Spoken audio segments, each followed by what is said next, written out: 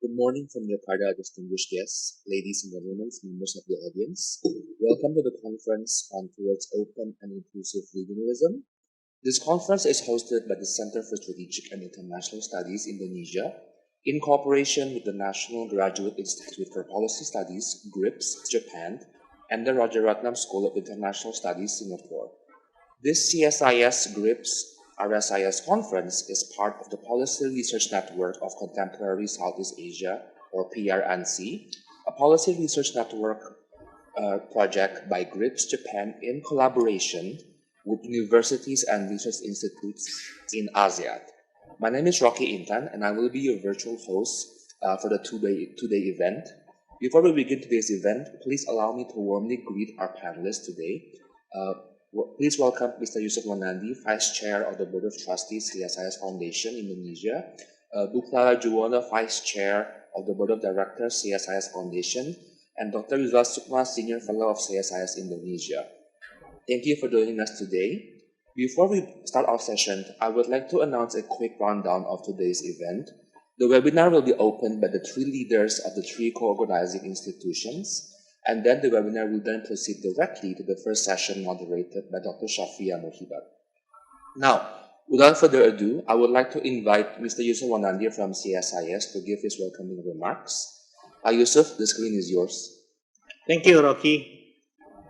Good morning from Jakarta, and I would like to welcome everybody in today's conference on Towards Open and Inclusive Regionalism under the framework of in Policy Research Network on Contemporary Southeast Asia, or PRN-SEA. We did our first conference back in November of last year, and I'm happy to see familiar faces coming back again for the second conference. At the first conference last year, we discussed the challenges of increasing strategic rivalry, the coronavirus pandemic and its economic effects, and Asia's quest to maintain its centrality and strategic autonomy.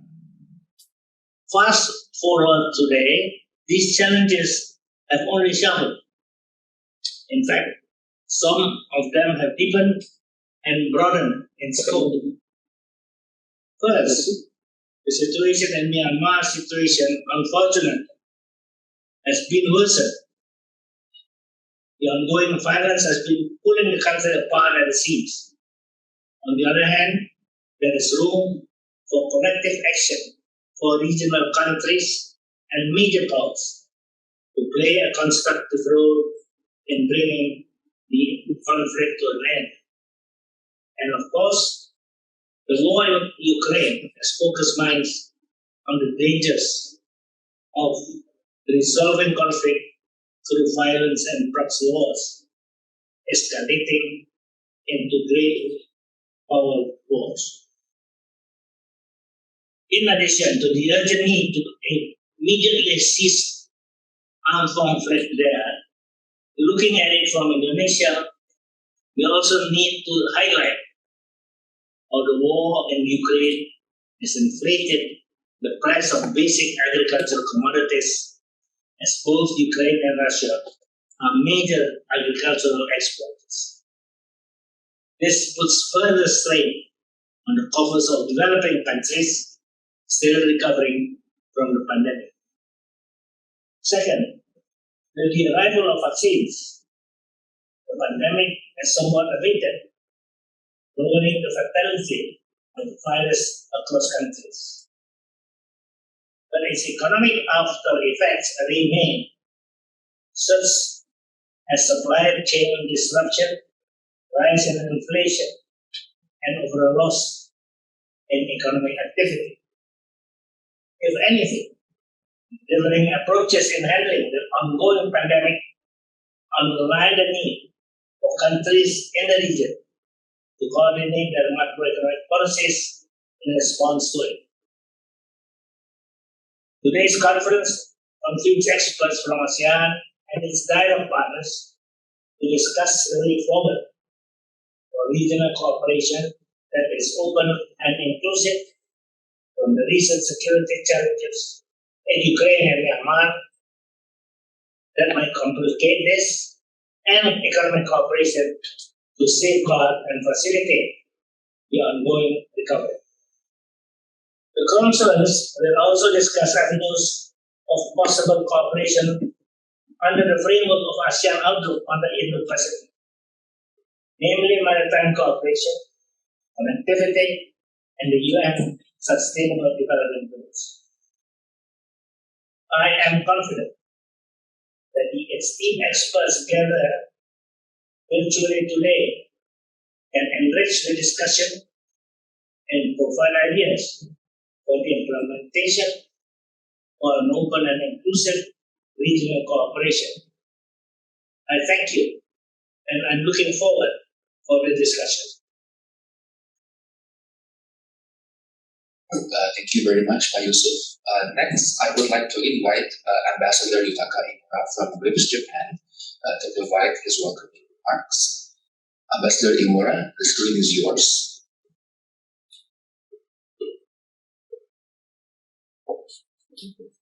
Thank you very much, Rocky.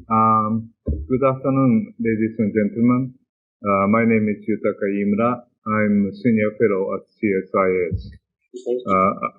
At the outset, I would first like to express my sincere thanks to the CSIS and in particular to Mr. Yusuf Anandi for hosting this conference. I would also like to show appreciation for the cooperation of Ambassador Ong Kin-yong and his team at RSIS in Singapore. Since we established several years ago the Policy Research Network on Contemporary Southeast Asia, abbreviation of which is PRN-SEA, CSIS, RSIS, and GRIPS have been working together with other ASEAN research institutions in organizing joint researches, workshops, and more recently webinars on international issues of mutual interest. In particular, the annual conference like the one we have today is a main event where we discuss major international issues that we face, inviting the guest participants from ASEAN dialogue partners. ASEAN is one of the most important international partners for Japan, and we consider it very important for us to deepen our understanding of each other's thinking, further strengthening partnership. As part of such cooperation, in November last year, our three research institutions organized an international conference under the theme Indo-Pacific Cooperation, Way Forward for the ASEAN Outlook on the Indo-Pacific. This conference was attended by major research institutions from the participating countries in East Asia summit process. Today, we are gathered here under the theme was Open and Inclusive Regionalism to follow up on the discussions of the last year. It is my understanding that the aim of this conference is to better understand each other's thinking on the development of regional cooperation. I assume that the research institutions, particularly those from non-ASEAN member countries that are interested in cooperating with ASEAN's AOIP, have a keen interest in knowing how ASEAN member countries are going to proceed with the AOIP initiatives. Japan has been actively involved in the realization of the regional economic frameworks such as RCEP and CPTPP. On the other hand, in 2016, then Prime Minister Abe proposed the Free and Open Indo-Pacific initiative at the 6th Tokyo International Conference for African Development, held in Kenya. The three pillars of the initiative were first, promotion of the rule of law, freedom of navigation and free trade. Second, pursuit of economic prosperity through improved connectivity and conclusion of economic partnership and investment agreements. And third, commitment to peace and stability through the strengthening of local enforcement capacity at sea humanitarian aid, and emergency disaster relief. In 2019, ASEAN countries adopted as their own initiative the AOIP at the ASEAN Summit. Several ASEAN dialogue partners also made public their own proposal. Many countries, including Japan, have expressed their support for the AOIP and have been showing their willingness to cooperate in its realization. Meanwhile, the Indonesian government has also planned to host a joint public-private conference on the connectivity to advance AOIP initiative in Jakarta 2020. Unfortunately, the event was postponed due to the spread of COVID-19. Since then, I have an impression, I may be wrong, but I still have an impression that the process has been somewhat slowing down. The pandemics have been dealing heavy blow to the economies of the countries in the region and elsewhere, stagnating the work for the AOIP. Besides, the difference of views among the countries concerned on what the future regional cooperation should look like, the political crisis in Myanmar are consuming lots of political energy of countries in the region. Furthermore, Russia's invasion of Ukraine in February this year not only shook the very foundation of international order, intensifying geopolitical tension around the world, and in addition to the serious problems caused by the pandemic, provoked further difficulties in many countries in Asia, elsewhere, in the areas of energy supply, supply and prices, food shortage, and inflation, among others. Given these circumstances, it is becoming even more important to work harder for open and inclusive regional cooperation so that Indo-Pacific can become the ocean of peace and prosperity, instead of strategic competition and military conflict.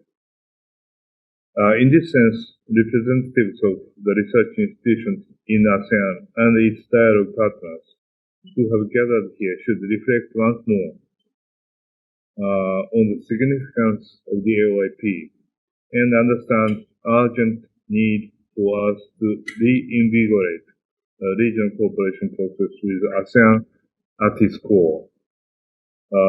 In considering the regional cooperation, I would like to point out a few points that I believe should be borne in mind. First of all, it is important to respect the centrality of ASEAN. Looking back at the history of the architecture of cooperation in the region, we can see that almost all of them were promoted by leading ASEAN countries and built around ASEAN. I would dare to say that, geopolitically speaking, ASEAN seems to have the mission to be center of regional cooperation. Second, we should respect guiding principles such as rule of law, freedom of navigation, openness, and inclusiveness.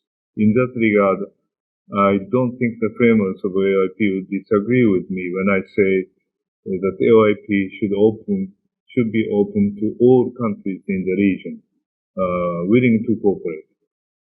Third specific topic under today's discussion, namely maritime cooperation, connectivity, SDGs, and other economic cooperation, are the four pillars of the AOIP, and the outcome of this conference will hopefully provide valuable input in advancing ASEAN's concept.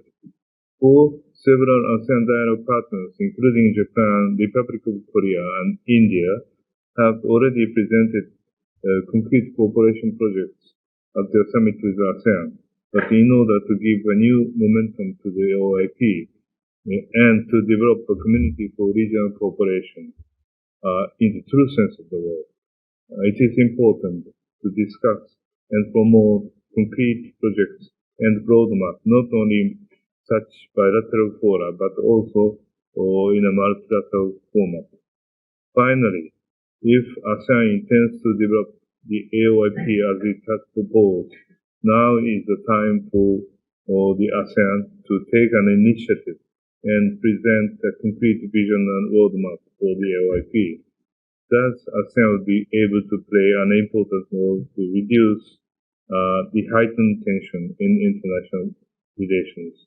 I may recall in this regard some initiatives for European cooperation taken during the Cold War, leading the continent to the era of detente.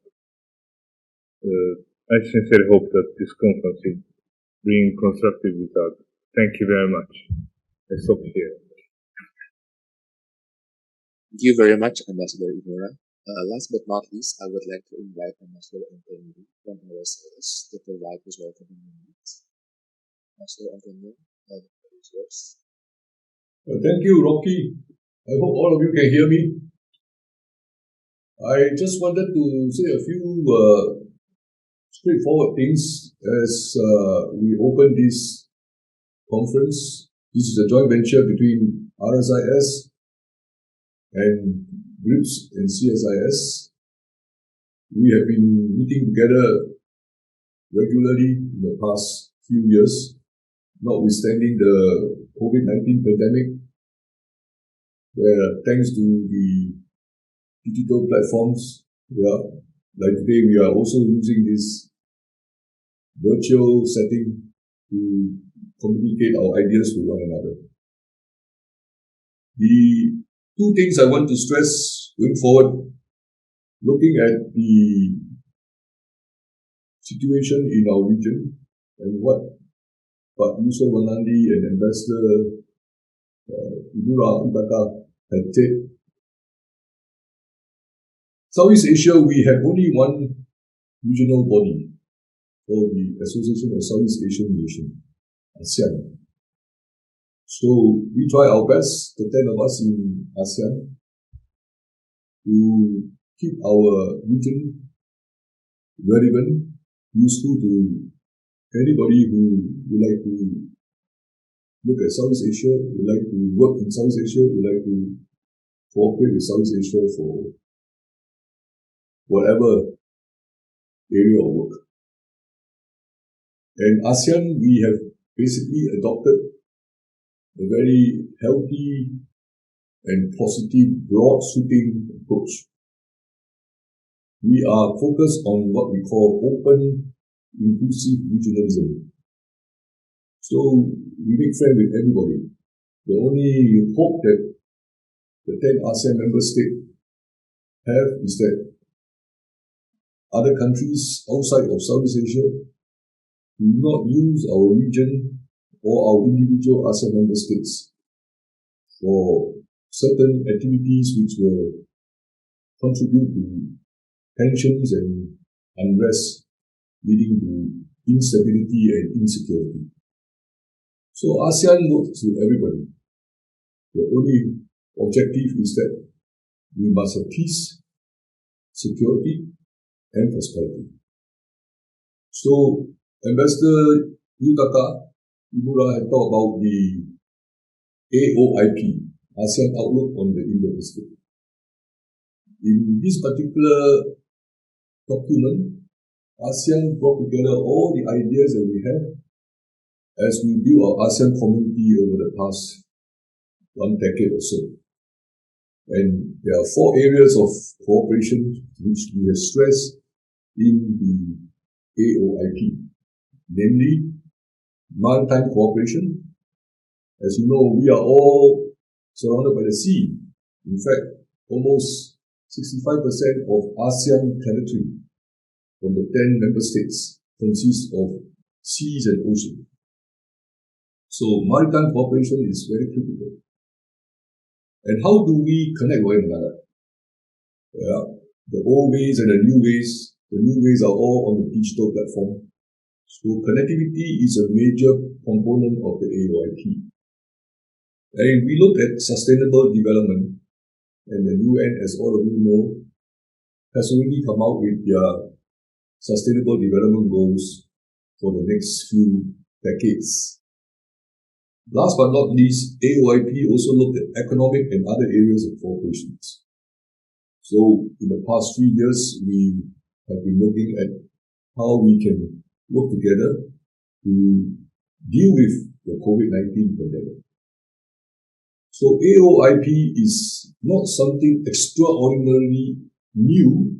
We brought together all the things that we have been doing, and we have this framework in a very formal way. We respond to all the actions and other initiatives of countries outside Southeast Asia with their respective Asia-Pacific strategy, Indo-Pacific initiative, so on and so forth. But the stress that we have in ASEAN outlook on the Indo-Pacific is the role of ASEAN in maintaining peace and prosperity in Southeast Asia. So we are focused on peacemaking, peace preservation. So you often heard the thing about ASEAN not taking side. It is something that all of us aspire to because it is essential to achieve the goals set out in the AOIP and to maintain our notion that ASEAN centrality is critical for peace and prosperity in Southeast Asia.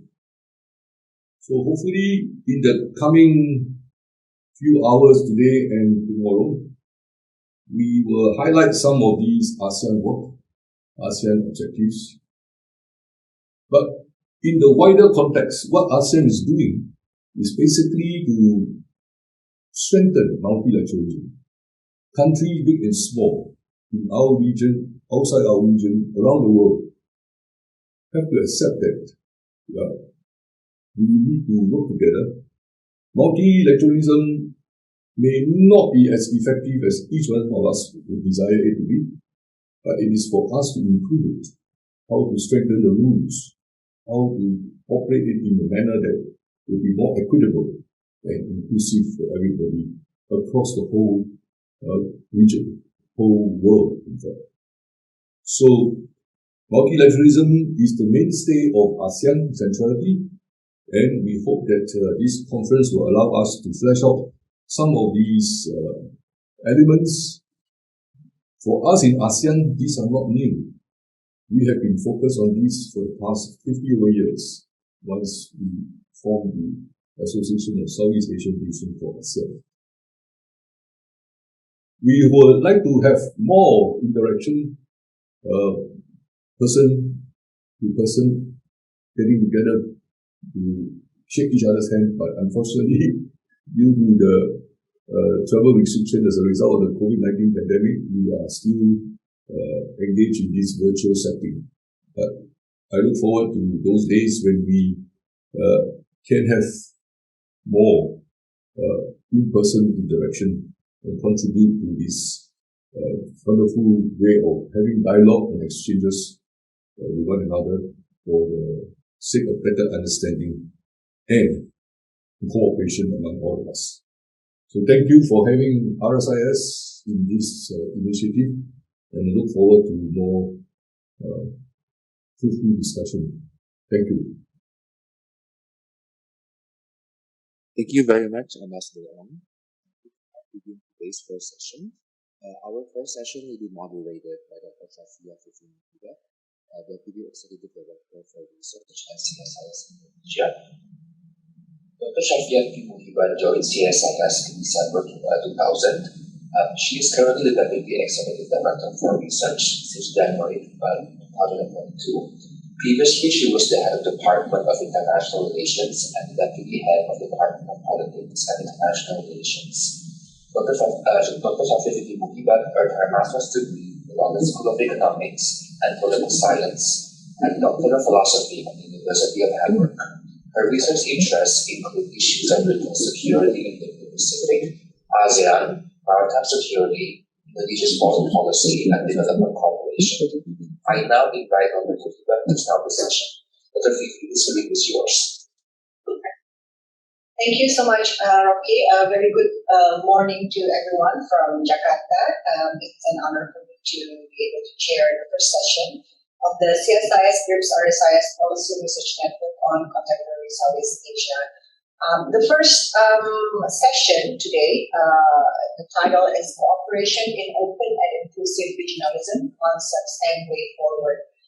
I think, as has been mentioned by the three welcoming remarks, Open and Inclusive Regionalism is the title, is the topic of today. And it is something that us in Southeast Asia through ASEAN has been striving to promote for a regionalism that is both open and inclusive. And that explains also the various frameworks within the ASEAN and the ASEAN, what we call the ASEAN-led frameworks. For this very important first session, which will give the sort of like the introduction and lead us to further discussions in the following sessions, we will have four very distinguished speakers. Please allow me some time to introduce them one by one. The first speaker is Professor Anne-Marie Murphy, professor at the School of Diplomacy and International Relations of the Seton Hall University in the United States, where she directs the Center for Foreign Policy Studies. She is also a Jam Senior Research Scholar at the Weatherhead East Asia Institute, Columbia University, and Fellow at the Mansfield Luce Asia Scholars Network. Her research interests include international relations and comparative politics in Southeast Asia, U.S. foreign policy toward Asia, and governance of non-traditional security issues. The second speaker that we will have today is Professor Kunihiko Shinoda, who is the Executive Advisor of the National Graduate Institute for Policy Studies. Previously, he was with the Ministry of International Trade and Industry, and was director of the Trade Policy Bureau in Menti, Japan. The third speaker is Dr. Yan Yan, who is the director of the Research Center of Oceans Law and Policy at the National Institute for South China Sea Studies in China.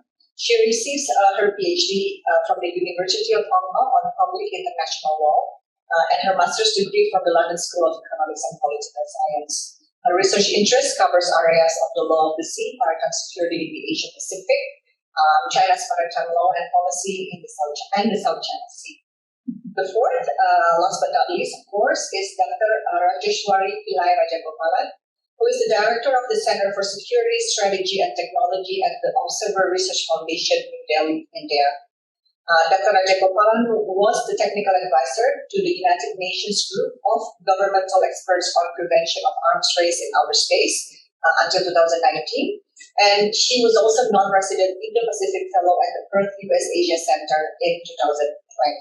So we have all four speakers joining us today, and we are very glad and very much looking forward to having a good discussion today. Please let me also briefly explain the setting of our conference today. So we have basically two types of roundtable. So I will later on open up a Q&A session, but I will first invite sort of like the first layer of the roundtable, which is the invited panelists and invited participants who will have the ability to convey their comments and questions directly on screen. After that, I will also invite comments and questions from the wider audience who are able to write their comments and questions through the Q&A box in the Zoom platform, or those of you joining us through YouTube can, of course, leave your comments and questions through the comment section of YouTube. So I think without further ado, I would like to invite Professor Anne-Marie Murphy to give her remarks. Professor Murphy, you have the screen, please. Thank you very much for that kind introduction, Dr. Muhabat. And can I just confirm, is it 15 minutes? Yeah, 10 to 15 minutes would be okay. Thank you so much. Okay, thank you. I want to thank everybody at CSIS, Fritz, and the Nantang Technical University for this invitation to speak at this important conference. I'm looking forward to learning a heck of a lot from all of my distinguished panelists.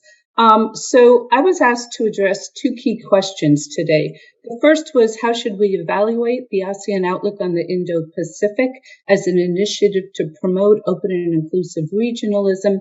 And then the second was, what kind of regional architecture should be developed between ASEAN and its dialogue partners to promote concrete cooperation on open and inclusive regionalism? And I was asked to do so from the perspective of U.S. policy.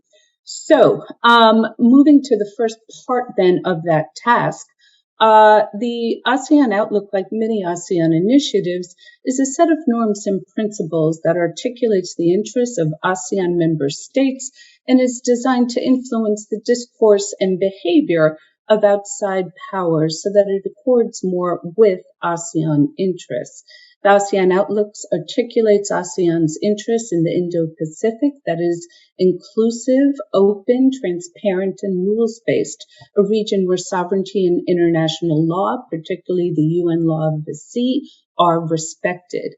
Clearly, the AOIP was a response to rising great power competition and competing views of regional order that threatened ASEAN autonomy and centrality. Indeed, the opening paragraph of the AOIP states that the region is experiencing major geopolitical and geostrategic shifts that create both opportunities and challenges, particularly the challenge of avoiding zero-sum competition between great powers. And arguably, the AOIP was directed in part against the Trump administration's Free and Open Indo-Pacific, promulgated 2 years before, and following his designation of China as a peer competitor. The Trump administration officials often juxtaposed the U.S. Free and Open Indo-Pacific against China in loud megaphone diplomacy, with the U.S. standing for freedom from coercion versus China's use of force in the South China Sea, the U.S. standing for rules-based order versus China's violation of UNCLOS, and indeed the Trump administration's Free and Open Indo-Pacific did increase Sino-American tensions, increase pressure on Southeast Asian states to choose sides, and this rising rivalry threatened ASEAN cohesion and centrality. So therefore, I think that when we evaluate the efficacy of the AOIP in influencing dialogue partners like the United States toward a more open and inclusive regionalism, I would argue that we see significant changes under the Biden administration as it has taken stock of ASEAN interests and changed policy. Kirk Campbell, the administration's Indo-Pacific coordinator at the National Security Council, has stated that the U.S. recognizes quite clearly that any initiative designed for competition with China is likely to have difficulty in Asia. So therefore, the U.S. has largely abandoned the escalatory rhetoric that the AOIP feared would produce tensions and dangerous miscalculations. U.S. officials have also sought to reassure Southeast Asia that the U.S. is not seeking to have them choose sides. At the recent Shangri-La dialogue, U.S. Defense Secretary Lloyd Austin stated that the U.S. did not want Southeast Asian states to face a binary choice, and that it did not seek confrontation or conflict and did not want a new Cold War in Asian NATO or a region split into rival blocs. And when we look at the new U.S. Indo-Pacific strategy issued in February of this year, it calls for an inclusive region. It recognizes ASEAN centrality. And in the vision statement that was issued at the end of the May 2022 special U.S.-ASEAN summit in Washington, it declared that the U.S. strategy and the ASEAN outlook on the Indo-Pacific share, and I quote, fundamental principles in promoting an open, inclusive, and rules-based regional architecture. So when we look at discourse, I would argue that we see the AOIP having a significant impact on influencing the discourse of the U.S. Indo-Pacific strategy, the words of its key leaders, and once, of course, these words are public, ASEAN states can hold the U.S. accountable. And I want to move to another regional initiative involving the U.S., such as the 2017 revival of the quadrilateral. That's a hard word to pronounce.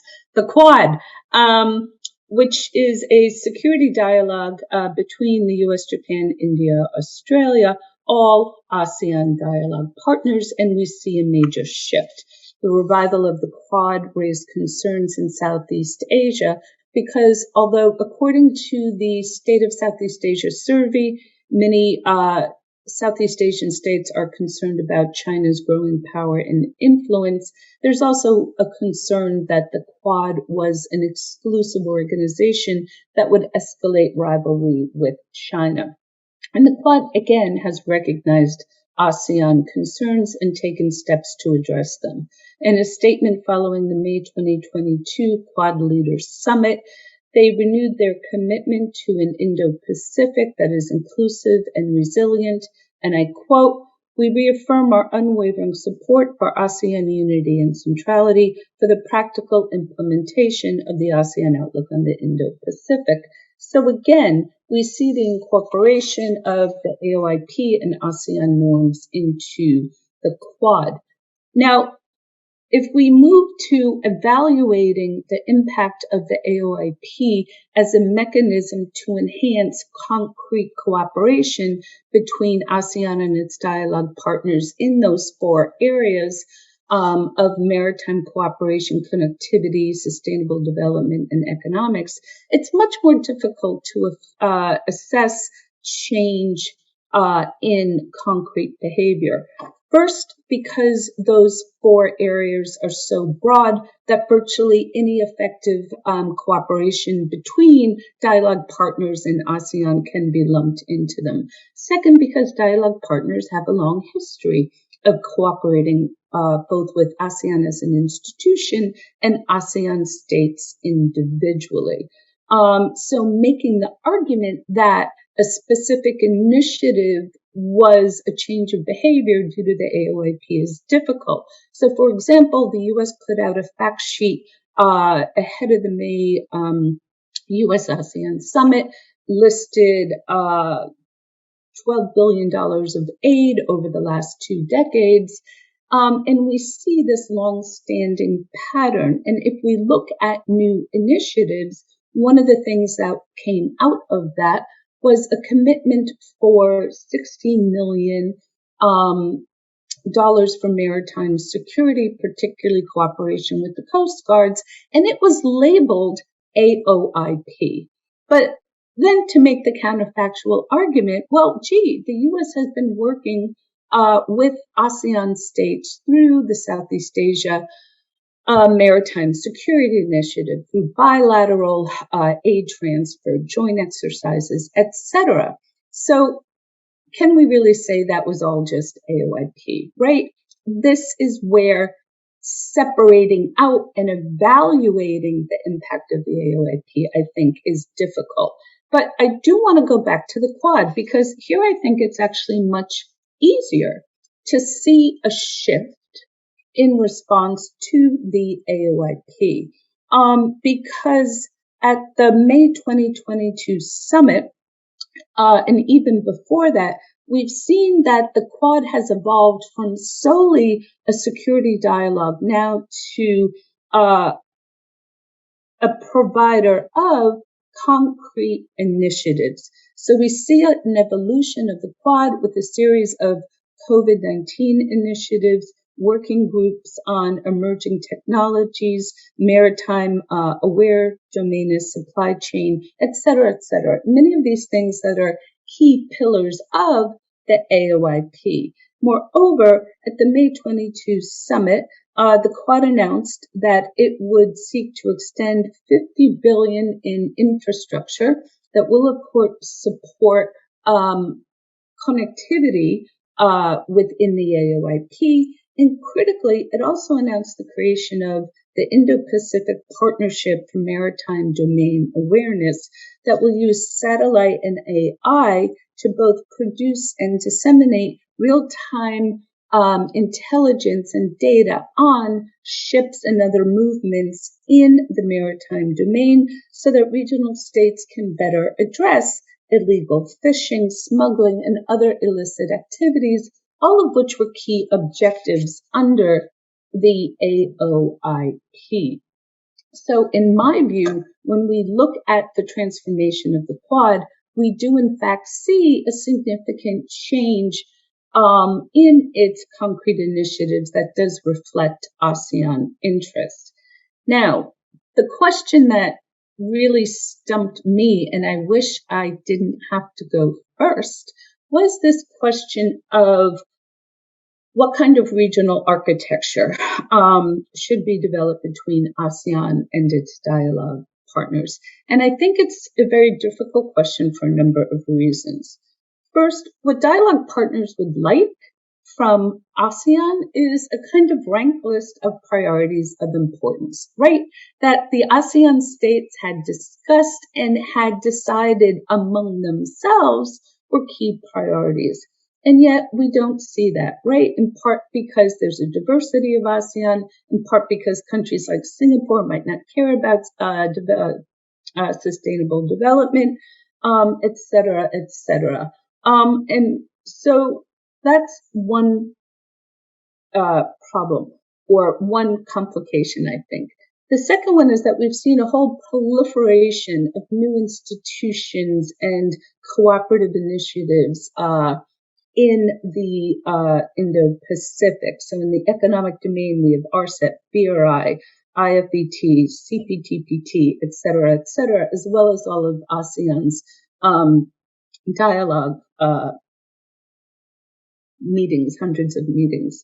But it also strikes me that one of the largest obstacles to attempting to promote concrete cooperation is that there's a disconnect between the kind of soft power norm building that ASEAN as an institution promulgates within the AOIP and the concrete initiatives which are actually largely done on a bilateral basis with its dialogue partners, so that there is a bit of a mismatch between the investments in cooperative initiatives on connectivity, on maritime domain, et cetera, et cetera. So when we look at capacity building in the maritime domain, we see that that is largely bilateral, which raises the issue of how ASEAN can work with and shape those bilateral initiatives. Again, what I think, and just sticking on the maritime domain for a minute, dialogue partners like the U.S. would like to see is that ASEAN would form some working groups and decide, for example, whether maritime domain awareness was a key priority, on what issues, and how then dialogue partners could help them with that, okay? I don't see how, given that there are already hundreds of meetings with ASEAN where issues like maritime cooperation are brought up legally, politically. You have the ADMM talking about maritime security cooperation as a priority area. It strikes me that we need to think about ways of identifying how we can strengthen some of the existing mechanisms already there rather than forming new ones. And I will end on what I think is there's a bit of a tension, again, as I said, between the kind of norm building that ASEAN does so effectively and keeps ASEAN centrality, and the concrete capacity building, particularly in the maritime awareness, that tends to lead toward hard power mechanisms through which ASEAN states individually can attempt to ensure that many of the goals in the ASEAN outlook, such as protecting their sovereignty, their sovereign rights, their maritime resources, et cetera, and combating illegal fishing can be accomplished. And so with that, I will end my remarks, and I thank you very much for your time. Let me just go directly to the second speaker then, but I do wish that later on perhaps Professor Murphy can elaborate more, because you mentioned that we need to find ways to strengthen some of the existing mechanisms that the ASEAN platforms already have. Perhaps later on during the discussion, you might want to elaborate, which mechanism do you think would be most appropriate for us to strengthen? Let me go to the second speaker, Professor Shinoda. You may have the screen now. So, good morning and good evening, ladies and gentlemen. Today, I'd like to explain the ASEAN-Japan partnership to promote open and inclusive regionalism. This chart shows the outline of my presentation. First, I'd like to explore the direction of cooperation to realize the AOIP by identifying common principles and norms between ASEAN outlook on the Indo-Pacific and Japan's free and open Indo-Pacific.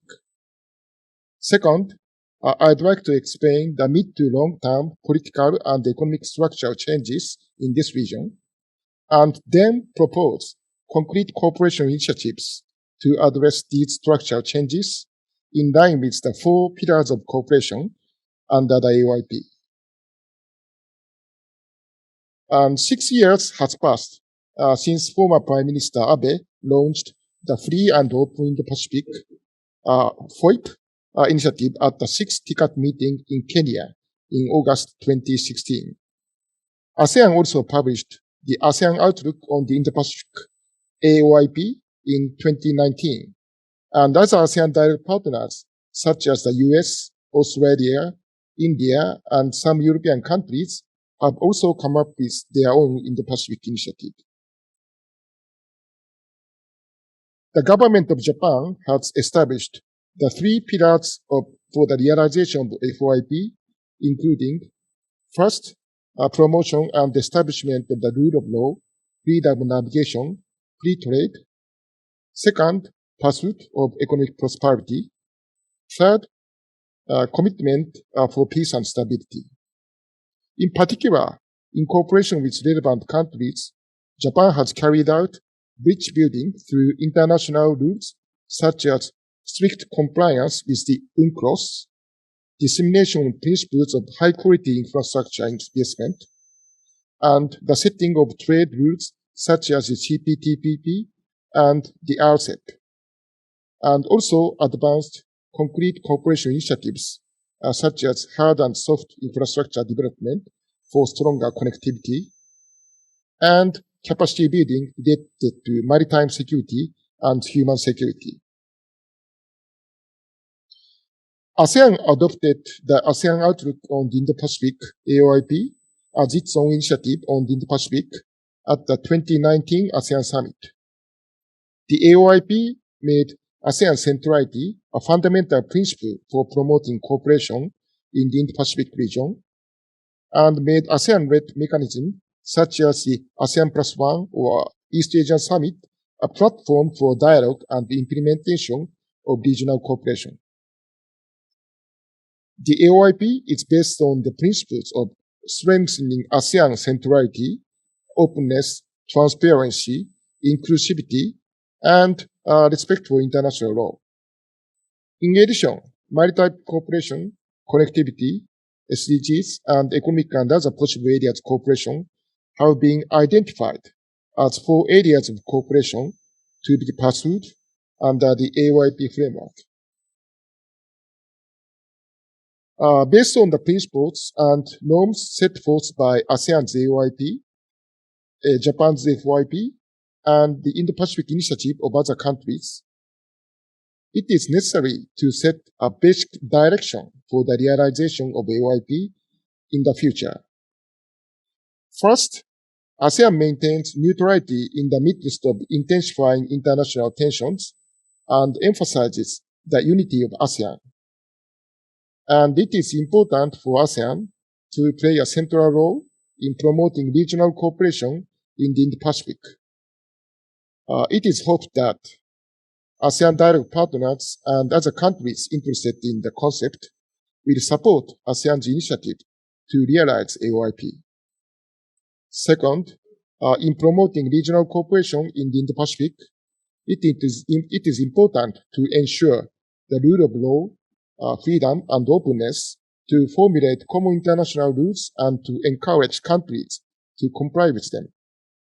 For example, in the political area, relevant countries should strictly comply with the UNCLOS and strengthen enforcement capability for the stability of maritime order. In the economic area, it is also necessary to build bridges through rulemaking in such areas as trade, technology, digital, and infrastructure.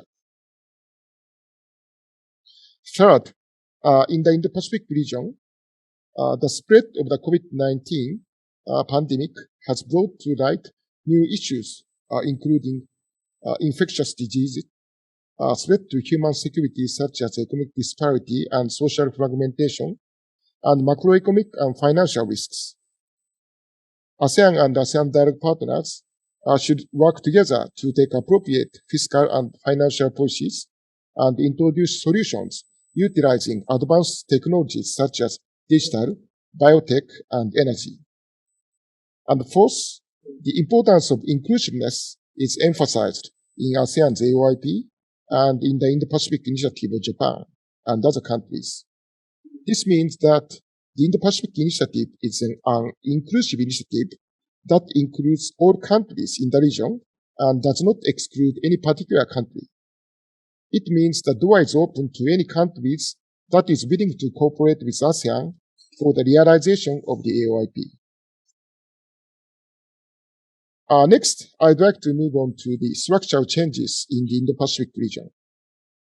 First, it goes without saying that the current intensifying international tensions is based on many factors, such as trade disputes and technological hegemony race between the United States and China, insufficient international response to global risks, such as the COVID-19 crisis, friction of rule-based international order caused by Russia's invasion of Ukraine, and the protection of the coup d'etat in Myanmar.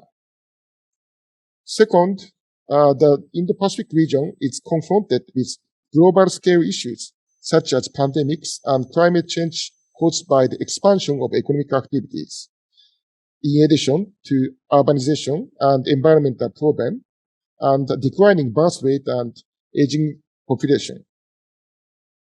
The expansion of COVID-19 crisis and the resulting stagnation of economic activities highlight the need for coordination and cooperation among the international community to address these global issues. Third, due to the spread of the COVID-19 crisis, the regional economy stagnated due to the shock factors in terms of demand, income, and employment. In addition to supply shocks such as restrictions on emergency exports of medical supplies and other goods, and in addition, the protracted war in Ukraine has caused energy and food supply instability and cost-push inflation. These changes have directly hit the poor, and they have been greatly affected by the widening disparities in income and distribution. Fourth, from the perspective of preventing the spread of the COVID-19, so-called corner-tech non-contact technology has become widespread, and new business models using digital technology have emerged to meet the new needs created by the COVID-19 crisis. In emerging economies, it is beginning possible to break out of the middle-income trap and achieve leapfrog economic development through the expansion and deepening of the digital economy and society. Now, let me proceed to prioritizing and materializing the Indo-Pacific cooperation.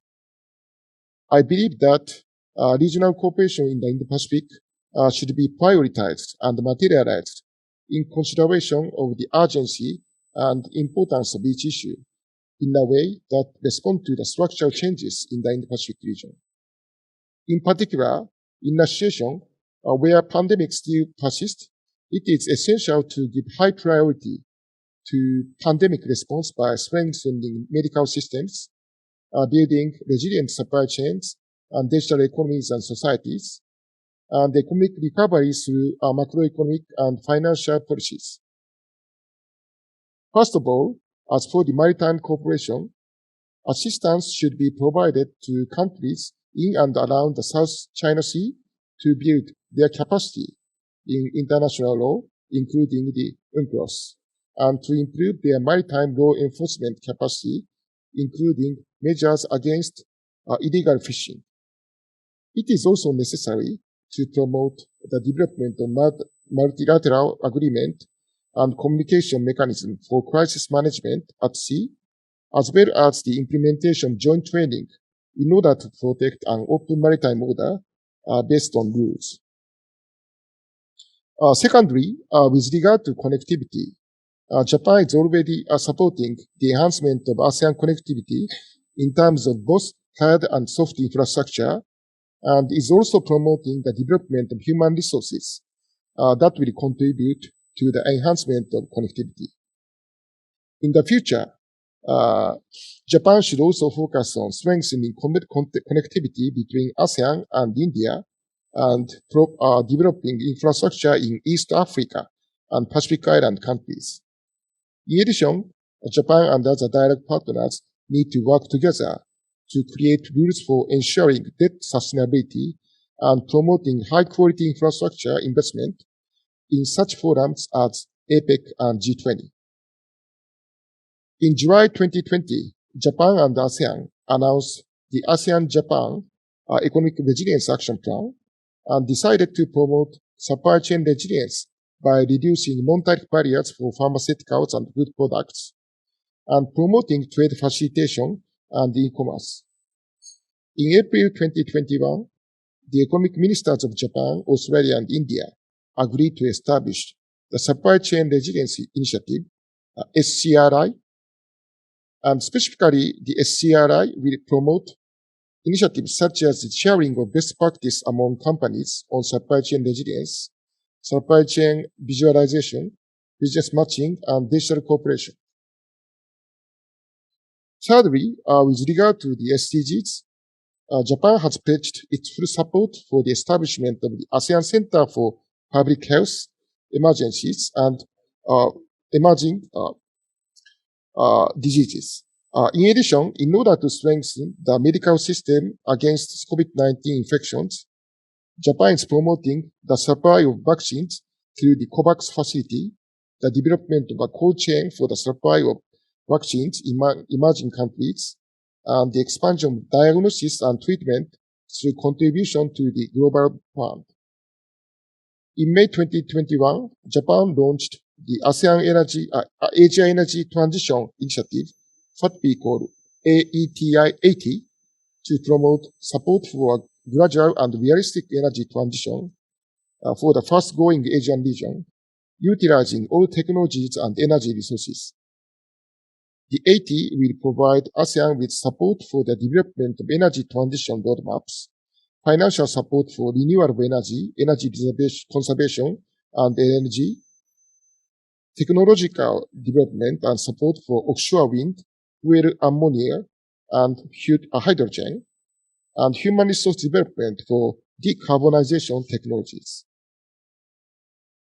Finally, with regard to other economic cooperation, future challenges related to regional economic integration include promoting the CPTPP membership of the United Kingdom and other countries that are ready to meet the high standards of the CPTPP, as well as expanding the use of and strengthening the implementation of the RCEP agreement.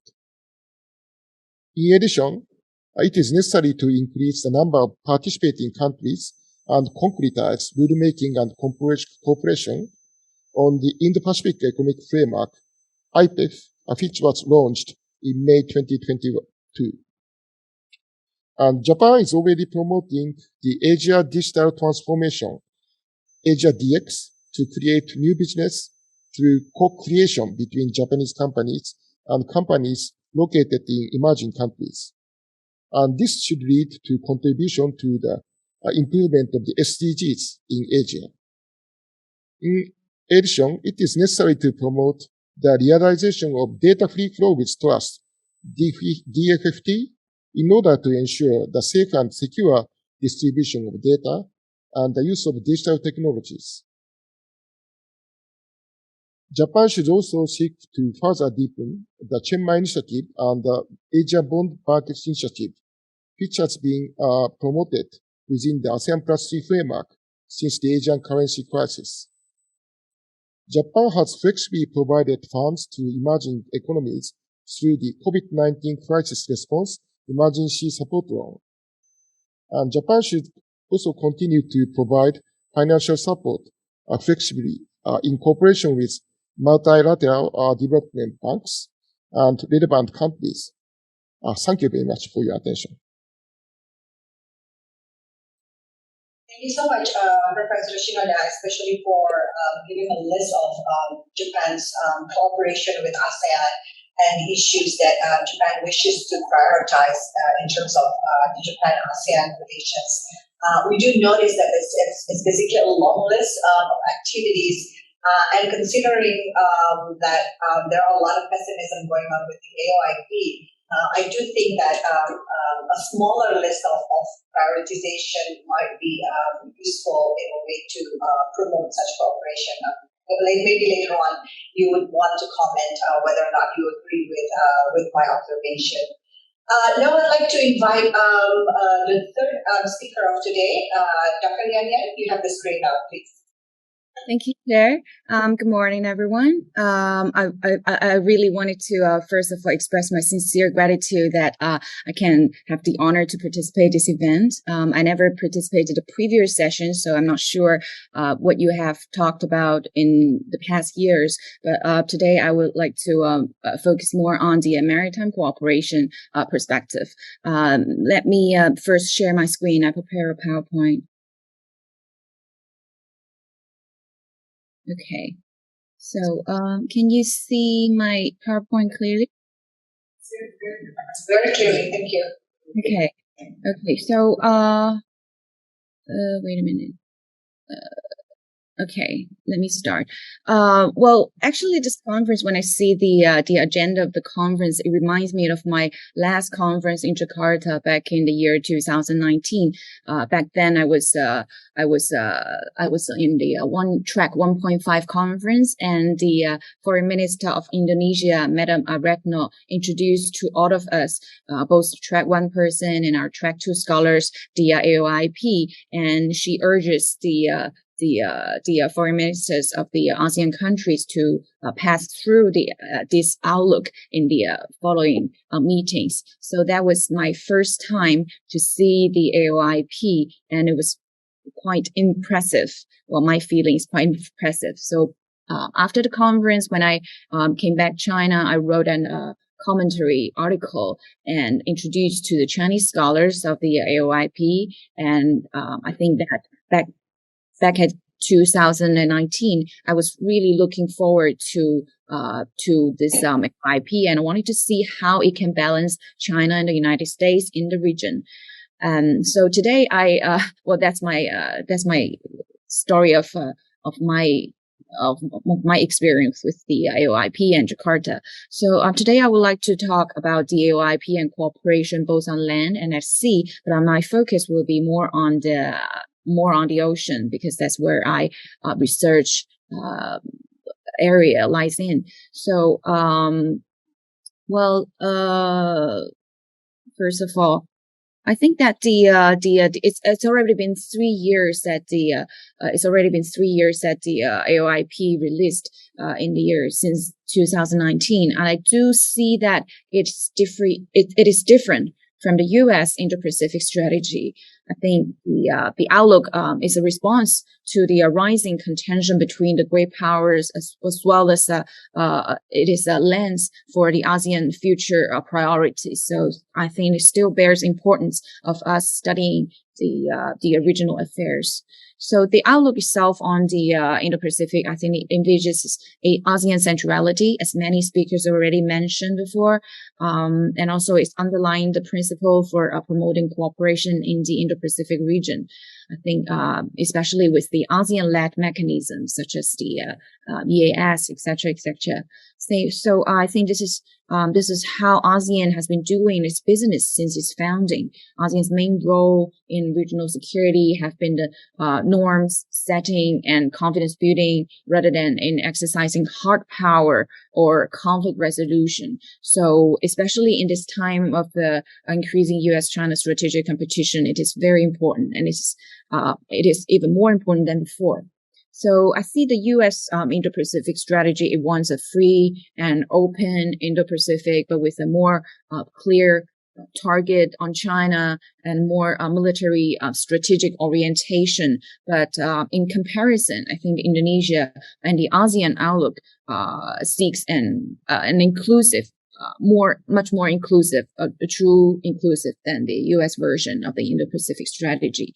And also from the past 3 years observation, I think that the outlook is an act of diplomatic and political assertion of the ASEAN, and it is trying to tell the world that the ASEAN is. It is the only way that it is the ASEAN's own way of developing the Indo-Pacific region, that it does not want the extra-regional powers to dominate the discourse of the region. So, and also I want to later talk a little bit about the relationship between AOIP and the BRI, and also the AOIP versus the relationship between AOIP and the Declaration on the Conduct of Parties, because this year marks the 20th anniversary of the signing of the DOC, which is a very important political documentation of China and ASEAN trying to promote peace and promote maritime cooperation for the past 20 years. So this is what I wanted to talk about. I think most of these basic features of the AOIP have already been mentioned by previous speakers, especially Professor Shinoda, so I won't spend too much time here.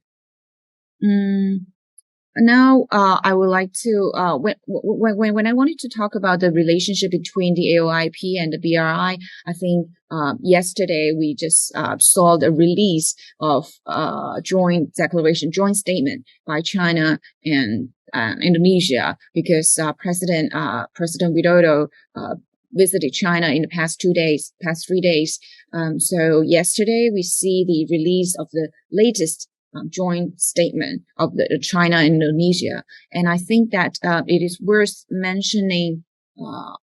This is from the Indonesia website of the whole thing of this joint statement. I think we'd better look at the paragraph 12, which says that China reaffirms its support on ASEAN centrality, and also both sides will promote mutual beneficial cooperation between the ASEAN outlook on the Indo-Pacific and the BRI. So, as well as other things. So, I do feel that China is now fully supportive of the ASEAN outlook, and that we can see very clearly from yesterday's joint declaration. And also I can see that we are hoping to see future cooperation on the land. We see the connectivity, other BRI projects can be connected with the AOIP, and to see to share our value and to share a common cooperation future. So this is how China sees the AOIP. And also talking about this cooperation, I remember that this January this year, the President Xi also have a phone conversation with Indonesia President Widodo, and they talk about the cooperation on the land and also in the sea, but mostly the high-speed railway, the economic corridor, and also they have talked about some new areas of cooperation like energy, clean energy, decarbonization, digital economy, etc., etc. So those are the areas that we can explore in the future. Now let's move on to the cooperations at sea. This is a picture of a conference held only 2 days ago on the 25th, an online conference, also then track 1.51. We see many speakers are here participating in today's conference as well, like Professor Mr. Madandi and also Jane, my friend from Singapore. Yes, because that one was a conference on the 25th to celebrate the 20th anniversary of the DOC. I do think that the South China Sea, the maritime issues have always been the high concern, the great concern of the ASEAN country states. Especially of the maritime cooperation, we do see that we have challenges in terms of maritime cooperation, but we do have some progress for the past 20 years. In terms of China, Indonesia, bilateral practical maritime cooperation, we currently already are having this marine branching project. We have this seawater desalination project. We also have this China-Indonesia ship transportation management project. All of these are ongoing, and we're also have some most of these cooperation projects are low sensitive area, so that I think that this is the starting point is actually very good. And also, if we wanted to talk about maritime cooperation, we can never neglect the DOC and the COC. Well, if we look back to DOC, I think the most important articles are 3 articles. Article 5 of the self-restraint, which guarantee quite a long time of peace in the South China Sea, that everybody promised not to occupy new features since the signing of the DOC. And also Article 6 listed several areas of maritime cooperation. But the Article 6 of the DOC is quite very much like the AOIP, which listed only the areas of cooperation, but not they're very broad areas like maritime environmental protection, scientific research, safety of navigation and communication at sea, search and rescue, etc., etc., but does not lay out a very detailed mechanism of how we can do it. Well, this is is something I wanted to talk about. And also the Article 10 of the DOC says that the COC, the Code of Conduct, is still our final goal to achieve, to guarantee the peace and stability of the South China Sea. So this is about the DOC. So, and also when we talk about the COC, which is I think the most important thing of the rules, regional rules in the South China Sea that China and ASEAN countries are all working very hard on. So this is important because it has been negotiating for many years. But if we look at the past years since 2013, we see the quite rapid discussion progress since 2013, and especially in the year 2017, we achieved the draft framework, and then in the year 2018, we achieved the single draft negotiation test, the SDNT, which is a 20-page first draft of a planned COC. And also in the year 2018, China expressed a sincere wish that we hope that we can conclude the COC within 3 years, in the year 2021. However, due to the pandemic, this whole negotiation progress slowed down, and it's a pity that the aim is still unachieved. But the good thing is that this year, this May, May the 25th to 27th, China and ASEAN countries, we resume the face-to-face negotiation in Cambodia. So I think this is a new phase of the COC negotiation. And also with the pandemic, we're already reaching the post-pandemic era. And I hope that the negotiation will continue and will achieve results that satisfies all of us in the region in a very near future. When talk about this maritime cooperation in the region, we do have many of them. Well, security cooperation, non-security cooperation, multilateral ones, and bilateral ones. I won't list it. I'm not listing every one of them here, but just some of them. Like China-ASEAN conducted joint naval exercises, and also U.S., although an extra-regional power, also conducted naval exercises with ASEAN countries. And also we have this ADMM Plus cooperations, and also 2016 Q's application in the South China Sea. We have also law enforcement agencies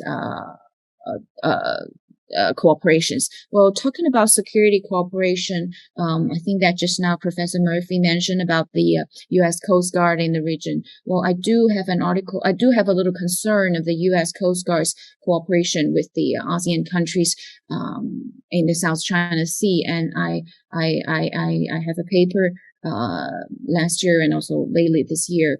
I'm thinking that the U.S. Because the U.S. is not a coastal state in the region and it does not have the right of exercising, operating maritime law enforcement operations. If it tries to cooperate with the littoral states of the South China Sea to conduct law enforcement operations, I think that will be especially in the disputed waters in the South China Sea, I think that will be the biggest challenge of maritime security in the future. But under this the international law, the U.S. Coast Guard does have the right to pass through the South China Sea or to conduct joint exercises, but not law enforcement operations. So that's different. So that's my concern of the future maritime security cooperation with the U.S. involvement. And also non-security projects, we do have a lot of them, like the hotline platform and senior officials hotline platform meeting, response to a maritime emergency, and also tabletop exercises of search and rescue, and also China-ASEAN search and rescue exercises in Zhanjiang back in 2017. We have also many China-Cambodian hotline construction, etc. So I won't give too much detail here. And also here are the pictures of China-ASEAN joint naval exercises and U.S. naval exercises with ASEAN. And also from the track 2, we have fisheries workshops that working on the state fisheries conservation, and also are participated by all littoral claimant states of the South China Sea, China, Philippines, Vietnam, Malaysia, and Indonesia. Brunei does not participate in this workshop. And also law enforcement cooperation between these 5 states.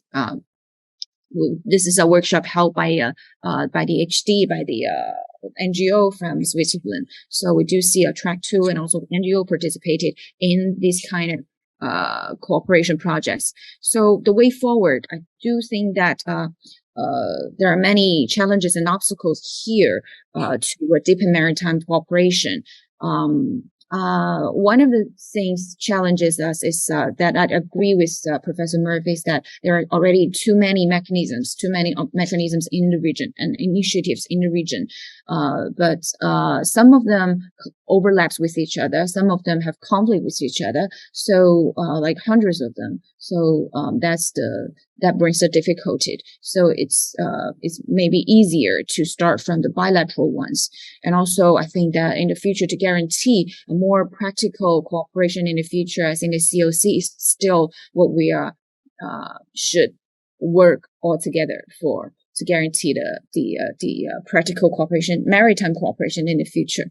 So that's what I want to talk about today. Thank you. Thank you so much, Dr. Yan, especially highlighting the various China-ASEAN cooperation and also highlighting cooperation with relations to maritime cooperation. But I do wish that maybe later on in the discussion session, you will highlight more on the first part of your presentation on the relations between the BRI and AOIP. I think it would be interesting to learn more about the overlaps of some of the issues that are of concern both in the BRI and the BRI, perhaps later on in the discussion. Last but not least, I'd like to invite Dr. Raji Rajagopalan. Dr. Rajagopalan, you have the screen now. Thank you. Thank you, Dr. Shafia, and good morning, everybody. It's great to be part of this conference, and I want to thank all the conference organizers, the CSIS, RSIS, and GRIPS for inviting me here and giving me this opportunity to share some thoughts. And I'll try and respond to the two questions that were provided by the organizers to guide my presentation this morning. So the first question is, how should we assess, how do we look at the ASEAN outlook on the Indo-Pacific AOIP as an initiative to promote open and inclusive regionalism?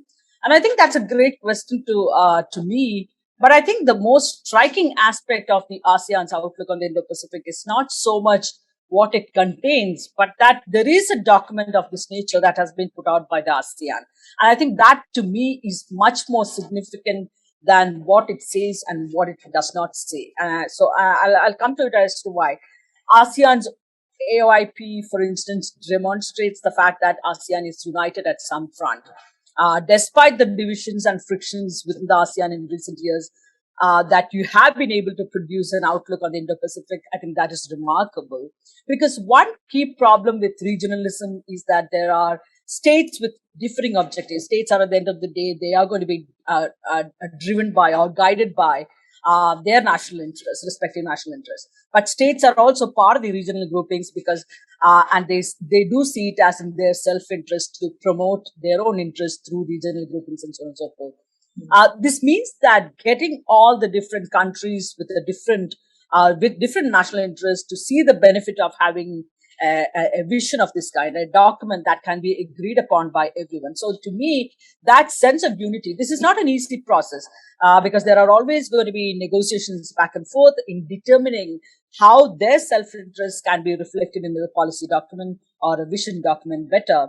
So this is always a tricky issue because I think there is also a tendency among the bigger, richer states to have an initially, bigger advantage in terms of how they play out their national interests through these kind of groupings.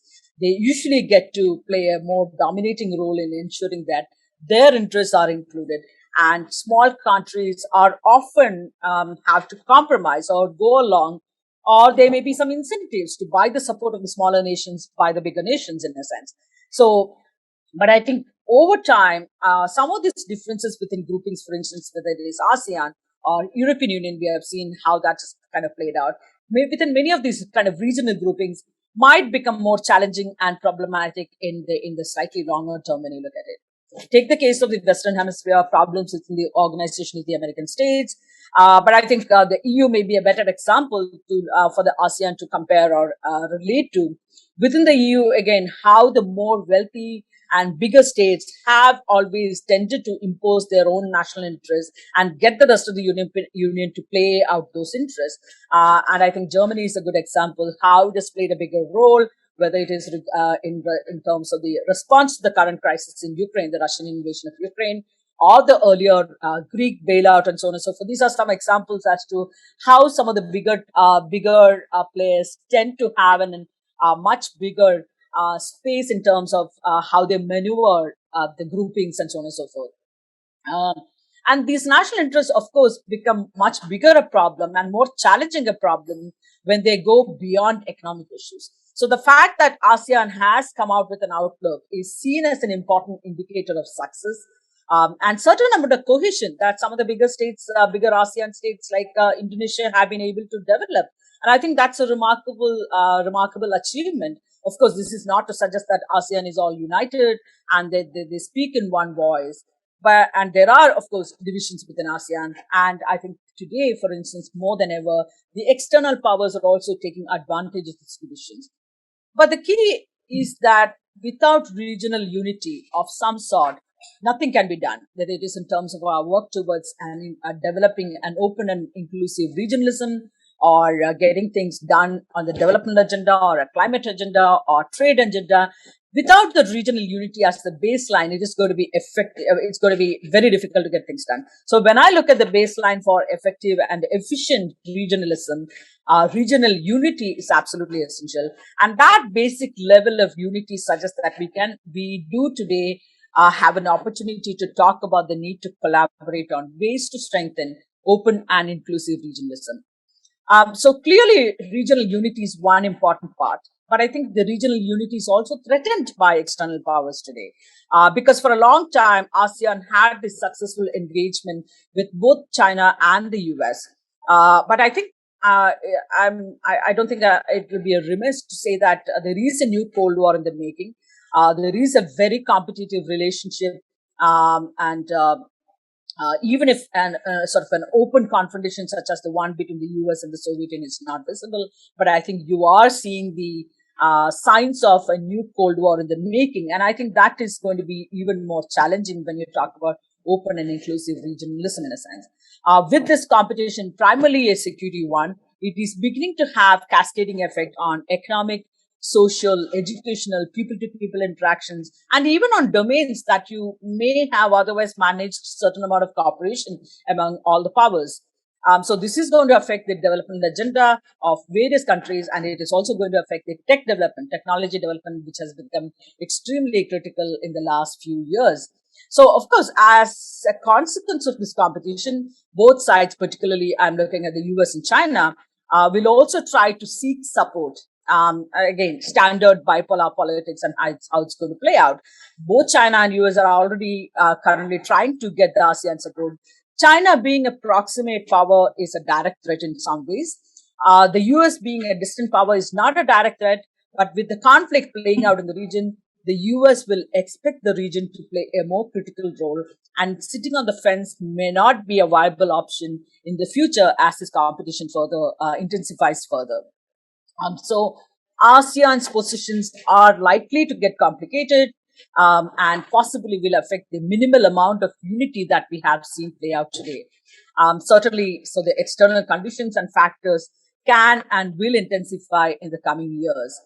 So far the AOIP has tried very hard to say that they don't want to, now please don't get us in the middle of this competition, and has taken a middle path. But the question is whether it will satisfy either the US or China or both, and how long ASEAN will be able to maintain this position of this middle path. So if you're somewhere far from both, you may not be caught up in this.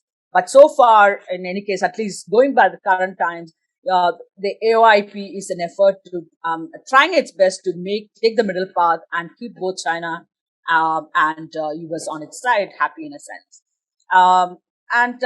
ASEAN has had this position for long that economically we need to benefit from both. But with serious decoupling between China and the US happening, that is going to seriously test ASEAN's ability to stay in the middle course. What happens, for instance, if there is a conflict in Taiwan, if that were to happen, even without a Taiwan conflict, one can see the intensification of the competition between the US and China, and competition of this kind, power-centric or security-driven competition, will always invariably lead to decoupling. And I can see this happening, maybe not in the next 1 year, 2 years, but there are also already those efforts underway, and that will gain greater traction in the coming years. So the key question is, what are ASEAN's options at that stage? So that's my responding to the first question. The second question is a trickier one, is a more difficult question to answer as to what kind of regional architecture should be developed when we look at ASEAN and its dialogue partners in order to promote concrete cooperation on open and inclusive regionalism. It is an important, extremely important question, but it's an extremely difficult question to answer, because the problem is not the absence of regional architecture or platforms that has led to the current situation of where we are today.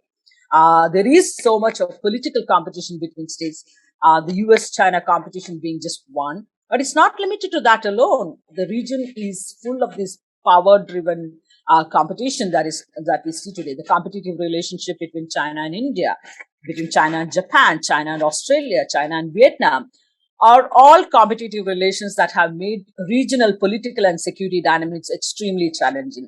So you can create more institutions and more processes, but unless the power-centric and political competition can be managed in some way, new structures may not offer much by way of a solution. So that's my problem with creating new institutions. And like I think the two previous speakers also mentioned, that we already have an alphabetic soup in a sense when you look at the number of institutions in a sense within the broader Indo-Pacific.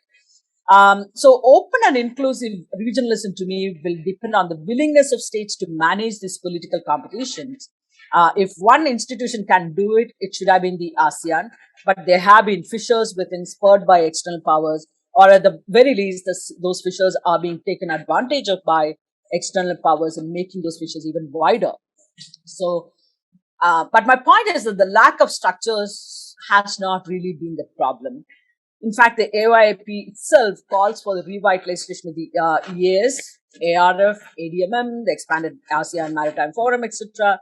And given this context and what I said earlier about that it's not been the lack of institution that has been the problem, it is somewhat unclear that any new structure will help improve the situation necessarily.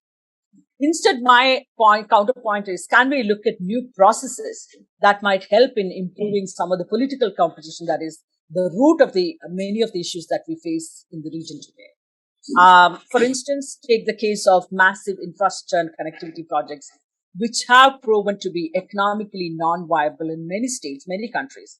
Instead of certain states dumping on the recipient states, can we have some processes that might help avoid overburdening of states socially and economically by vetting these proposals and plans through existing regional architecture, for instance? This might involve the ASEAN and its dialogue partners and others to determine the social, environment, and economic viability of some of these projects. And it can be done as a pure peer review process where it is an objective assessment. So instituting some of these processes might resolve some of the issues with regard to lack of transparency that have been talked about a great deal when you discuss regionalism and so on and so forth. So if you can come up with new processes instead of new structures, I think we can help some of the recipient states get a better deal, as well as study the economic, social, environmental benefits, as well as the pitfalls of many of these projects, because we need resources. We need connectivity at the end of the day. So we should not shun away the projects, but at the same time, how do we make them more viable from all of these three standpoints, economic, social, and environmental perspective in a sense? So how do we strengthen that process involved in undertaking these projects? I think that's an important question where new processes can be introduced in a sense. And these have been done on a smaller scale where recipient country A took it to another bunch of states to ask if these are justifiable from the different angles that I talked about.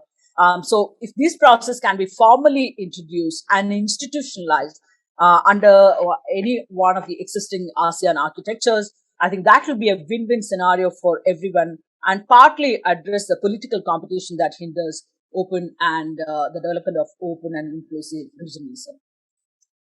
Any structure that comes about can and must include all the dialogue partners. Many of them are already in the existing institutions. So a better or more beneficial way might be to see how might the existing platforms be used in order to bring in the dialogue partners and create a more trust, confidence among all nations. That would indirectly strengthen the regional unity aspect and inclusive regionalism might become a reality sooner than later. So process to address areas that have been given to growing suspicion and major powers in the region, whether it is infrastructure development or tech development. Technology development again has been has played a huge part in furthering the suspicion and problems in the region in a sense. So tech development, again, you can look at the processes to enable countries to make free and sovereign and open choices in terms of technologies that they want to pursue. Like I think one of the earlier speakers talked about freedom from coercion to make their own choices. So one of the more contested areas in this and the technology development is with regard to the telecommunication technologies, such as 5G, for instance, that have created so much of suspicion. So I think if we work our ways through technology and infrastructure and connectivity issues by instituting certain processes that would help which would emphasize the importance of openness, transparency, sovereignty, and trust in every country's ability to make their own choices, I think that can go a long way in forging a free and open Indo-Pacific that is also prosperous and stable. This will invariably strengthen our efforts at open and inclusive regionalism. As part of this process that is required, ASEAN institutions can also reiterate the importance of dialogue and remove the threat and use of force, again, in dealing with political, territorial, or sovereignty-related disputes. Ambassador Yong, in his opening remarks earlier, talked about strengthening multilateralism, again, which is very important. And I think strengthened regionalism with a focus on open and inclusiveness, but also that one that institutes or helps develop trust and confidence in each other, can help us to get to effective multilateralism as well. Because multilateralism on many fields, within the security especially fields, have been in a sense of have been in a state of limbo. If we have to make effective multilateralism a possible way to deal with important political and security issues, we need to also strengthen the regionalism, which comes from some of the points that I talked about. Very quickly to just respond very quickly to some of the points that came from Dr. Yan, and great presentation, but I think she went on to suggest that we should not, great importance to the DOC articles and provisions. She listed out many of them, and one of them to talk about not to create new structures in the South China Sea. But I think the problem, and partly what has been contributing to the suspicion in the region, is that there is a yawning gap between what China has been saying. So its rhetoric is one thing, and what it has been doing on the ground, whether it is dealing with South China Sea, East China Sea, all of this, or even its Sino-Indian border. I can talk for hours on each of these issues. There has been a yawning between China's rhetoric and action, and that has given way to more suspicion among the countries in terms of whether we are talking about regionalism or other issues. You can come up with the best rules and codes of conduct and so on and so forth, but if they are openly flouted and not complied with, there is no use to any of these codes or binding rules, especially if the powerful states are going to increasingly violate them. And China has violated multitude of agreements it has signed on to, whether it is multilateral ones or even bilateral or regional ones. Again, I don't want it can't be like everybody is wrong and only China is right. China's neighbors can have a very different story to what China's rhetoric. So let me stop there, and I'm sure I'll be happy to answer any questions and comments. Thank you. Thank you so much, Dr. Raji. And I think your message is pretty clear that the preference is not to create new structures, rather than new processes. And perhaps later on in the discussion, I think we'd be also interested to hear more about how India views its cooperation with ASEAN, in terms of these new processes. What sort of new processes that India would like to engage with ASEAN in the future. So thank you to all the four speakers for all the remarks and presentations, all very much very enlightening to all of us. Now I'd like to open the floor for discussion. And first of all, I think I'd like to invite a member of the panelists who are joining us here in the Zoom platform. If anyone would like to say something or make comments or ask questions directly to any of the speakers, please either raise your hand virtually in Zoom or raise your hand physically so that I can see you on the screen. And I'd be more than happy to also give some screen time to any of you. Since I don't see any hands up yet, I don't know, maybe I'd like to invite all the either the host of today's event, either Ambassador Imura or Ambassador On or Mayuso. Maybe you'd like to say some few words. I'd be happy to give either of you some screen time, please.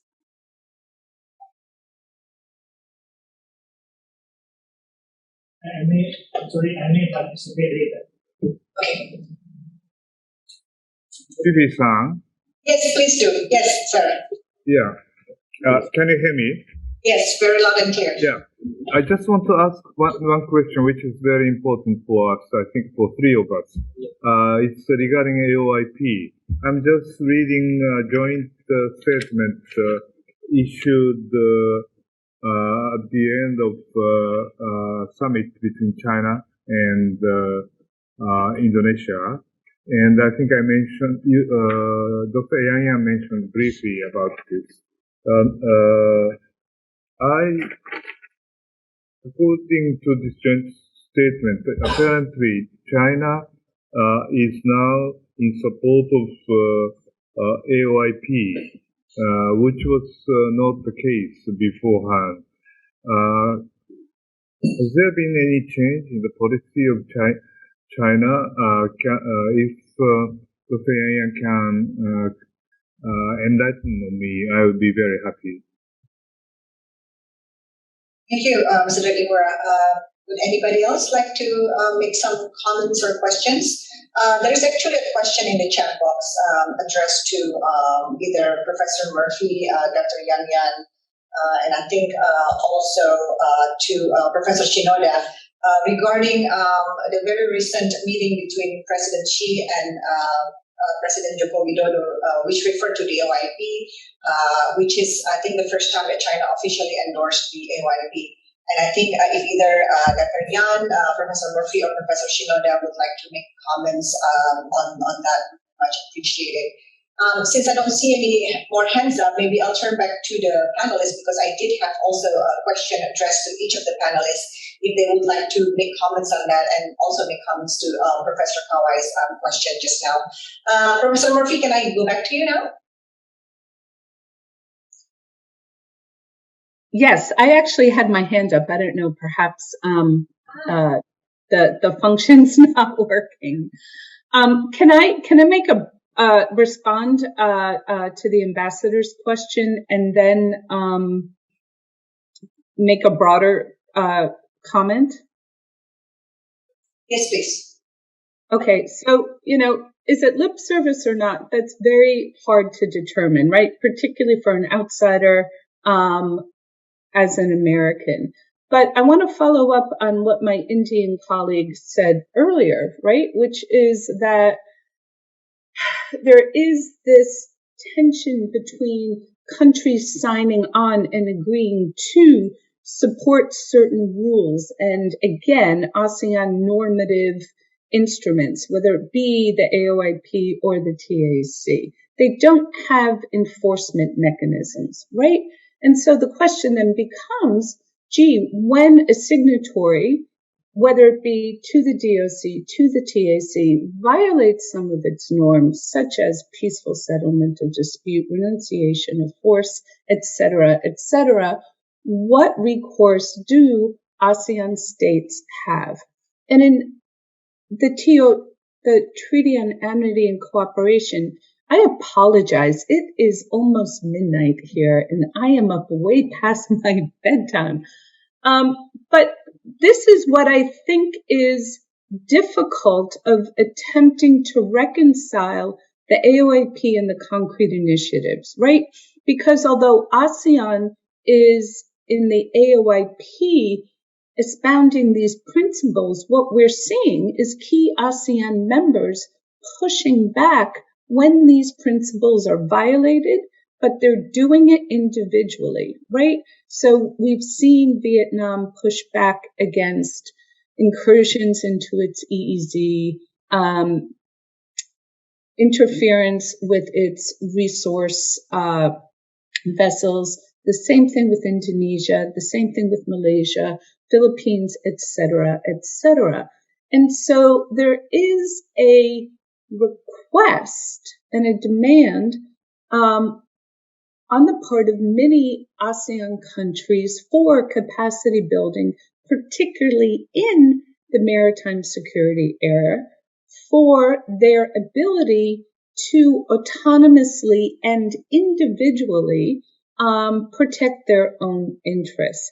And so reconciling those kind of hard power capacity building initiatives, which are concrete cooperative initiatives between dialogue partners and ASEAN members, in order to ensure that countries have the capacity to help enforce these rules, is something of attention in thinking about cooperative, concrete cooperation under the AOC. And I just want to make one other point, which is we often hear this notion that the U.S. wants to exclude China, right, from certain parts of Asia. I mean, the U.S. knows it can't. China's there. It lives there. It's its neighborhood. It's all about attempting to influence behavior that is consistent with norms, many of which are embedded in the ASEAN outlook on the Indo-Pacific. So I will make that point. I will also just comment on my colleague Yang Yang's point about the United States Coast Guard not conducting its own law enforcement. It certainly has no intention of doing it. It is there for training purposes. Thank you. Thank you, Professor Murphy. First, I'm going to be Professor Shinoda and then Dr. Yan Yan.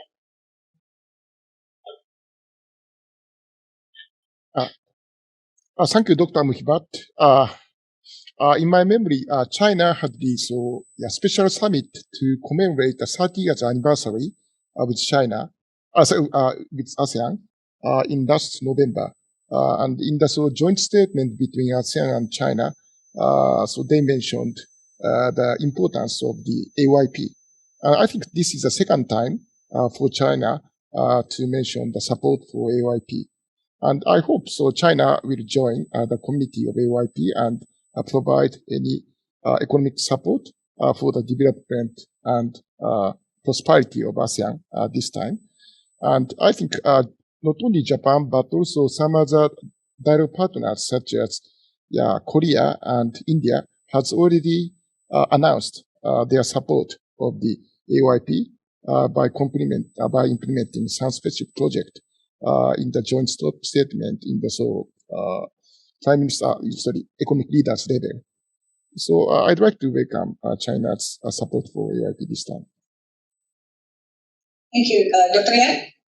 Hi, thank you, Chair. I would like to respond to two questions. One regarding the South China Sea. It's also a comment to the previous speaker's opinion on China.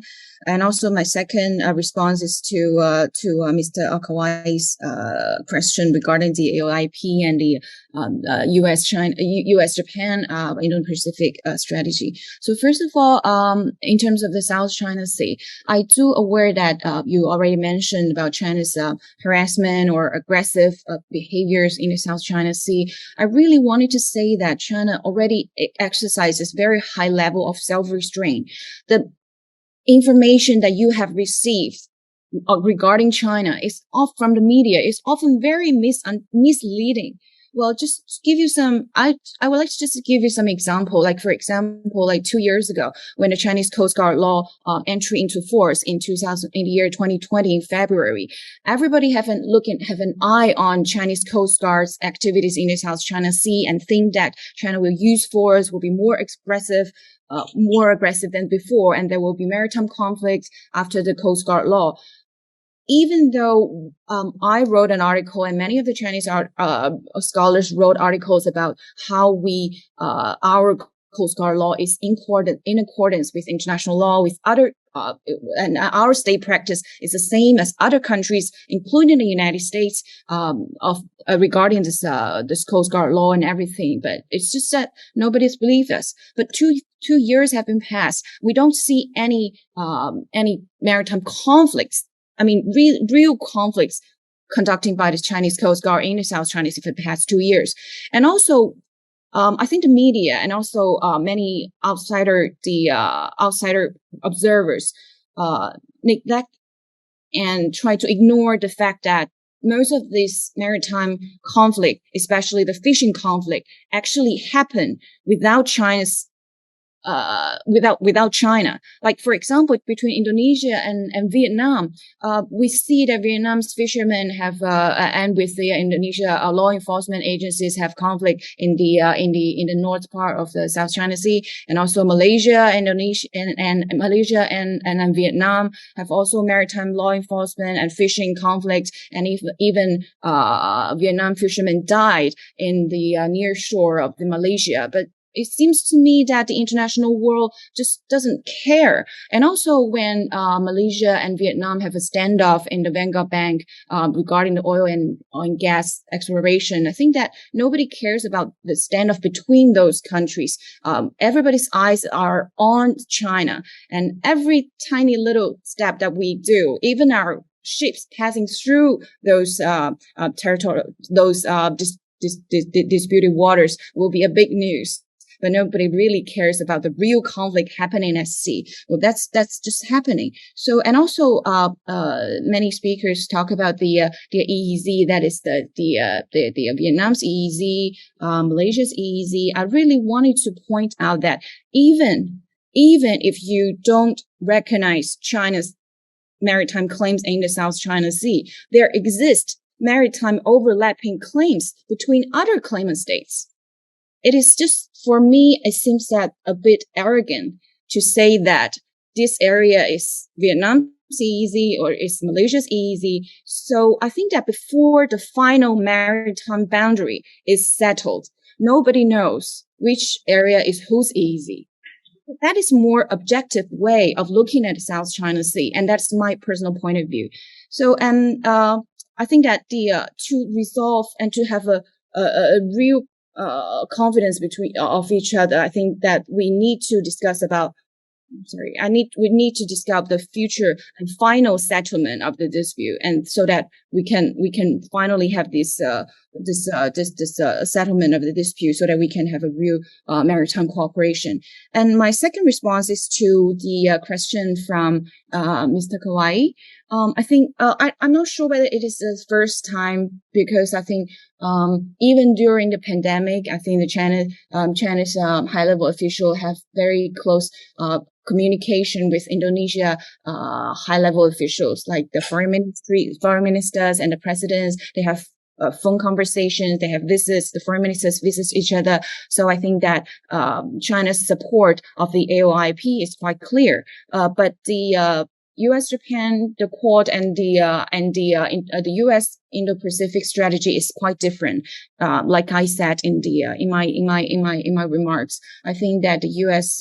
Indo-Pacific strategy is very much targeted at China. So it's different from Indonesia's inclusive AOIP. So I think that the AOIP does express and show us Indonesia and ASEAN's willingness to balance between the two great powers, and also trying to connect, improve a real cooperation both on land and at sea. So it already showed its willingness and its real desire for the past 3 years since 2019. So I think the support of the AOIP is clear, but I don't think that, well, I don't represent the government. It's my just personal view. I don't think that the US, Japan, India, Indo-Pacific strategy is the same. It's different, I think.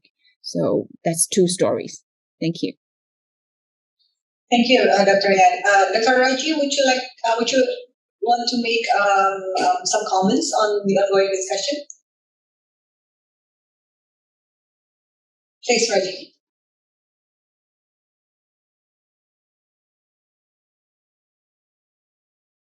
Dr. Rajagopalan, would you like to have the screen up? Yes, please. Thank you, Dr. Sophia. No, I think on the chat box again, I see some of the points. One, I think they repeat a number of, for instance, in the recent case of Dr. Alex has pointed out, for instance, the dangerous conduct of the PLA Air Force fighter jet cutting in front of an Australian P-8 surveillance aircraft. That's in one case. So I can give you more from. It's not international media or that is kind of informing our approach or what we are saying in a sense. I think there is clearly the conflict in Galvan. For decades long, there have been agreements on military CBMs or border agreements, border CBMs, confidence building measures between India and China. Those were absolutely violated by China in the recent conflict with India on the Galvan. Even previously, there are any number of issues. The conflict with Japan on the East China Sea or with Southeast Asian countries, China coming up to the India's exclusive economic zone in the Andamans. Again, these are just instances, and I am not going by media reports. The conflict with Southeast Asian countries, Chinese naval ships or the maritime militia going up to the Indonesian waters. All of these are violations, and this is simply not saying that these are essentially we are getting carried away by international media and so on and so forth. The fact is that then specifically on Yan Yan's comment now about saying that South China Sea, China accepts that other countries have claims. I think that is the first time I'm hearing, in a sense. China has not really even wanted to recognize that other states have claims also, and that South China Sea is a contested area with different claims. So if China can come about accepting informally saying that this is a contested area with different claims and we need to use dialogue mechanisms to resolve or to find a solution to this particular issue, I think that would be a great first step, I think.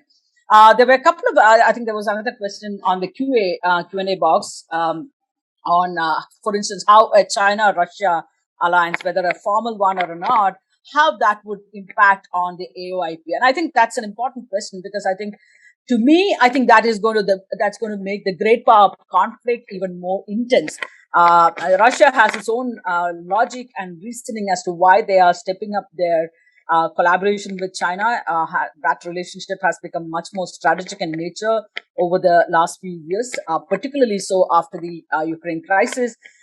So whether China and Russia would undertake joint exercises or other issues, but I think the increasing collaboration, increasing strategic nature of collaboration between Russia and China, I think that will possibly spur for further regional competition, making suspicions, furthering the suspicions that it's already playing out in the region.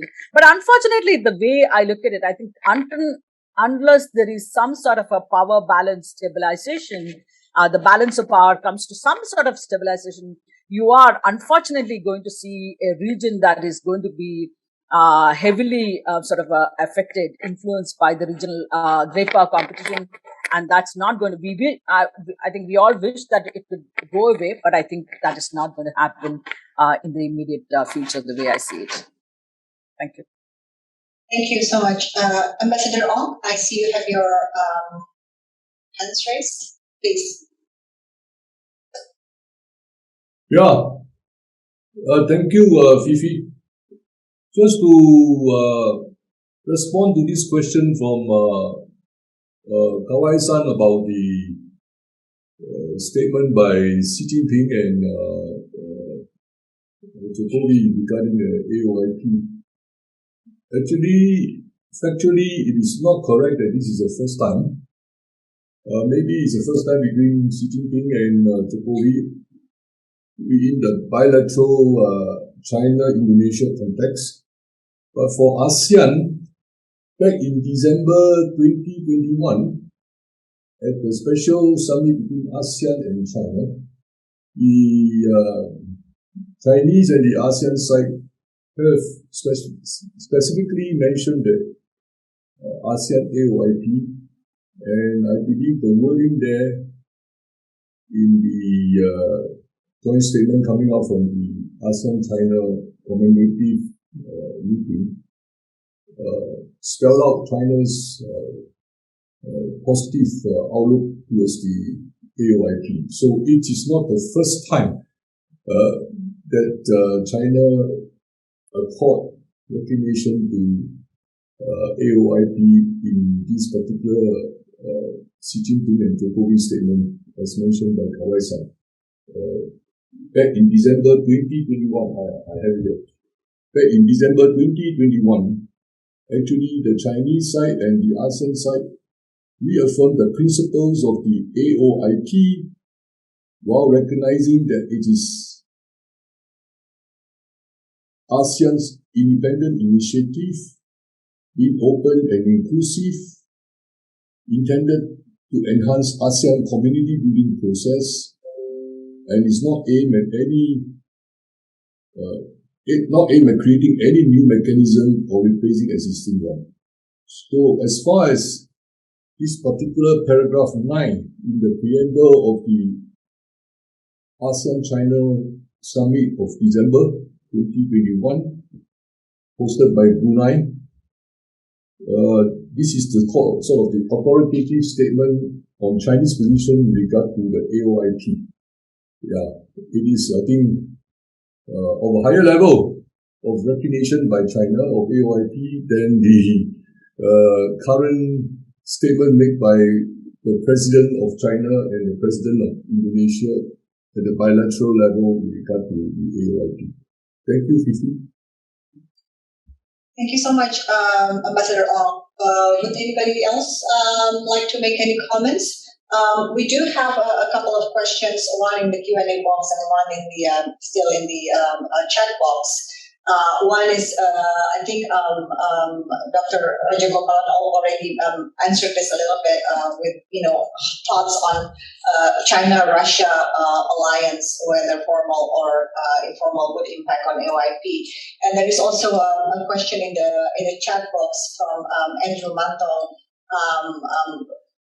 raising the issue of possible escalation involving Taiwan, and how some of the ASEAN member states and ASEAN dialogue partners might be also dragged into the discussion. Would any of the panelists would like to make a comment on any of these questions, please? I can take a crack at it. Shafi, thank you. No, I think I mentioned in passing during my presentation as well. So, for instance, if conflict, I mentioned it from a slightly different angle in terms of the possible decoupling that is happening, that is already somewhat underway between between China and the US, and therefore, if a conflict were to happen in Taiwan, and how that might play out. But I think it is also going to be a test case for the AOIP. In its efforts. So far, like I said, the AOIP, the ASEAN countries have tried to take a middle course, a middle path in a sense, and not wanting to get caught between the two major power their competition. But I think a conflict, and of course, like you said, there are more and more countries coming up with vocal support for Taiwan, whether it is Japan, Australia, a number of countries in their joint statements with the US, or as part of their own national declaratory policies, have talked about Taiwan, and the use of force or the threat of force cannot be the way we go about creating a sort of a regional inclusivity and so on and so forth. So if we have to reduce that suspicion, if we have to be able to work in a with a baseline unity that we need to forge open and inclusive regionalism, we have to find ways to reduce suspicion. And a conflict over Taiwan is going to increase the suspicion. It is also going to test the AOIP's ability to stand united, the baseline that has helped ASEAN to come out with the open and its outlook on the Indo-Pacific. So I think it's going to put a lot of strains on ASEAN, but as well as on a lot of other countries if there were to be an open conflict on Taiwan. There has already been several other ways of provocations so far, which does not instill a lot of confidence in or a reassurance about China's long-term intentions in the region and beyond, in a sense. So a conflict in Taiwan is a disaster, furthering the mutual suspicions, furthering the insecurities among countries, and putting ASEAN in the middle of all of that, making it very difficult for ASEAN to sustain its middle path that it has taken so far. Thank you. Professor Murphy, I see you have your hands raised again. Please. I just want to make a kind of follow-up on the Taiwan issue, right? I realize that Andrew's question was what happens if there's conflict. But I also think it's important to look at least what is being stated in an attempt to avoid such a conflict. So again, if we look at Secretary of Defense Lloyd Austin's statement at the Shangri-La Dialogue, he is attempting to reduce tensions. He stated explicitly the U.S. does not support Taiwan independence.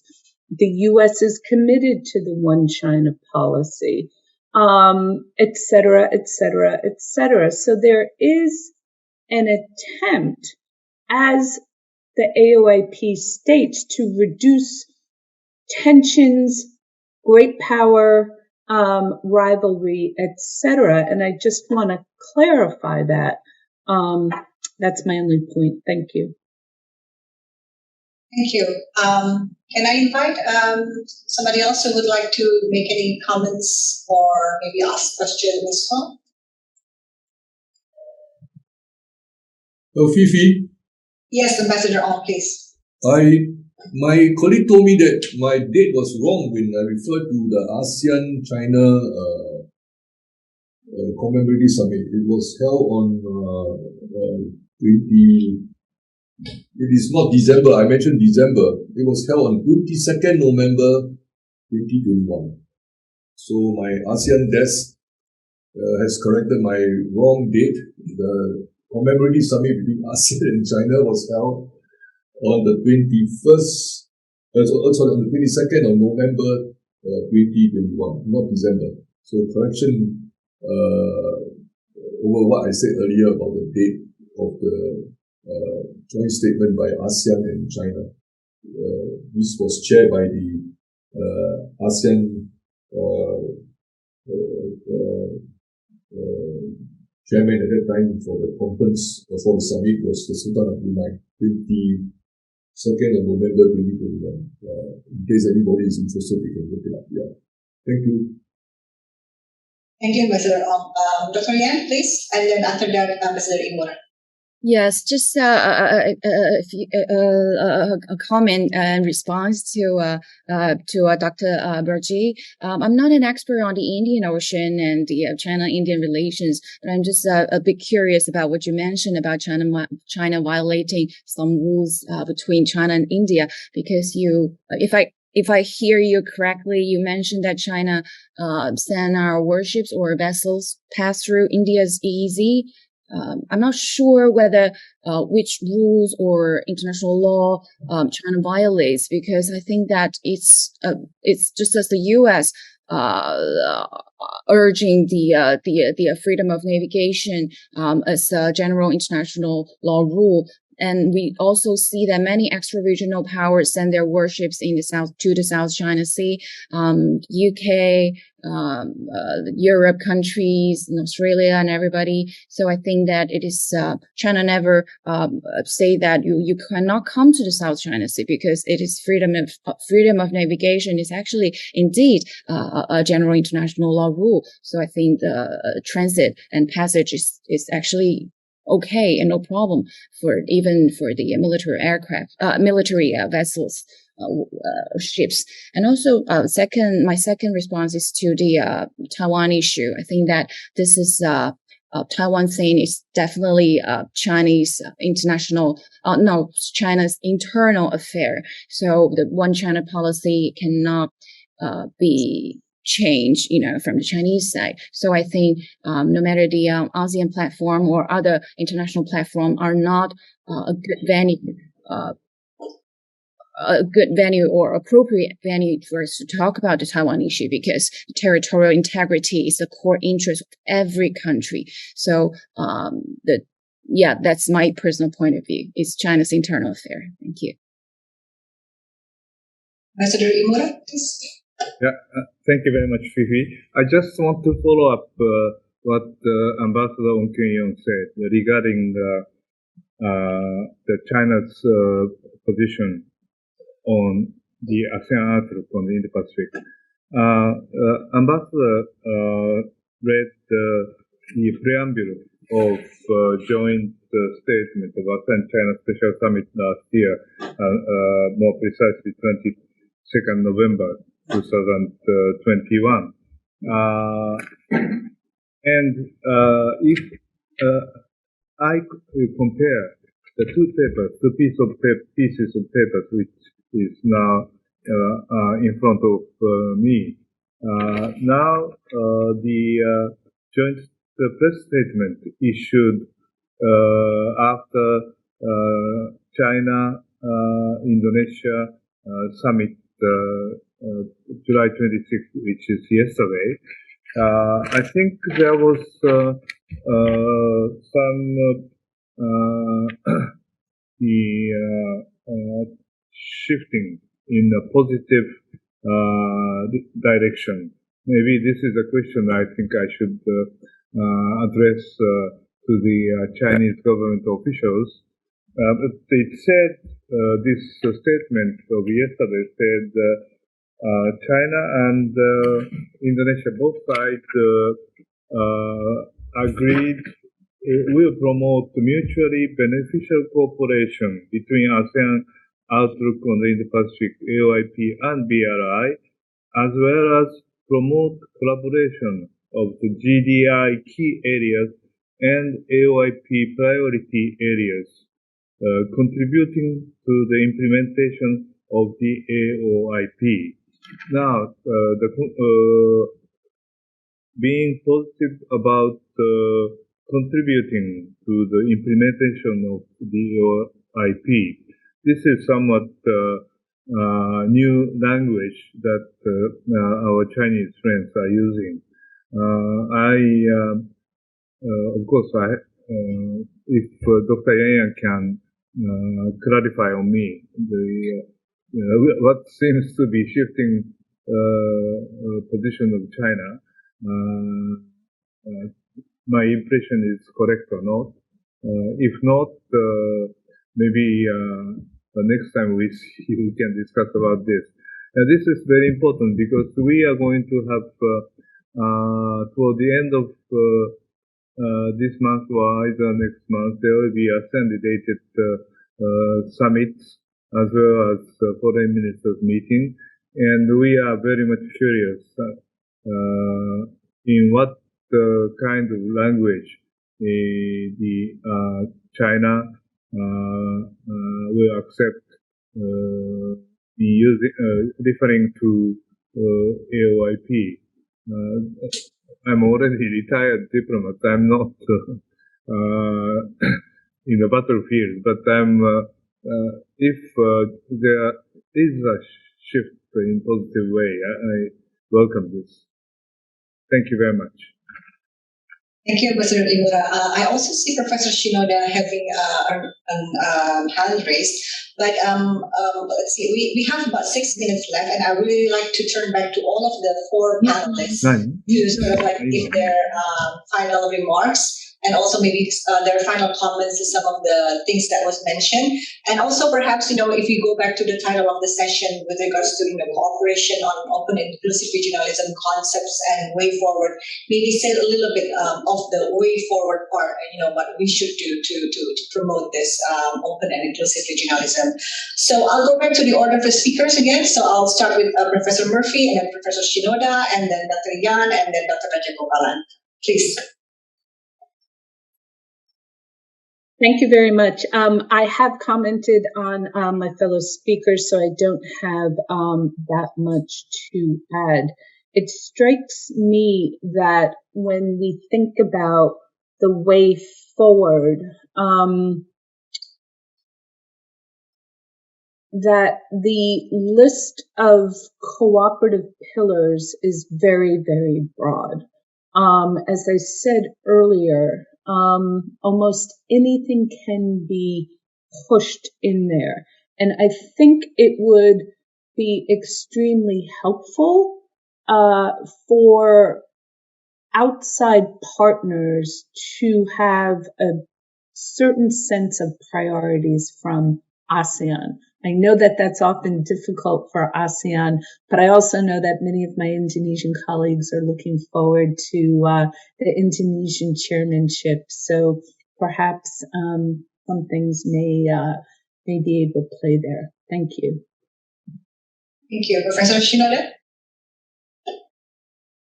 Thank you, Fifi. As Ambassador Imra mentioned, we are very much interested in or curious about the change of China's position toward the AOIP.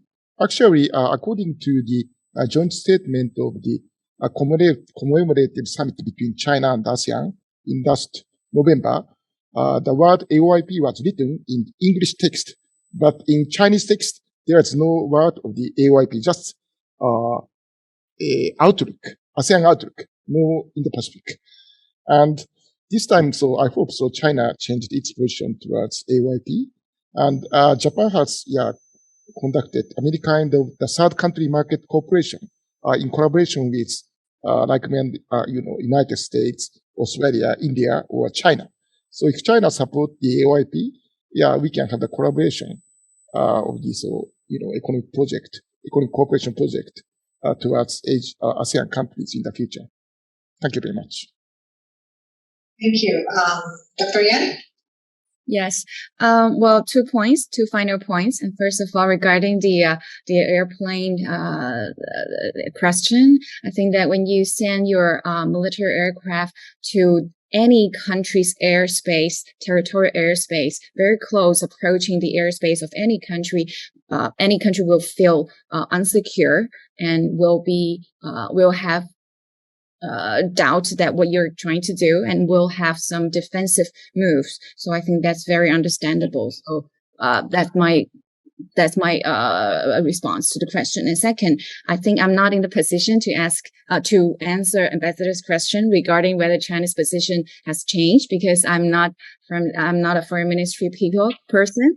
But I noticed this joint statement just only 3 hours before the conference in this morning, early morning. So I will pass this question to my friend in the foreign ministry and see if I can have some answer and to share with you in the next conference. But my personal view is that last year, China and ASEAN already achieved this comprehensive strategic partnership. And this year is the first year of that strategic partnership. So I do feel that I do have some positive feeling that we will try to maybe have more practical cooperations under this outlook and under this BRI. That's my personal feeling. Thank you. Thank you. Dr. Rajagopalan? Thank you, Dr. Shafia. So let me quickly just want to, since Dr. Yan said she was not familiar with the China-India issues and the kind of conflict that have been ongoing conflict. We still don't have the resolution of the Galvan conflict, even though it's more than 2 years. So let me just quickly remind that there have been several border agreements, military CDMs that have come about. But I think the two of the most comprehensive agreements, one that came out in September 1993, agreement on the maintenance of peace and tranquility along the line of actual control in the India-China border areas. And the second one that came out in November 1996, agreement between the government of the People's Republic of China, Republic of India and the government of the People's Republic of China on confidence building measures in the military field along the line of actual control in the India-China border areas. I agree that there is no clarity on the line of actual control and there can be misperceptions. And that those things have happened for several decades now. We have been managing those conflicts. We have used communication, hotline or otherwise, other sort of communication between the militaries, between the foreign ministries to diffuse any crisis. But my sense is that this time when China decided to place large number of forces on the border, close to the borders, massive mobilization troops, tanks, armored carriers, air defenses very close to LAC in violation of the terms of both of these agreements, it is essentially you're showing that China is a lot more powerful and it does not care about these agreements. That is the sense that we get. On the Indian Ocean, let me again give you an instance. Indian Ocean is an open space, open maritime space. Other countries are absolutely free to move it without any sort of a question. But the Chinese activities in India's exclusive economic zone is an issue, which is being highlighted by number of Navy chief, even the Navy chief, Indian Navy chief, Admiral Karambir Singh, said that both Chinese research vessels as well as fishing boats have been regularly seen in the Indian exclusive economic zone. Even in the September 2019, it was seen in the Andaman Nicobar Islands. But the fact is that these are no longer isolated incidents. Even in August 20, in the middle of the ongoing conflict on the Galvan conflict, China had sent its Yuan vessels, Yuan 1 class research vessel into these exclusive economic zone areas. I can give you any number of instances that have happened even in the middle of ongoing conflicts that only reiterate the suspicions about China's intentions and so on and so forth. So I think it can't be that, like I said, everybody is at wrong. China and India, China and Japan, China and Southeast Asian countries. So I think there needs to be some sort of an introspection that needs to be done by China as well. China is a lot more powerful, I agree, and maybe 3 or 4 generations ahead of even India maybe. But I think every country and China's exclusive approach to its rise of power, its rise has been the part of the problem. And you need to have a more benign approach to make everybody else feel that they have a space as well. Thank you. Thank you so much. I think we've reached the end of our first session today, and I know tackling such a big issue is very difficult within 2 hours because I think the discussion is still very lively and ongoing. But I do think we will have the next few sessions discussing some of the more specific issues of cooperation in the Indo-Pacific on economic cooperation, on maritime cooperation, and then also on connectivity and sustainable development goals. So I think in the next few sessions, we will be able to tackle some of the more very specific issues of cooperation. So I would like to thank again the 4 very formidable speakers that we have this morning. Thank you so much for your contribution and the remarks that you made throughout the first session, and very much enriching our discussion on this topic. And with that, thank you personally from me as well for your participation this morning. I'll hand back to the organizer. Thank you very much, Dr. Fifi, and thank you to all the panelists for their fruitful discussion in session 1. Ladies and gentlemen, we will now take a break. Our next session, session 2, will begin at 1 o'clock Jakarta time. The topic of session 2 is on the recent security crisis in Europe and Asia. Thank you, and I look forward to seeing all of you again at 1 o'clock Jakarta time, session 2. Greetings from Jakarta, distinguished guests, ladies and gentlemen. Welcome back to the conference on Towards Open and Inclusive Regionalism. This conference is hosted by the Center for Strategic and International Studies, CSIS Indonesia, in cooperation with the National Graduate Institute for Policy Studies, RIMS Japan, and the Rajaratnam School of International Studies, Singapore. We will now begin today's second session. Our second session will be moderated by Mr. Shariman Lokman. I will now read his short bio. Shariman Lokman is Director of Chief Executive's Office of the Institute for Strategic and International Studies, Malaysia. Mr. Shariman's research interests include Malaysian foreign and defense policies, Southeast Asian maritime security affairs, and Malaysia-China relations, including in the context of the South China Sea. I now invite Mr. Shariman Lokman to start the session. Shariman, the screen is yours. Thank you, Rocky, and it's great to see you all in CSIS and across the region. It's been too long since we met in person. And welcome to this session, recent security crisis in Europe and Asia. Okay, that is a very, very broad topic, but the saving grace is that the organizers have given us some guidance on what exactly they want us to talk about. So we have some questions here. Essentially, what we like to discuss is, how deeply has the crisis in Ukraine changed the international order and impacted regional security situations in Asia?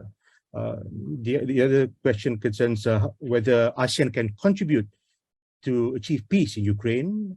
Third question is to do with Myanmar, and I think we'll also have a very lively discussion on that.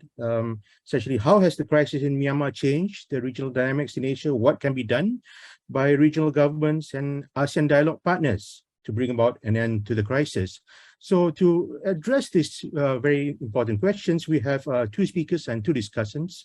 Let me just go through their bios here, and I hope everyone else has the full bio. I'll just pick out some of the headlines from the bios. First speaker is Dr. Lina Alexandra. She is a senior researcher, at the Department of International Relations, Center for Strategic International Studies, CSIS. She works on international peacekeeping and peace building, human rights, human security, and conflict resolution.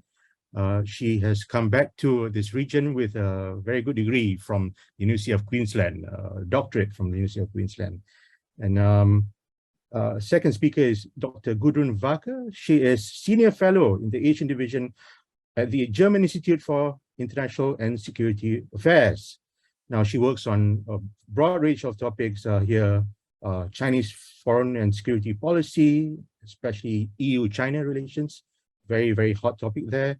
China and the Asia-Pacific region, security cooperation in the Asia-Pacific and Indo-Pacific. She is currently, and this is the most important bit here, I think, an EU delegate to the Experts and Eminent Persons Group of the ASEAN Regional Forum.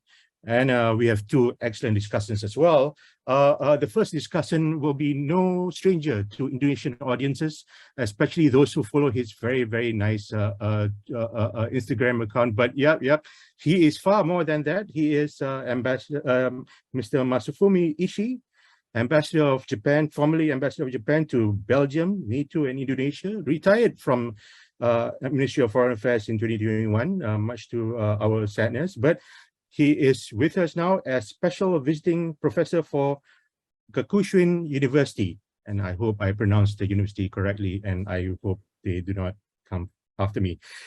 Last discussion, Ms. Motuza. Now, she told me not to pronounce the R at the back of her name, and that is what I hope I did.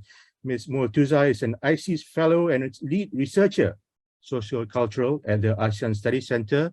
They, of course, produced that excellent annual survey of opinions around South Asia, and something that we look forward to every year.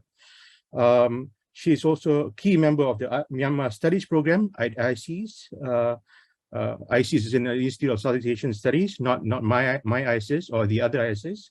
Mo provides analysis on ASEAN and Myanmar for Channel News Asia. Now, this is something that I watch every day, and Ms. Motuza is certainly a feature in that channel. So we will just go through the speakers so each speaker will have 12 to 15 minutes each, and then for the discussions 10 minutes. We'll get into this sort of like an internal, not really internal, but a discussion among ourselves for 40 minutes after that, just to sort of tease the issues, dig our heels in basically. And then we'll open to you, guests, for the last 30 minutes Q&A. Do not be shy to ask questions. If you have any questions, please type them out in the Q&A function in Zoom, or if you're watching from YouTube, please do whatever it is that you do on YouTube. Okay, so we'll go to Dr. Lina Alexandra, my old friend. Go ahead, break a leg, Lina. Thank you, Sherryman. It's been a long time that we haven't really met each other. Hopefully we can meet physically sometime, either in KL or in Jakarta or somewhere else. First of all, of course, good afternoon to all distinguished panelists and participants. And also I would like to thank Crises Japan and RSIS for supporting our workshop last year on Myanmar crisis and its impact on Indo-Pacific region, roles of the regional powers.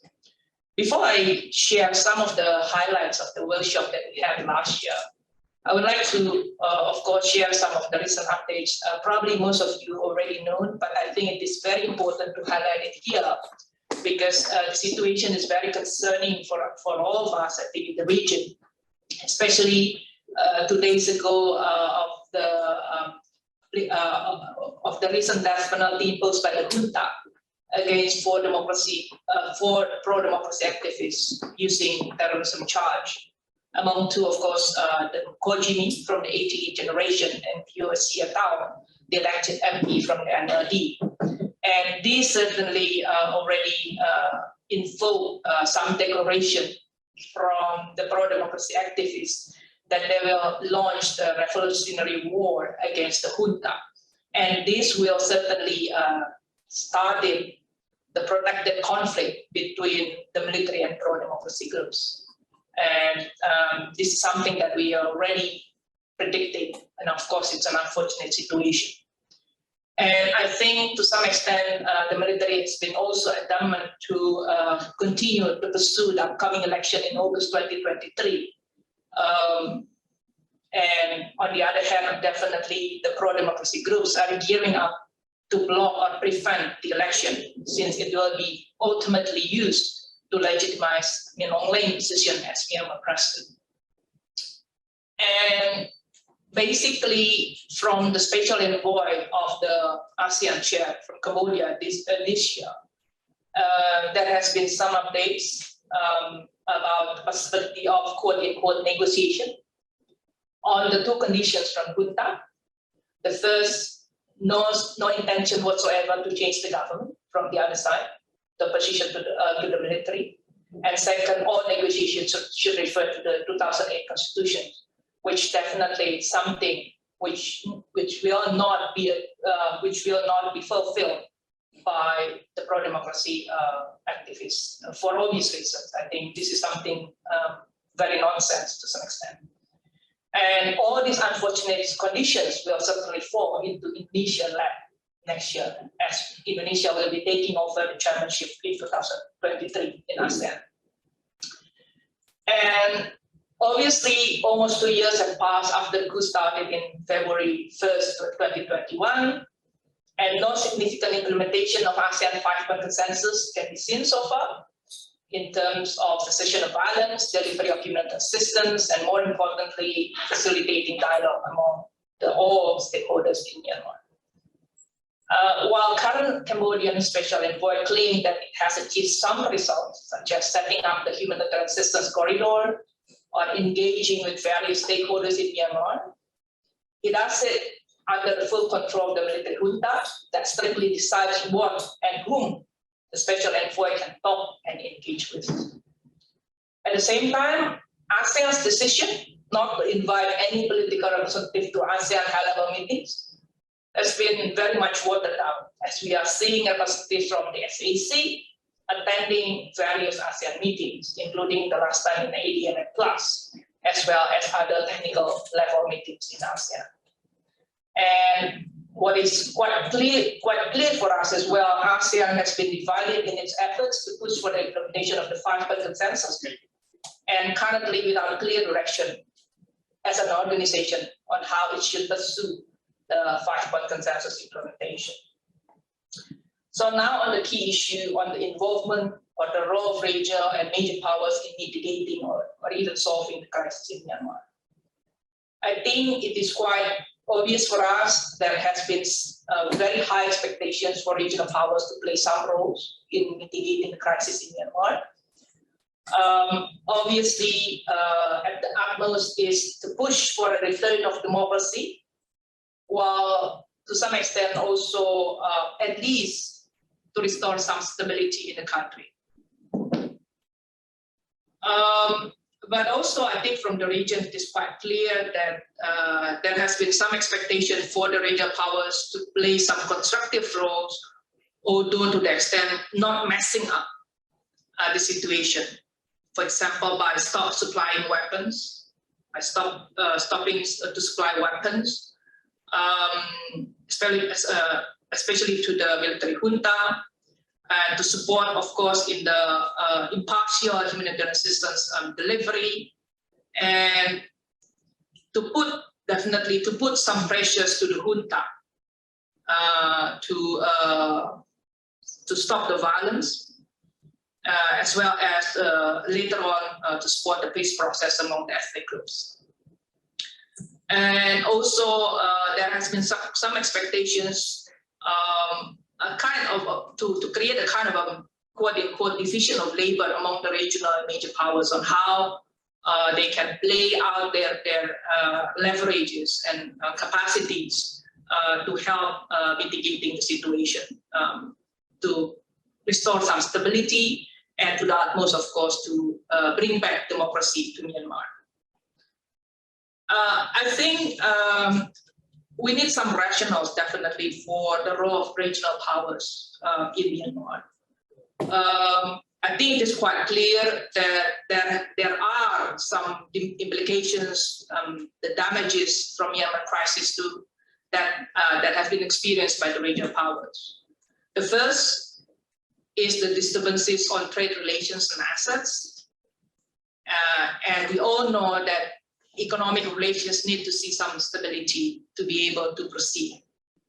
And second, definitely potential disruption on energy resources supply and the incoming of refugees, as well as the COVID-19 pandemic is also occurring in Myanmar. I think the implementation, the application of the lockdown policy definitely impede the whole process of the delivery of humanitarian assistance, as well as the way governments deal with the incoming refugees to their own territories. But having said that, the damages, quote unquote, or the implications definitely have become some conditions. It has become necessary conditions, but not sufficient enough for the regional powers to assert their roles to mitigate or solve the crisis. These regional powers definitely have some leverages, but they seem to have mental blocks to use their existing leverage on the junta. What are the mental blocks of these regional powers that prevent them to act proactively? The first is the interest on stability. As we all clearly see that some governments, they still want or seek to maintain some connections with the Tatmadaw, while some others also acknowledge the importance of maintaining relations with the NLD or the pro-democracy movements. And secondly, also what we learned from the workshop, some of the representatives from the regional powers, they also mentioned that their respective governments do not want to undermine ASEAN's effort and seeking to maintain good relations with Southeast Asian countries. So they basically underline that if they play too much role, that will be considered by ASEAN as a violation to the non-interference principle and respect towards sovereignty. And that will certainly disturb ASEAN to some extent. The next question is really, what conditions could possibly push these regional powers to move one step further? What's the bottom line or the tolerance limit to make it sufficient for regional powers to play more roles? Or what can induce or push them to act more proactively in this situation? Realistically, the first, of course, if there is further damage to their economic interests. I think with the volatility of the situation after the death penalty against some pro-democracy activists, and this will, I think, definitely continue because there has been no resistance whatsoever from the international community so far. Of course, there are a lot of condemnations, but in terms of actions, I think it remains to be seen. So this kind of protected conflict and violence will definitely create further damage to the economic interests of some regional powers.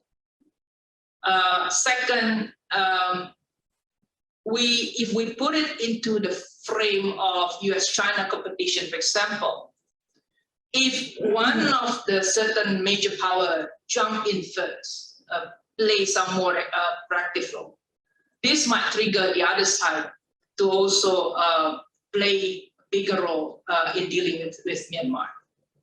But what we see so far, I think both of these major powers, they do not really have strong interest on Myanmar, which is very different to the 2011 condition. And also the other condition that can induce further roles from the regional powers is the fact that ASEAN can really move or do some or achieve some efforts in Myanmar, because there has been still very much expectation for ASEAN to spearhead the efforts in Myanmar. So by then, the regional powers will then follow up and throw their support to the ASEAN effort. And the last point that I would like to share also on the point of ASEAN plus X mechanism in dealing with Myanmar crisis. Is it possible to create? How? And who to join, basically? I think there is a lot of much more pessimism. When I shared about this idea few months back, several months back, I think there is still some optimism. But when I say it now, I think very much pessimism now. Because it is even, the division within ASEAN is even further down. Between those who want to see the return of democracy and those who want to see only some restoration of order. And even with the situation of the death penalty against the pro-democracy activists, not so much of ASEAN leaders really say something on this. This really tells that the division is really so severe within ASEAN. And regional powers are likely to be divided along this line as well. In order to create this ASEAN plus X mechanism, can we actually make it as a step-by-step approach, for example? At least to see, to push for a restoration of some order, stopping all the violence against the civilians, and then move to other steps of the 5-point consensus. But really, the question is how? How can we put more pressures on the Buddha? This is really a big question now. Who would be willing to take up the first action?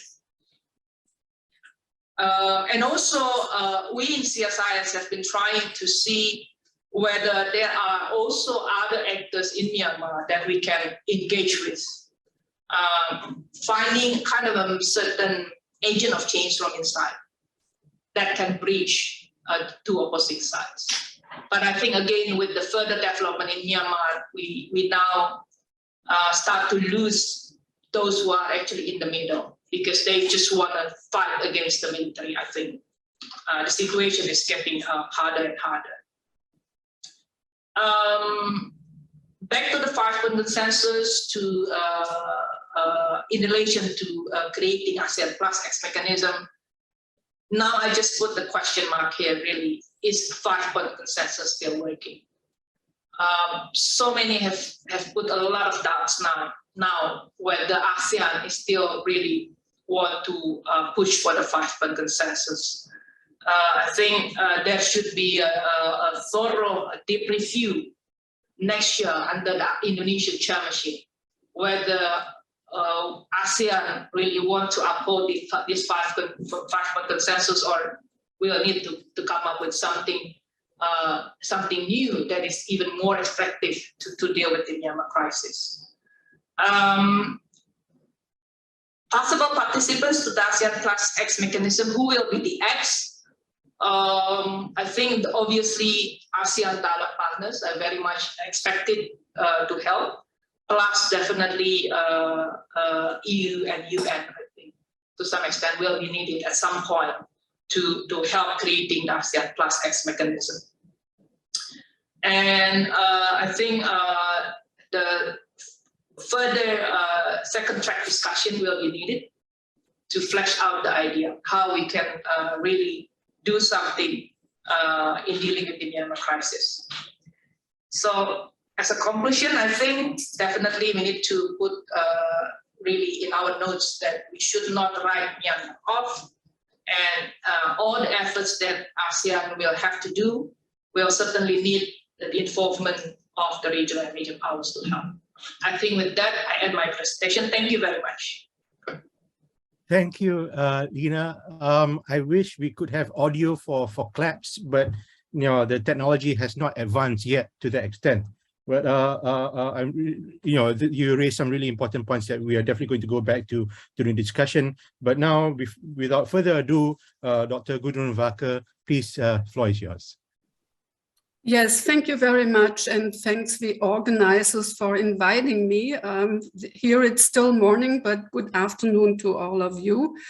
I have 1 or 2 preliminary remarks before I start, and then I will make 3 points. The preliminary remark is the topic of this session is the recent security crisis in Europe and Asia. We don't see this as a crisis. This is a war. What is going on in Ukraine with lots of lives lost, with destruction of cities, towns, and infrastructure, and with millions of refugees, mostly women and children, who have fled Ukraine to go to our countries in Europe. So we call it a war and not a crisis. Second preliminary remark, the war is not over. So we only just begin to see the implications that this war will have on the security architecture. I mean, we see a war that is geographically very limited, but the implications are definitely global, and we start to see what the implications are, but we don't see a new order emerge.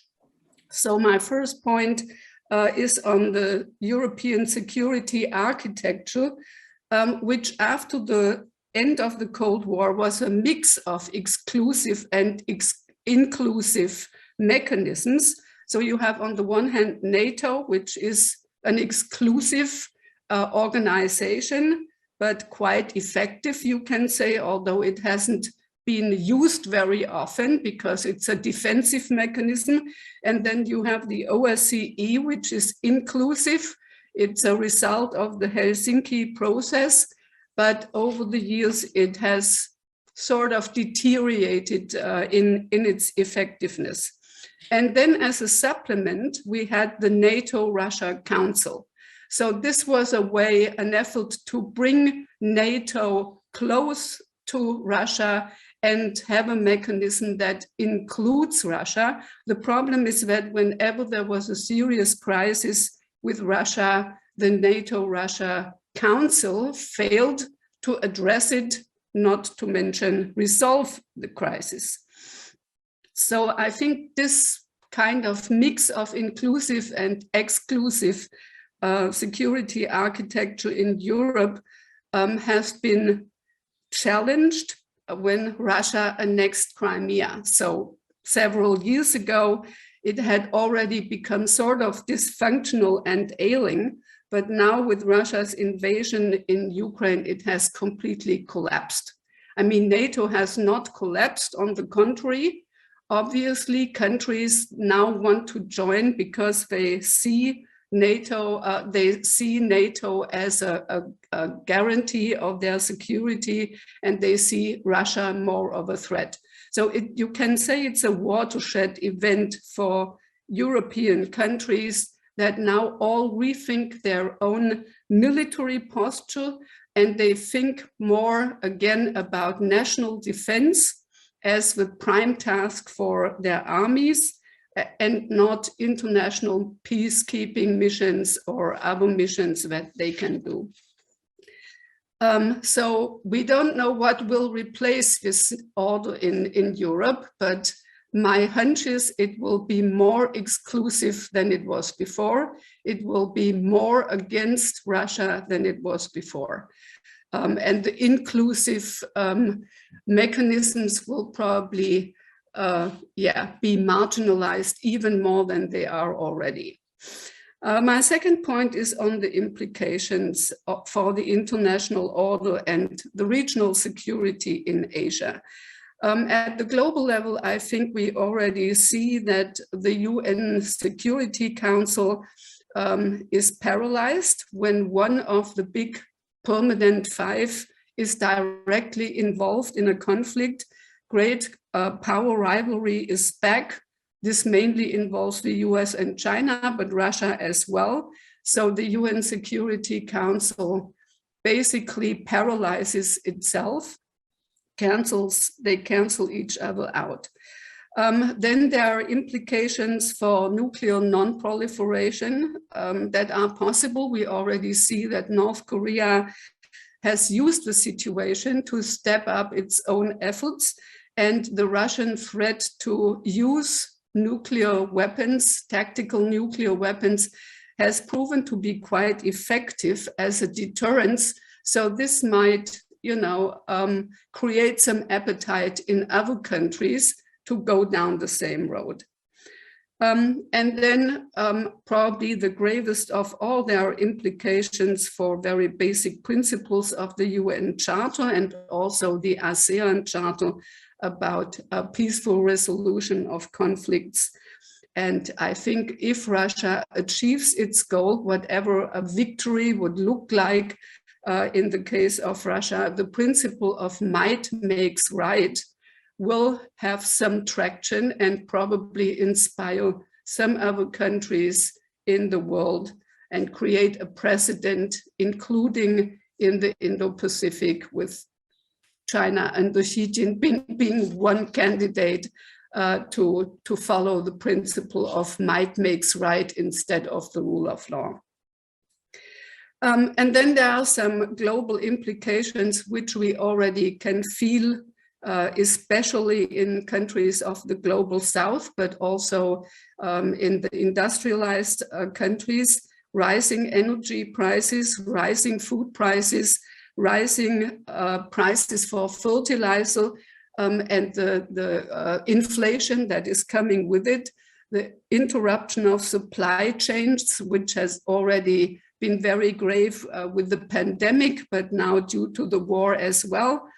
But I do see that there are some countries who for the moment benefit from lower oil prices. India and China have imported oil from Russia at a lower price than they would normally be able to, but for the rest of the world, it's a very negative impact of this war. And I think for the Indo-Pacific, if we think about the inclusiveness, exclusiveness question, the question for the region is whether the minilaterals like the Quad or AUKUS or other ad hoc formats are an exclusive alternative to the more inclusive ASEAN approach, or whether they can be seen as a complementary structure that can also have synergies with ASEAN and the more inclusive architecture. And Europe can be an example either to learn from or not to learn from.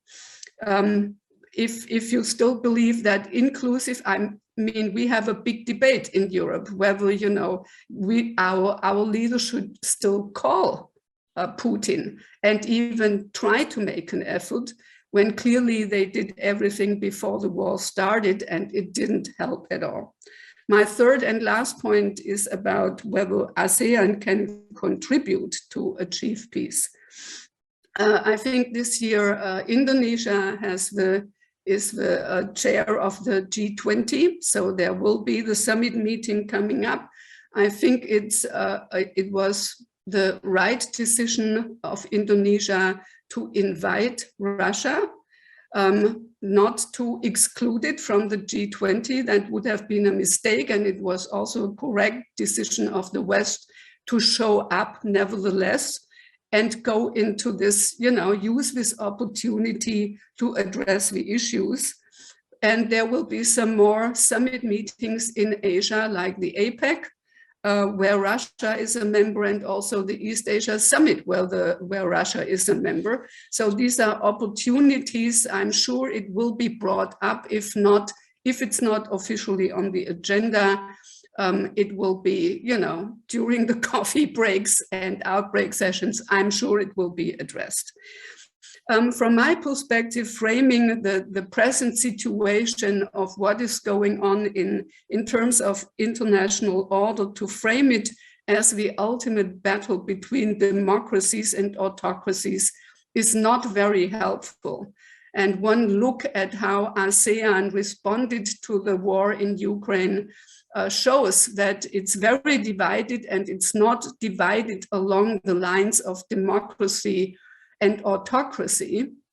So I think this framing that is the preferred one in the US can also alienate a lot of countries who share the same interests, although they do not qualify as full-fledged democracies from a US standpoint.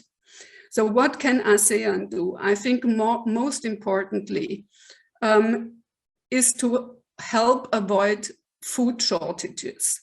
So the West at the moment does not have good cards in getting any concessions from Russia.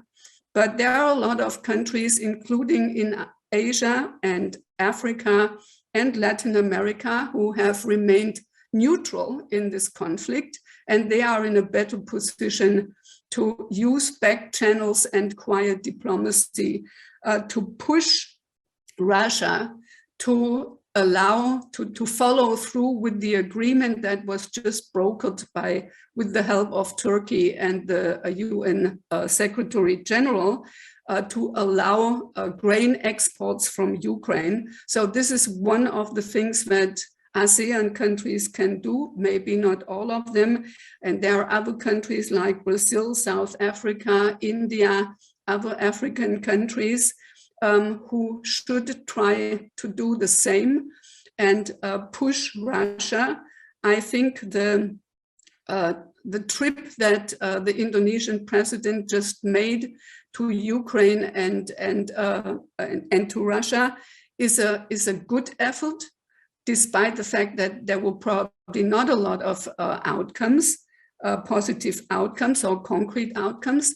But I think the more we talk, or not we, you talk to Putin about the implications, because it's not the Western sanctions that prevent the grain to be exported from Ukraine. It's the Russian blockade and the Russian bombing and the blockade of the harbors in Ukraine. So this is one thing that I see ASEAN can do, and together with other countries to use quiet diplomacy and at least try to avert the humanitarian disaster that will follow if this war drags on and the next harvest of grain will not even be existent in Ukraine. And I'll leave it at that. Thank you.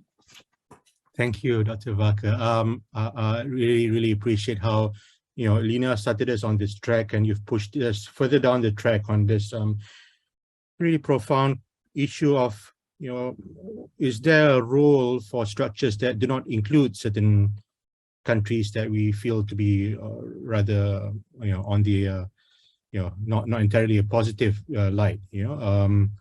It is a very live issue for us in the Indo-Pacific, like you said, whether we include China in certain structures, whether we exclude them, whether this can be complementary. And I guess really goes deep into the issue of whether Myanmar, representatives of Myanmar, the actual political representatives of Myanmar can, should be in the room or not. It's a hard question. And I actually don't know the answers to that. And but I think we'll get a further elaboration on these issues here with our discussants. Ambassador Ishii, you have 10 minutes. Please, the floor is yours. Well, the virtual floor. There's no floor, I suppose. Thank you, Shariman. It's good to see you, everybody, and it's great to see Gudrun once again online. And thanks for the invitation to me for this very important conference.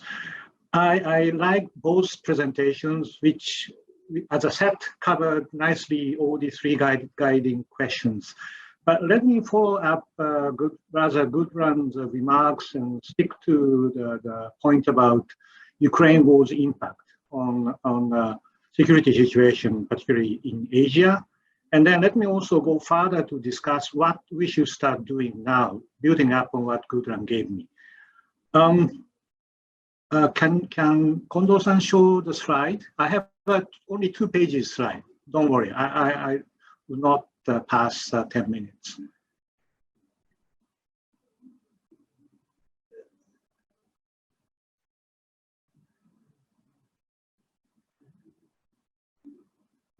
Thank you. Just show me the second page. That's it. Great. That's enough. My line of argument basically is, in short, Ukraine war has not changed the fundamental geopolitical dynamics in the Indo-Pacific. In my mind, it's rather that the Ukraine war is a kind of preview and test run of what we are going to face with in 10 to 20 years in the region. But thanks to the Ukraine war, the necessity to adopt is more clearly understood now, and speed to adopt will be more accelerated. I do take a point of Gudrun that it's war and it's still ongoing, but based upon what happened so far, this is my line of thought.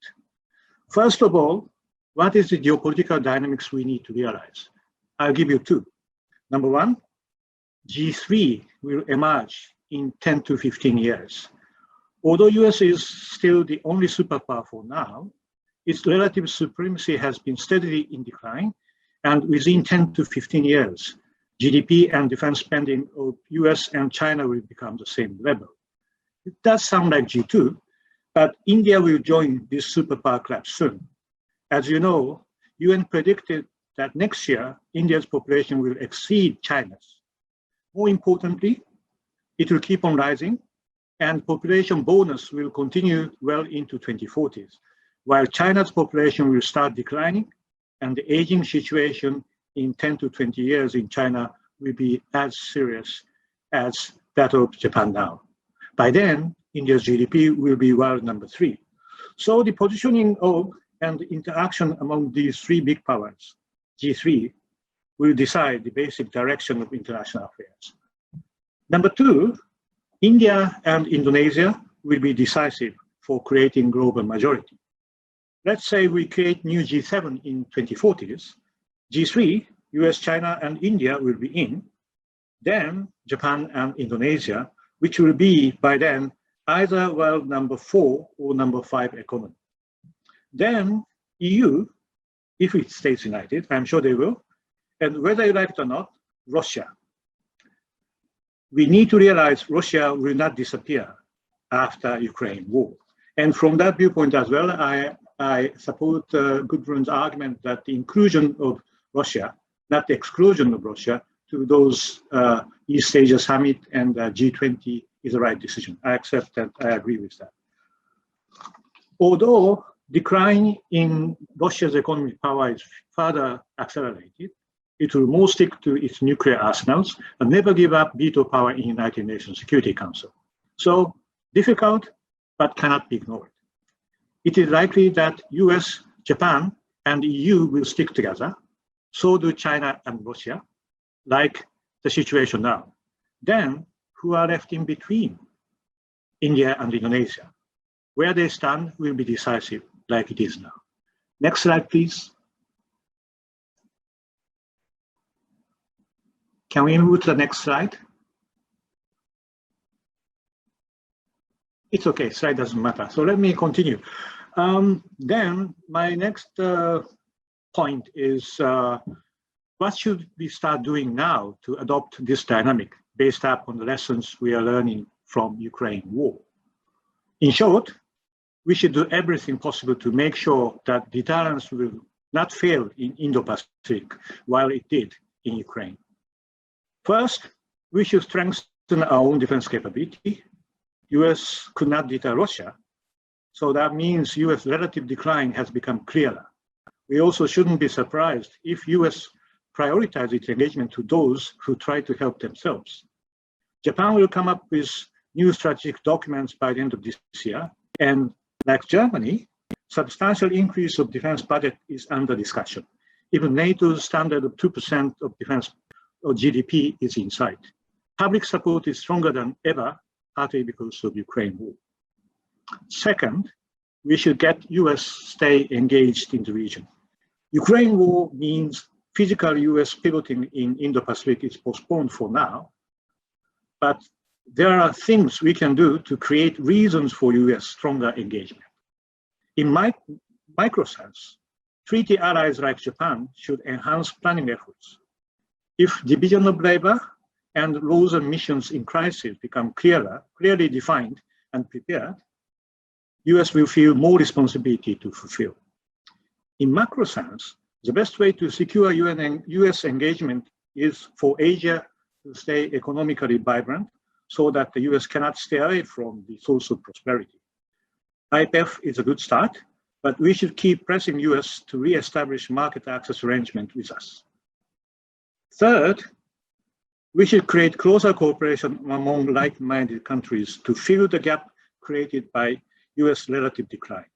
It is more important and urgent than ever because the above-mentioned efforts may not be enough to fill the gap. As Prime Minister Kishida made clear in his Shangri-La speech, Japan will support capacity building of maritime security organizations of those who share strategic objective of maintaining safe and free navigation. Japan can even conclude defense system provision with countries having necessary framework already with Japan, including Indonesia, Malaysia, the Philippines, Thailand, Vietnam, and soon Singapore. And Europe has both interest and capability to make substantial contribution for this endeavor. The new NATO strategic concept identified China as NATO's systemic challenges for the first time. It also made it clear that security situation in Indo-Pacific will have significant impact on that of NATO allies. As Russia stays understandably as the absolute priority #1 for NATO, Ukraine war also made NATO realize that in order to deal with Russia, they may have to need to deal with China as well. #4, we should engage India more closely. That point was touched upon by Goodman as well. It is very important to understand why India is taking the present position in Ukraine war. We'll have quiet but extensive discussion with India to find out what we can do to do a better job next time. In recent years, Indonesia is getting closer to India. We welcome that, and we are happy to work together with Indonesia. Fifth, the last but not the least, with those in mind, we should enhance strategic communication with our biggest neighbor, China, to compete and coexist. In short, let us make diplomacy play its role once again. We have every intention to enjoy prosperity with China. As neighbors for more than 2,000 years, we know ways to compete and coexist. At the same time, we do not want to see coercion or use of force against rule-based international order. It is always good to talk, so that the chance of misunderstanding and miscalculation becomes the least. This is the most crucial thing to do for the deterrence not to fail. Very last point, if I have a few more minutes, I'm sure Lina has fixed, set the stage for Myanmar issue, and I'm sure following me, more will fix Myanmar issue altogether. Let me just make a few remarks on Myanmar and ASEAN role. I think, as Gudrun mentioned, in an inclusive and exclusive context, another lesson Ukraine war has raised is global governance. Big and legitimate organization, as Gudrun mentioned, like United Nations, was not effective at all. Small and less legitimate, but like-minded, I wouldn't call this exclusive, but like-minded and effective groups like G7 have made a lot of contributions. In my mind, ASEAN belongs to the second category. It is even more legitimate than G7.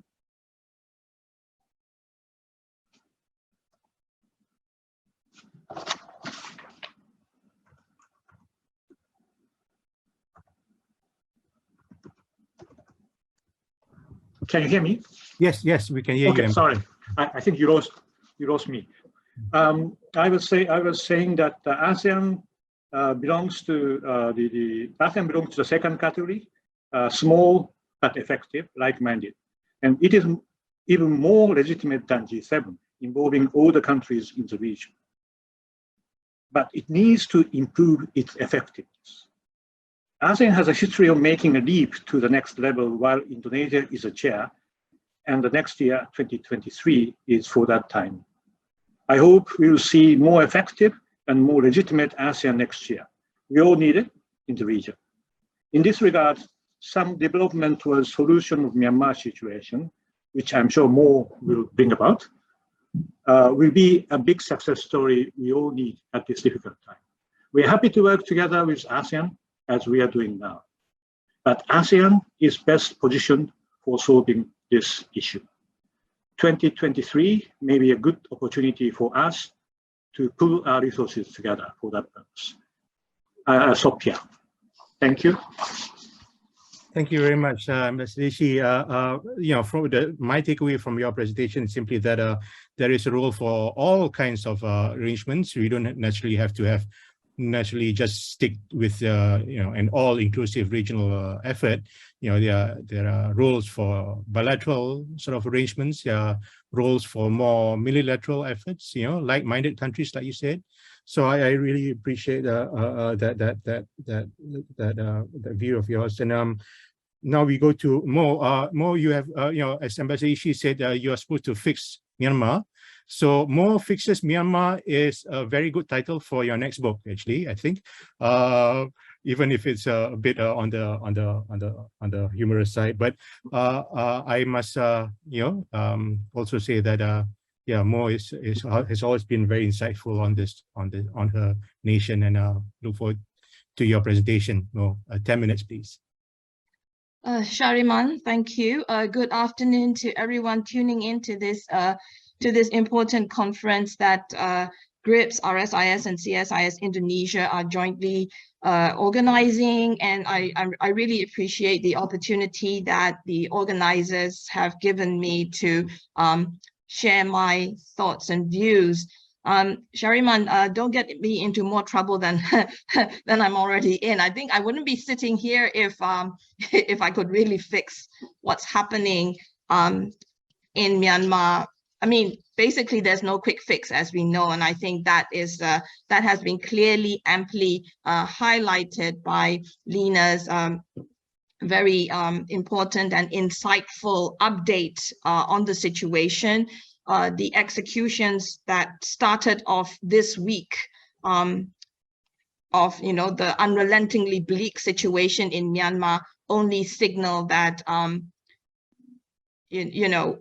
we're all in this for the long run. If we really want to help the people of Myanmar, we are all in this for the long run, and I'll explain why.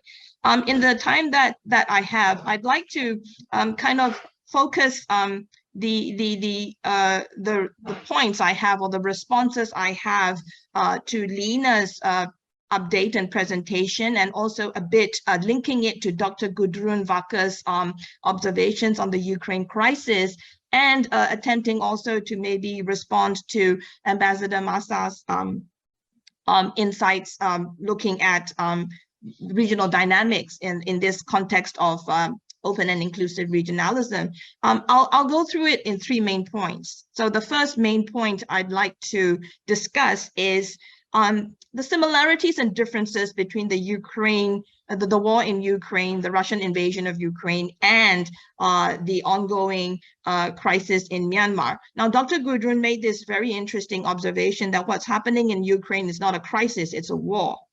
Let me just, refer audiences here this afternoon to an observation that the UN Special Rapporteur for Human Rights in Myanmar, Tom Andrews, has made about the situation in Myanmar. I think Tom Andrews stated somewhere that the junta is at war with Myanmar.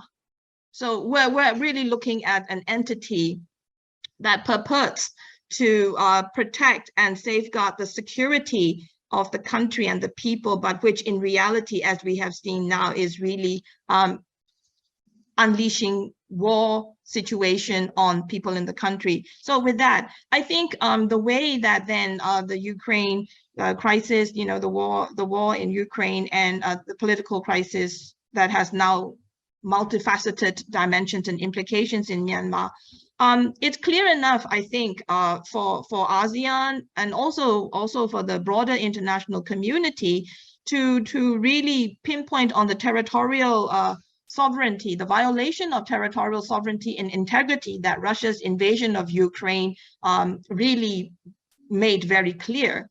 And of course, then the response to that violation of territorial integrity and sovereignty is something that would also shape and frame responses individually or collectively at different multilateral regional tables.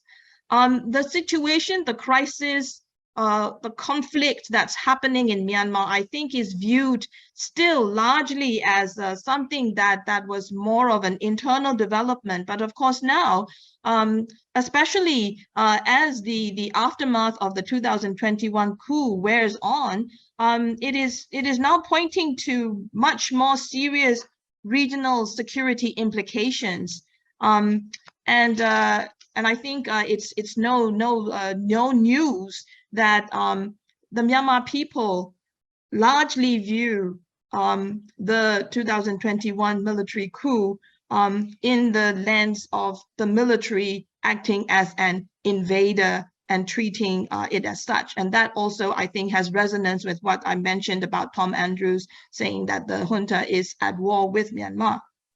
So again, we look at the international response, especially the European Union members' response to the Ukraine crisis.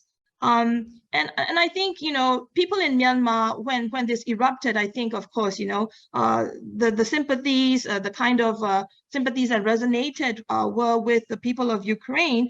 And I think the resistance movement, broader populists in Myanmar were following what was happening in Ukraine with interest, comparing it with, say, what has been international and closer to home regional responses to the Myanmar crisis. So I think here, of course, is that I think we also need to be mindful of this reality that the international community does attribute primary responsibility and competency to ASEAN to somehow address, deal, and manage what is happening in Myanmar since the coup last year. And I think that reality is causing more cynical attitudes among the broader Myanmar populace, maybe even in the resistance movement. And this is something that is a kind of like a point of caution for me, because with this kind of increase in cynical attitudes towards what international and regional responses and interventions can do for a country where I think people's resilience is now crumbling daily, also points to, I think, an eroding loss of maybe any remaining faith in a rules-based order. So I think, you know, this is something that we probably need to bear in mind when we look at the Myanmar crisis and the Ukraine crisis in this current context of the global situation. Clearly, Senior General Min Aung Hlaing and his State Administration Council are not playing by the rules, whereas we are all trying to set the rules, enforce the rules, talk about the rules, and remind the military in Myanmar about the importance of you know, a rules-based order. So I think that's one broad discussion point I have. The second discussion point I have links to Lena's update on the executions and the projected elections in 2023. Now the executions, they are the first judicial killings to take place in Myanmar in over 3 decades. And so this is something that this military regime, this military junta has done that previous regimes and juntas have not. And so, you know, one has to wonder, is this salvo by the State Administration Council clearly, of course, targeted towards the resistance in Myanmar and to the broader international and regional community? Is this just the beginning? There are still over 100 prisoners who have been meted out with death sentences, still detained in prisons, and more are being arrested. I have been hearing news from the ground that the women prisoners who have received death sentences are being moved collectively to a separate location. And you know, all of this really points to the whole notion of human security, and then how regional responses and interventions can try to find ways in these cracks. And at the same time, Lena has so this is one point about the sheer doggedness of the State Administration Council trying to pursue its own very narrow objectives. Lena has also highlighted that the State Administration Council is adamant in pursuing its you know, professed roadmap towards these projected elections in 2023. I think, again, this audience is not unfamiliar with the interest that the Myanmar military has to somehow seek to replicate the kind of quote unquote guided transition that the previous military regime, the State Peace and Development Council, tried to do in 2010.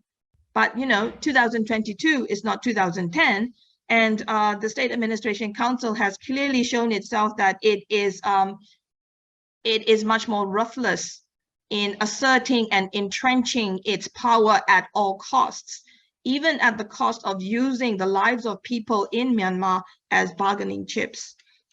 So it's becoming much more clearer. And I think this is another important reality we need to be aware of. On Monday, I was moderating a webinar on human rights in Myanmar before and after the coup. The speaker really emphasized the point about looking at this, the way we view it, the way we frame it. And he exhorted people analyzing the Myanmar crisis to not treat or view the SAC as a political actor or only as a political actor, but to really see it as and view it, and thereby, you know, accept that it is the unaccountable, unreformed, violent institution that it is, if we are trying to find a way to somehow unlocking this very very intractable crisis situation that we are seeing. So I think, and you know, when we talk about this, when we talk about attitudes on the ground, it really has come to the point where the Myanmar people who have been highlighting that the military must exit politics, give up its veto role, so to speak, as the predominant, you know, privileged political actor in the country, is something that post 2010, we've seen that going through this via a peace process with ethnic armed groups and so on, that somehow seems not to have worked. And now the current reality probably is pointing to the fact that can we even think about achieving this through what will clearly be orchestrated and not free and fair elections. So that brings me to my third and last point. What can ASEAN do? And I think here, the points that the previous speakers have raised about leverages are very important, especially if we are also going to be engaging with plus X, ASEAN's dialogue partners, important members of the international community in this effort, because there are also sentiments on the ground in Myanmar that ASEAN's response alone, with ASEAN leading it, managing it, coordinating it, is kind of like drifting. And while they look forward with hope and anticipation to Indonesia's chairmanship in 2023, there's also this concern that Lena has also highlighted very eloquently. 5-point consensus, and so what? Is it a framework? And what more teeth or what more bite does the 5-point consensus need? And we are also hearing some voices from ASEAN policy makers to this effect right now, this week. And I think here it's important, whatever ASEAN does, also working on these leverages internally, as well as with our international external interlocutors, we need to consistently highlight the high cost and low returns of engaging solely and exclusively with the military junta. And at the same time, bearing in mind Dr. Gudrun's excellent point about keeping the issue alive, means we also need to make that high cost, low return a much higher cost for the SAC's legitimacy assertions. I know there are calls now for maybe expanding that non-political representative disinvite condition to all ministerial meetings in ASEAN. Right now it's at the political level, the sectoral levels are still going on. But what do we do? Or if the principle of inclusion and talking about the problem is better than isolation, and then kind of like provoking even more recalcitrant and reprehensible reactions from the military in Myanmar, then how do we make it also higher cost for the SAC at either the regional or the international table, keeping that issue alive in the same way that ASEAN kept the issue of Myanmar's democratic transition alive over the years 2003 right up to 2012, 2015, on the agenda of each of the ASEAN meetings, such that whoever sits in the Myanmar seat represents Myanmar has to give updates and answers on the situation and how it is being addressed, and field difficult questions. I think that's another important consideration. But then again, we do not have institutions, we do not have institutionalized steps to do this. And I'm reminded about what one of the speakers said in the first session. We can start probably processes that maybe later can become institutionalized. But I think the Myanmar tragedy presents a very important window for ASEAN to really push forward with how do we highlight this high cost, low return of engaging with one sole actor and seeing it solely as a political actor. So I think, I think we also need to do that. We need to, I think, also talk to the various members of the resistance movement in Myanmar on the kind of narratives that are going on. We need to also, I think, help these different fragmented narratives find a cohesive point that looks to the way forward rather than reiterating truths that we all know. And of course, the main objective here is to help the people of Myanmar. So at this point in time, I think bringing people around the table, is it possible? Or should we start looking at, what Lena has said step by step? Should we start looking at trying to get people to talk about the talks? And trying to talk to people to talk about the talks means we are really looking at this now as not an overnight solution, not something that ASEAN can say we did something and move on, but really a long-term commitment from the regional grouping to to a member country whose people are in need. And of course, the interim period will need, I think, considerations of interim arrangements to help bring back stability to Myanmar, particularly in its governance and in its ability to participate in regional discussions. I'm sorry that I've gone over time, and I thank you, Shariman, for being patient, for letting me talk on. But, you know, it's my country. It's people in my country, and I just, you know, need to talk. Sorry. Yeah, one does not interrupt someone who's speaking so eloquently and profoundly about the issues. So we'll have about half an hour of our discussion here among the panelists. I assume that this is also open to the other participants, not necessarily the ones sending in questions from Q&A, but those who are connected here on Zoom. But can I just start with going back to Lina? Lina, if you can perhaps expand a bit on your points about ASEAN Plus X, you know, and also your points about the mental blocks, right? That a lot of dialogue partners are more interested in stability, and also that they do not want to undermine ASEAN's efforts.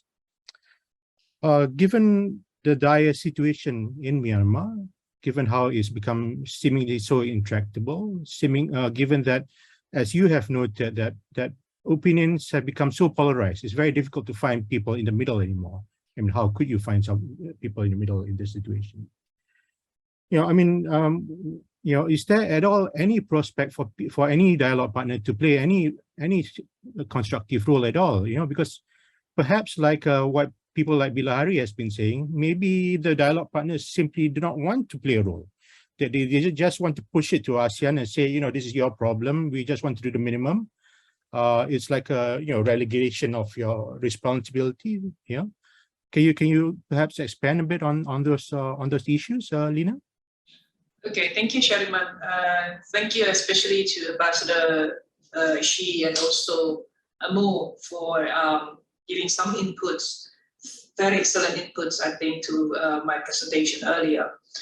I think the first question from Shariman is about the ASEAN plus X mechanism. I think, to put it simply, it's basically ASEAN plus dialogue partners who actually have the real stakes to the Myanmar crisis. Obviously, I think for economic reasons, trade reasons, that they want to see a kind of a stability to be at place in Myanmar. Well, the thing is, of course, the original idea is to have ASEAN as the spearhead, while the dialogue partners being told to some extent by ASEAN, okay, we need this and that kind of support from the dialogue partners, to put it simply like that. But as I mentioned earlier in my presentation, ASEAN is so much divided. This kind of ASEAN plus X mechanism can work if ASEAN has one say. What do they want to happen in Myanmar? So the 5-point consensus basically, well, ideally in the beginning, we thought this is a kind of a firm standpoint and a kind of objectives or goals that ASEAN want to pursue to happen in Myanmar. But, well, I must say, sadly, that it remains just a document now. That ASEAN wants to see the end of violence, the cessation of violence, the delivery of human assistance, and some kind of a facilitation effort of dialogue in Myanmar. But in terms of implementation, in terms of action, we do not see a kind of a clear strategy and operationalization on how ASEAN can push for those 3 conditions to happen in Myanmar, unfortunately, until now. So I must say that the real problem is really ASEAN, not the dialogue partners. Although we hope, of course, key dialogue partners, they certainly have the states in Myanmar, like China, Japan, definitely, I mean, like at least China, Japan, and one of ASEAN countries which is bordering with Myanmar, which is Thailand, definitely. So I think, again, I don't know how to start because all the blame should be put on ASEAN, to be honest. they should be the one to kickstart the whole process.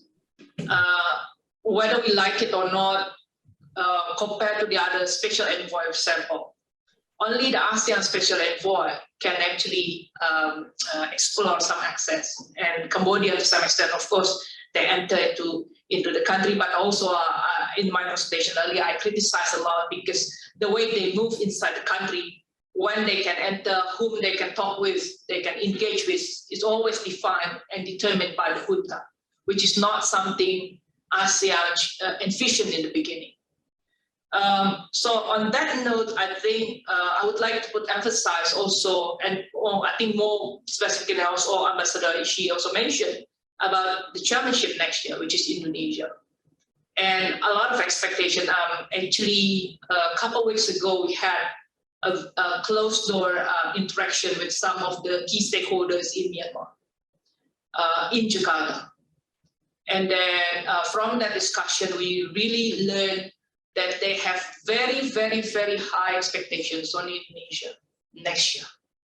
And internally, we in CSIS actually would like to propose reminding especially our government about our proposal from the very beginning, and more also involved in this process, and Ambassador Ong to some extent as well, that we propose for an establishment of an ASEAN mission on Myanmar, which more mentioned about a kind of institutionalization of the process.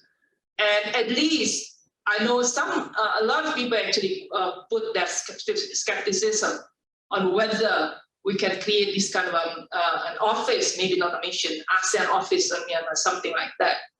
But at least Indonesia should be able to start the process by, for example, changing the term of chair special envoy into ASEAN special envoy on Myanmar. So the special envoy's term will not follow the rotating term of the chair. And Indonesia can definitely take up this opportunity next year. So Indonesia will need to introduce its special envoy and create and institutionalize that this is not the chair special envoy. It's going to be the ASEAN special envoy on Myanmar.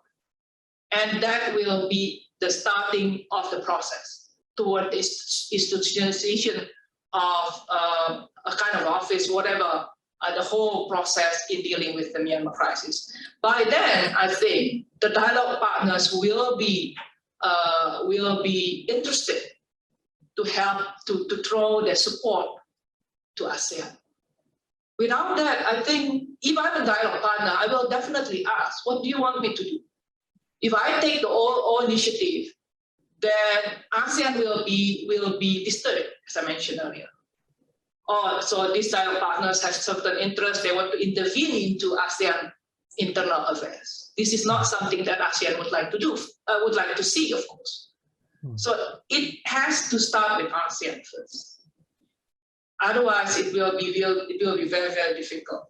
And I would like to highlight what Mo mentioned earlier about how to make a higher cost for SAC, which is to send the message that what SAC is doing is not acceptable at all for everyone, especially for ASEAN. So I think, again, this is going back to ASEAN, to Indonesian chairmanship next year. Because I mentioned earlier, for example, that it is not enough for ASEAN to only issue the standpoint that ASEAN will not invite any political representative from Myanmar. It's not enough. We need to put a higher cost on that, definitely.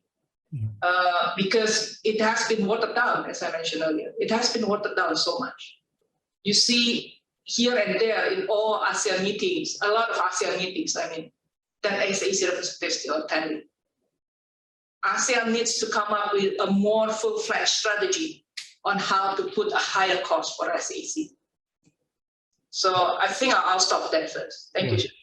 Thanks, Lina. I've got hands up from Mr. Ishii and Mr.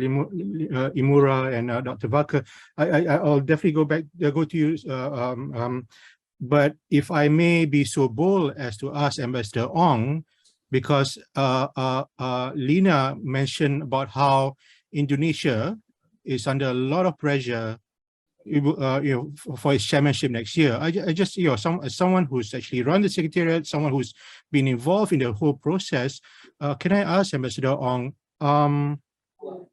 what are what is the scope of an ASEAN chair actually in practical terms?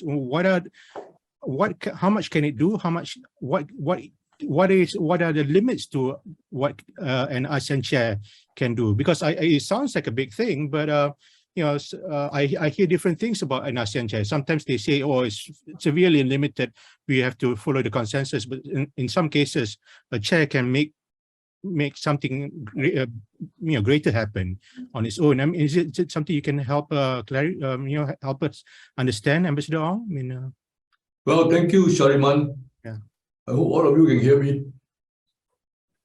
Well, it is true that ASEAN chair is basically by rotation, and the chair's role is one of coordination, one of making sure that whatever the group has decided has been carried out.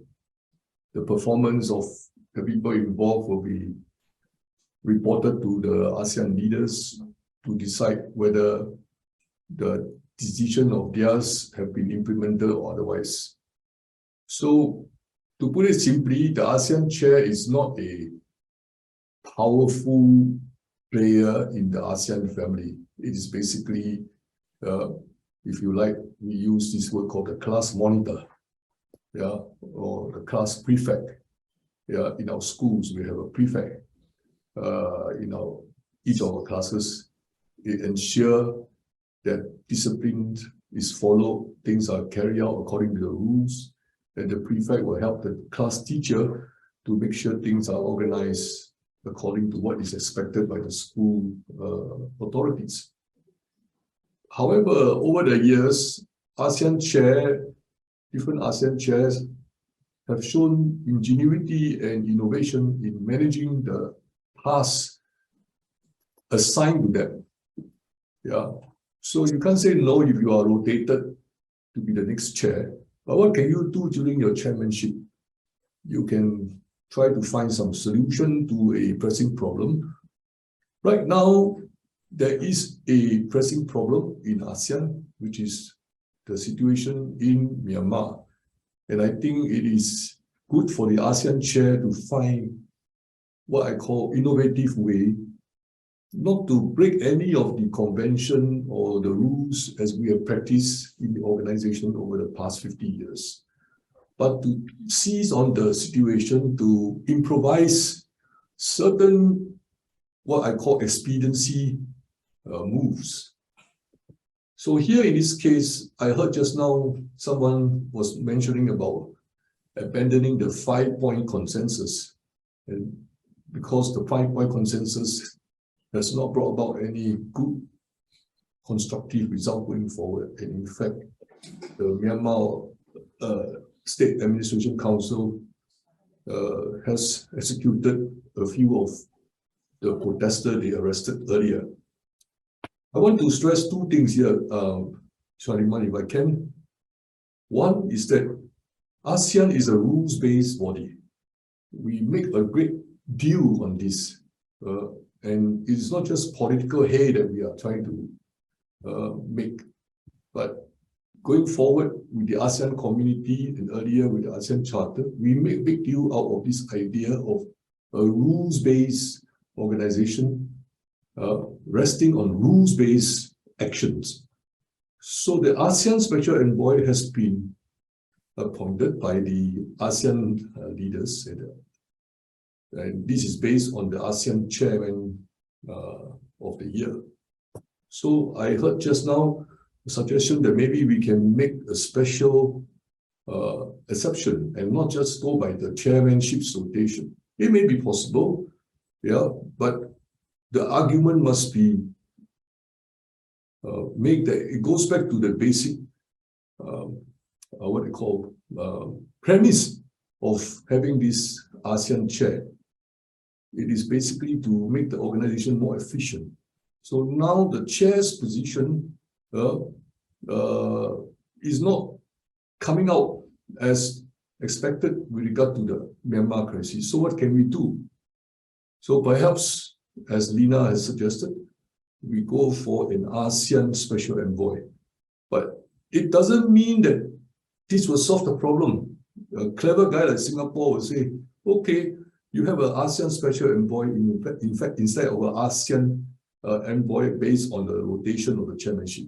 How can we ensure that the ASEAN special envoy will be more effective than the other earlier model, right?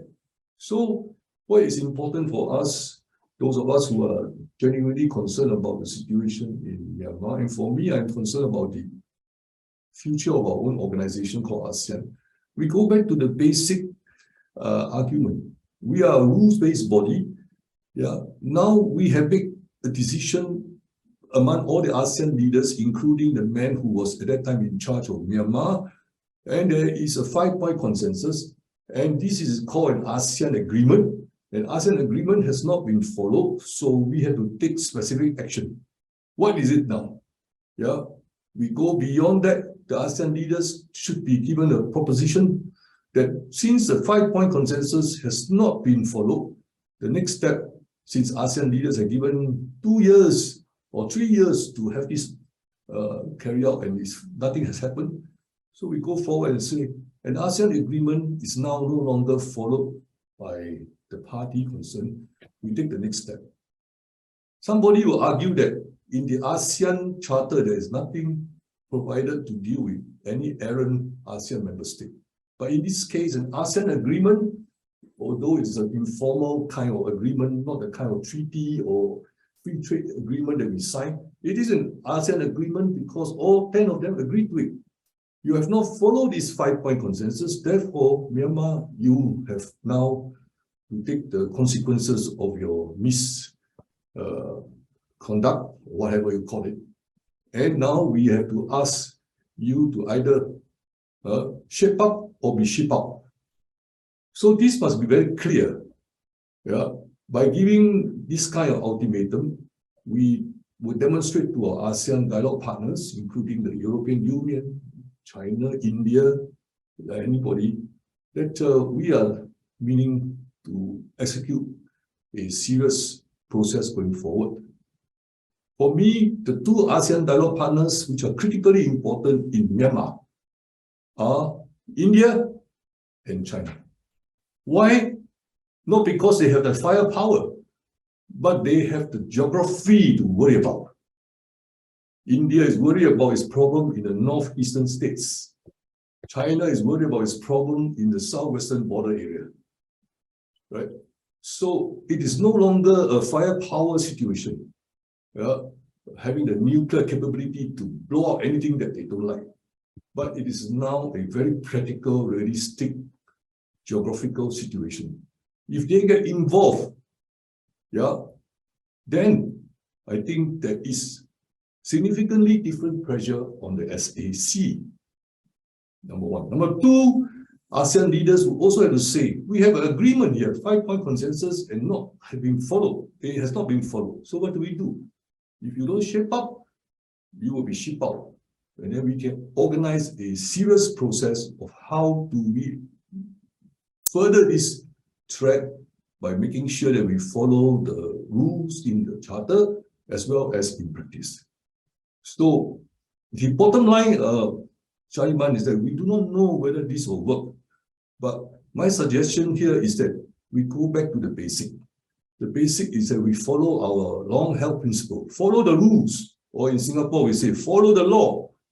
The rules are like that in ASEAN. And now the charter says, in case there is any issue, the leaders in the summit can come together and decide what is best for the ASEAN organization and make the next step. If we do it this way, we don't even have to say it follows that there must be a decision to block ASEAN or to block Myanmar or to expel Myanmar. The message is very clear that we are going to follow this differently, do this differently, and all ASEAN dialogue partners, especially the 2 guys most immediate to Myanmar, will have to do some action. At least let's try that. Thank you. Thank you very much, Ambassador Ong. Ambassador Ishii, please. I'm sorry to have kept you waiting for so long. It's okay. Thank you for this opportunity. Let me first apologize to Mo for my bad joke, but I think Dina and you really framed the questions and solved part of, fixed part of it. So some part of that. So I appreciate that very much. With that, I have a few quick comments. In short, I think we need 2 or 3 different tracks to deal with Myanmar issue. And I'm sure this approach has been discussed in many places. First is obviously ASEAN, right? ASEAN is in the center, is most best situated for solving this question. And in that regard, I'm attracted by Mo's suggestion to create a regular session to solely deal with Myanmar. Because I happen to be part of these sessions in the past. It used to be like that, and it's, they just give a regular explanation, but his Myanmarese representative was a good friend of mine. And he told me that it's a shame, it's a pressure, it's tension. So I think you need to do that, and it shouldn't be too difficult. Rather than excluding them, whatever level of the participation, just include them and let them talk.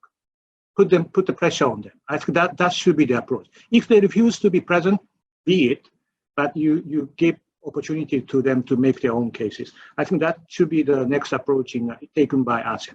Second track is what I call a good cup, bad cup approach, or you may call it a friend of Myanmar, group of regional countries who have some interest and intention to get engaged. They may put the pressure from outside. They may become a base for future arrangement because, as Ambassador Ong mentioned, this is a regional issue. This is not a country issue. This is a regional issue of regional dimension. So the member can be like United States, European Union, China, obviously, Japan, I hope, and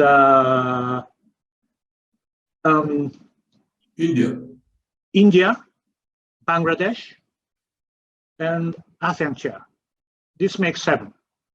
And Russia is no longer should not be part of it, I think, because their influence is quite limited anyway. So I think these 7 countries, their opinions, positions different. So this may be a nice mixture. And that's second track. Third track is completely behind the scene. As you all know, some partner countries like Japan is sometimes, there are issues every day, right? You need to fix it quietly behind the scene, taking into consideration not only the people's view, but also junta's viewpoint. So I think this fixer, or sometimes putting pressure, that role has to be assumed by somebody behind the scene. China can be it, India can be it, as Ambassador Ong mentioned, not in a group, not in an organized way, but you need to have a separate approach from behind the scene. Sometimes you need to twist their arms because they just climb the tree by themselves. The view from there is beautiful, right? So they need to have some reason to get down from the tree. So I think we need to create the reason, whether it's too much wind is blowing, or too attractive proposal is down on the soil, and so on and so forth. But with that in mind, my last point is, at the end of the day, if you want to become serious about a solution, you need to understand the real need of junta as well. What is the minimum assurance they need to get down of the tree, so to speak? I think we need to always bear that in mind. I'm not talking about it from the outset, but I think you always have to bear that in mind if you become really serious and very close to the final solution. Sorry, that's it. No, that's excellent. Ambassador Imura, thank you. Yes, Shariman, thank you very much for giving me an opportunity to ask 2 questions to Dr. Vaca regarding war in Ukraine.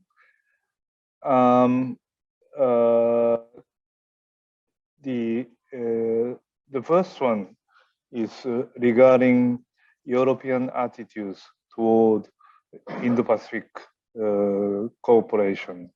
In the past already 3 years, European countries, namely Germany, England, I don't know whether you still call it European country, England, but nevertheless,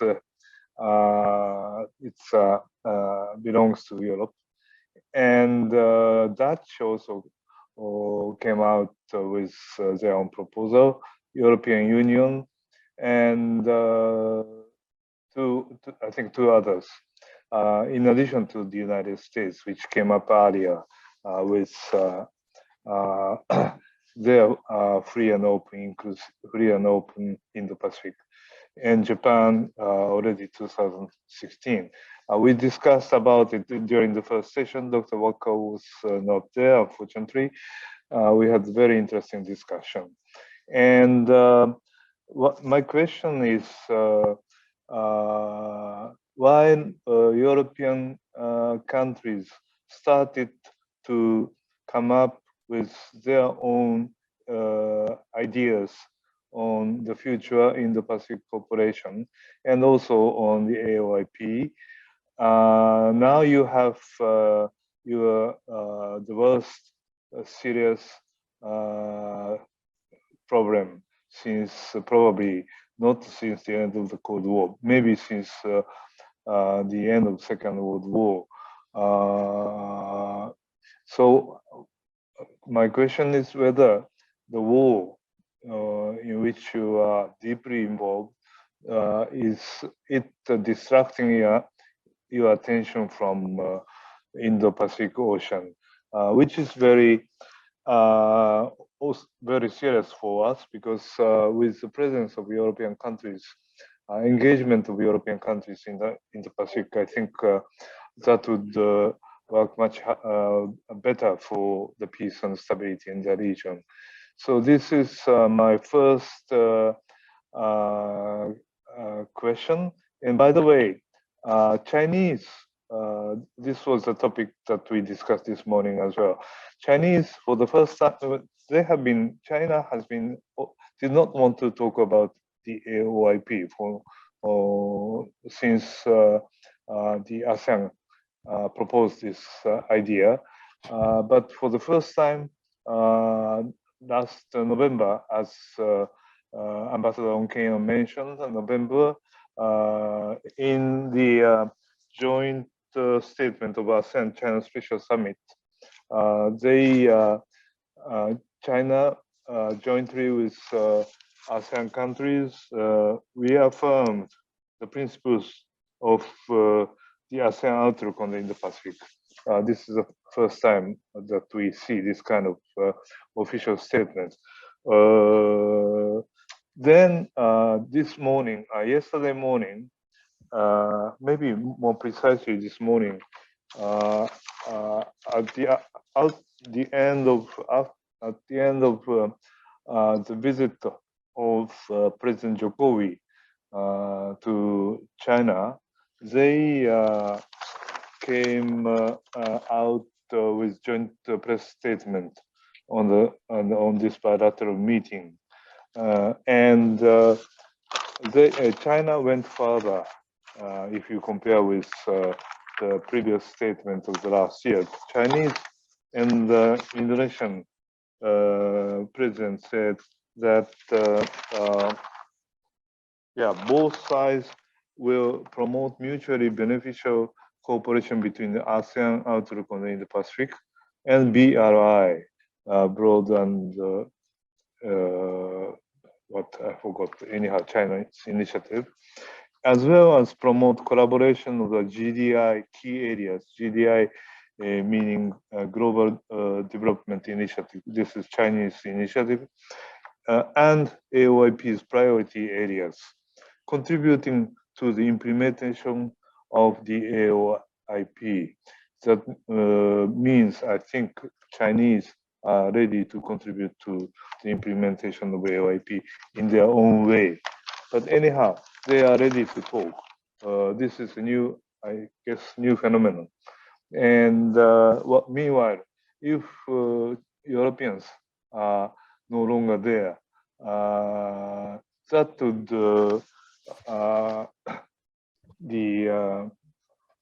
disadvantage us, Japanese, ASEAN, and also the Americans and Australians. So I just would like to ask you how you see Europeans' interests currently prevailing in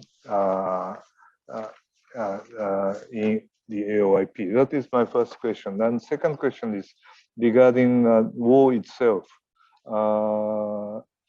Now it seems that war is taking appearance of war of attrition, unfortunately, and it is more protracted than initially predicted. And now, but sooner or later, European countries, NATO countries, and also Russians, they have to envisage the end of the war. And the question is how to end the war. And of course, the most important is how President Zelensky and Ukrainians feel about the future shape of the end of the war. My question here is how, whether even discreetly or among the thinkers, are you starting, have you started to discuss about how you envisage the end of the war, which is, I think, important because that will lead to future shape of European security structure. And if I may say, I'm just outsider, so I may be wrong, but if I may say, what was constructed after the post-Cold War was not actually accepted by the Russians deep inside their heart, in their mind. I read interviews, a collection of interviews by President Putin, which was published 2020, and he expressed in this interview his disappointment with how the Cold War was end and how the security structure post-Cold War was constructed. I think he had a very strong resentment for many years, and I think he took the chance to revenge. This is my impression. But now, I think if you sooner or later, when you end the war, you probably may have to take into account the security interests of the Russia. That would be, as you said, it should be inclusive security. Already, I think, toward the end of last year, before the war started, the NATO and the Americans, they exchanged papers with Russians regarding future security structure, but it is no longer valid. Now the war is engaged. But nevertheless, once you try to find out how to take into account Russian security interests. So my question is how you envisage the end of the Ukrainian war. Those are two questions. If you enlighten me on those 2 points, I'll be very happy. Dr. Wacker, I'm sorry to impose this on you. Please answer in short dot points so that we can go to the other things. Also, there is a question from the audience. Does Europe expect, while we are here, does Europe expect any Asian contribution, presence, or attention to the war in Ukraine? Is Europe doing certain efforts to attract better support from Asian countries to their cause by Wafa Charisma? Most charismatic name, I must say. Dr. Goodwin. Okay, let me start by first saying a little bit, although I know almost nothing about Myanmar. What I said about the G20 meeting, I think it was very important that Indonesia also invited Zelensky to speak, right? So this is about, you know, striking a certain balance. Otherwise, it would have been less acceptable, I think, for Western countries, the whole setting.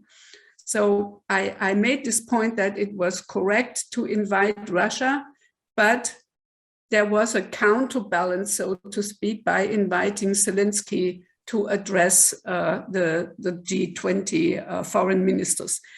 So this is one thing. Agency for Ukraine is very important. And the other thing I wanted to say about Myanmar, if you look at how most conflicts are solved, they are not solved by organizations. They are solved by the initiative of certain countries. Look at the, well, it's probably not a good example because not successful, but the JCPOA, it was the European three big countries at the time, UK, France, Germany. So you have this kind of variable geometries where certain countries that share an interest come together and basically they get a mandate. For example, in our case from the EU, or in your case, they might get a mandate from ASEAN to pursue trying, you know, to exhaust their diplomatic means to bring about a new approach to the Myanmar issue. So I think this idea of including certain ASEAN countries and some partners of ASEAN is probably a promising one. Now on Ambassador Ian Mura's question. First, I want to say something about China and the AOIP. My experience is the same. I mean, there is a lot of literature in China against the whole concept of the Indo-Pacific, but I think they have accepted that this concept will not go away.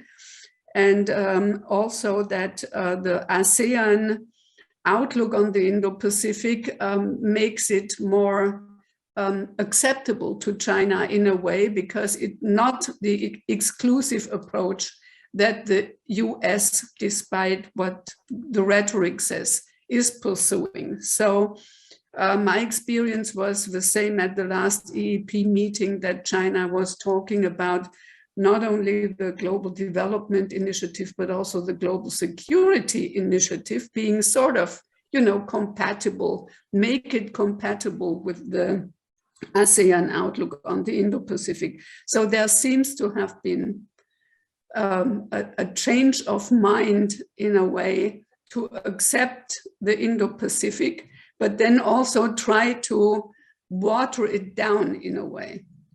And I have to say, for the Europeans or some European countries, the ASEAN outlook was also a trigger to pursue our own Indo-Pacific concepts, because for Germany, the American and the Japanese free and open Indo-Pacific and the Australian concept were probably too confrontational vis-a-vis China, but the ASEAN outlook made it more, you know, digestible from the European perspective, because the approach is an inclusive one.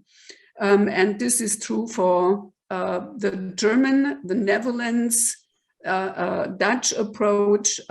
Also, Italy has now come out with the Indo-Pacific thing. The UK is probably more on the most on the line of the US. Not surprisingly, but we still consider the UK a European country. So when it comes to the implications of the Ukraine war, I think it's not a distraction, but it will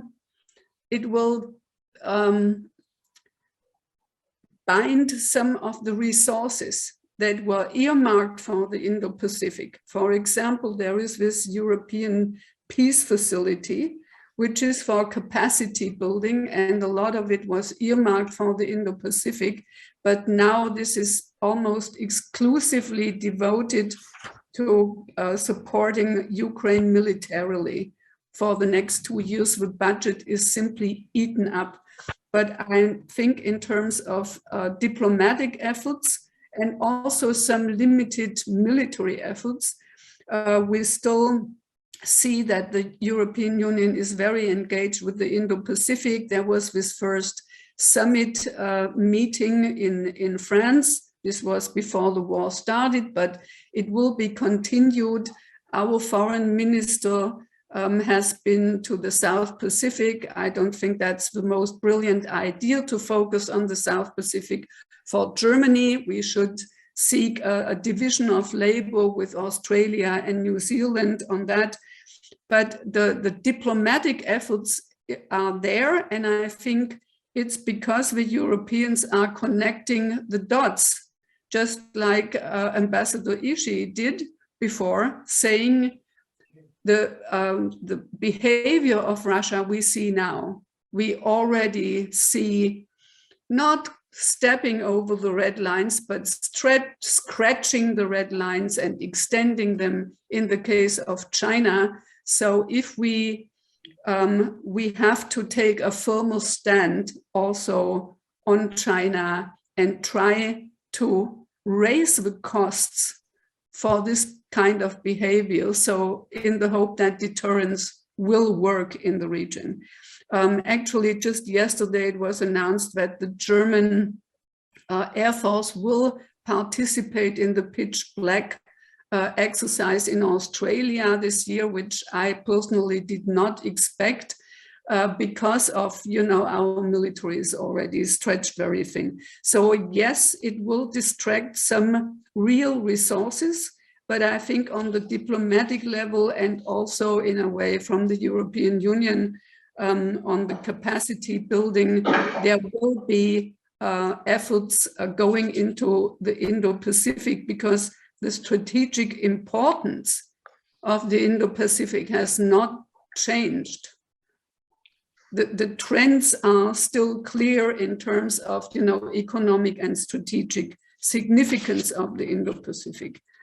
On your second question on the end of the war, I can only quote Moi, who said, if I had a solution, I wouldn't be sitting here. Of course, we're thinking about it, but it's a very controversial issue. And the European Union is divided on that. And even within Germany, we have big debates. What kind of end of the war can we expect? For the time being, NATO is not willing to accept Ukraine as a member. Then there is the question of Ukraine agency. Zelensky will have a big say. What would be acceptable for the Ukrainian people? The millions of refugees that are now in other parts of Europe, they want to go home. They don't want to stay here. They want to go home, but they come back to a destroyed country. So, yes, at my institute, for example, we're thinking a lot about how this new order could look like, but we don't have it. And it needs two to tango. And also we have to keep in mind that, for example, the Eastern European countries, especially the Baltic countries, they are not willing to pursue any inclusive approach with Russia because their reason to join NATO in the first place was because of the threat they were still seeing from Russia. I agree that Russia was not happy from the beginning with this whole post-Cold War order that emerged. That's why I said it was sort of an auxiliary construct to have this NATO-Russia Council. But for the time being, what I see is a more exclusive and more confrontational approach than in the past, because our efforts to engage Russia. Germany had a partnership for modernization. It all failed in the end. And it failed because obviously Putin is pursuing the dream that the Soviet Empire can somehow be resurrected. And this is not acceptable. And if Ukraine falls, this will not be the end. There are other countries on the menu of Putin. And so, you know, this is the thinking, I would say, is dominating in Europe at the moment.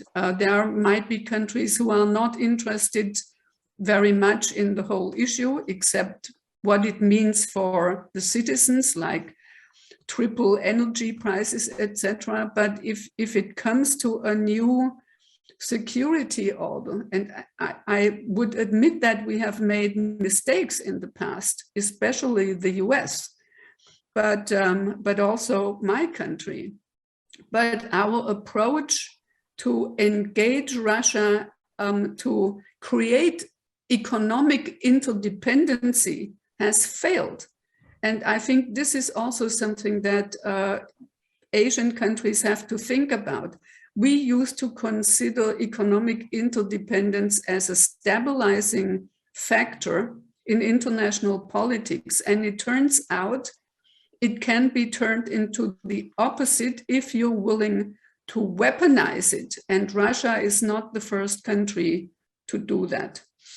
There was a question from the audience. I think I tried to address that in my first input already, that I think that what ASEAN countries can do, I mean, before the vote in the General Assembly, I think all Western countries, the Europeans, lobbied very hard all around the world.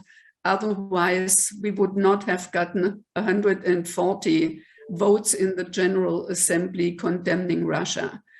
So these efforts are still going on to enlist other countries, but I think in a way we are unrealistic because we expect that everybody who is not blind has to see that Russia's behavior is setting a precedent, a very dangerous precedent.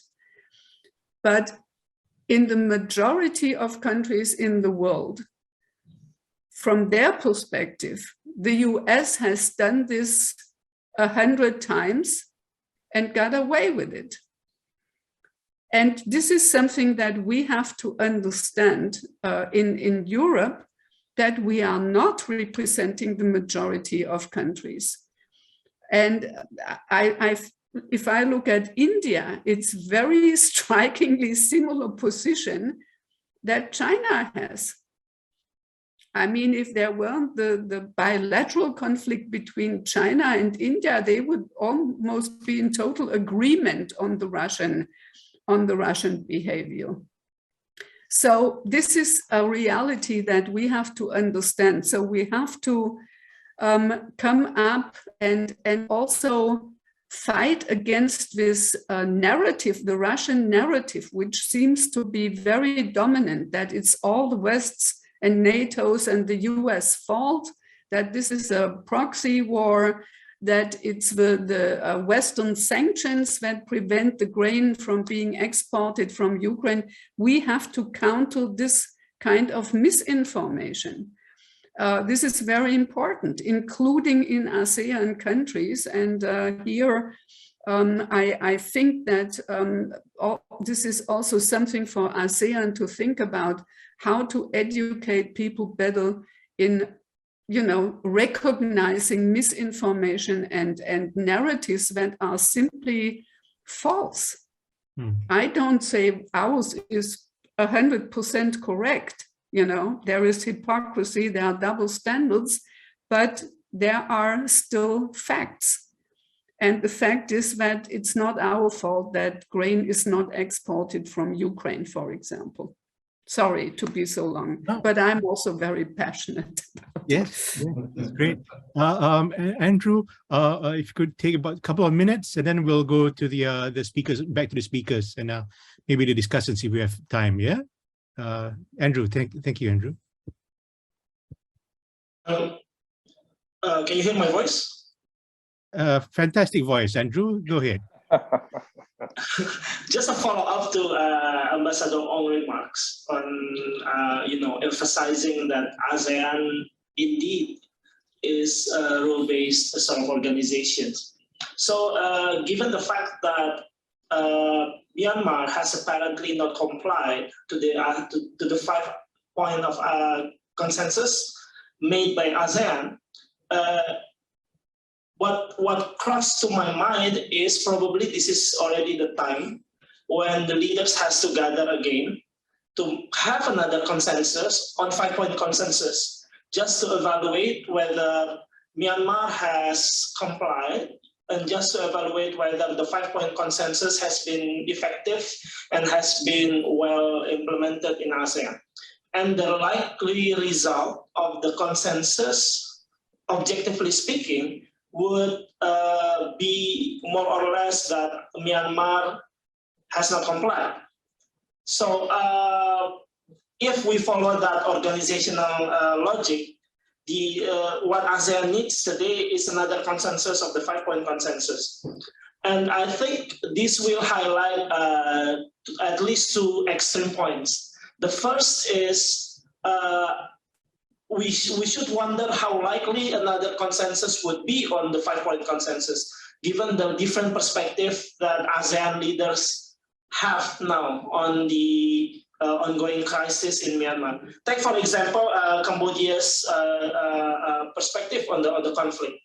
I think there are already some tendency from the Cambodia to reinvite Myanmar to the ASEAN meetings. That's one. And the second is it also highlights the limited institutional capacity that ASEAN has. So let's say we agree that Myanmar does not comply, and what would be the next mechanism to enforce that?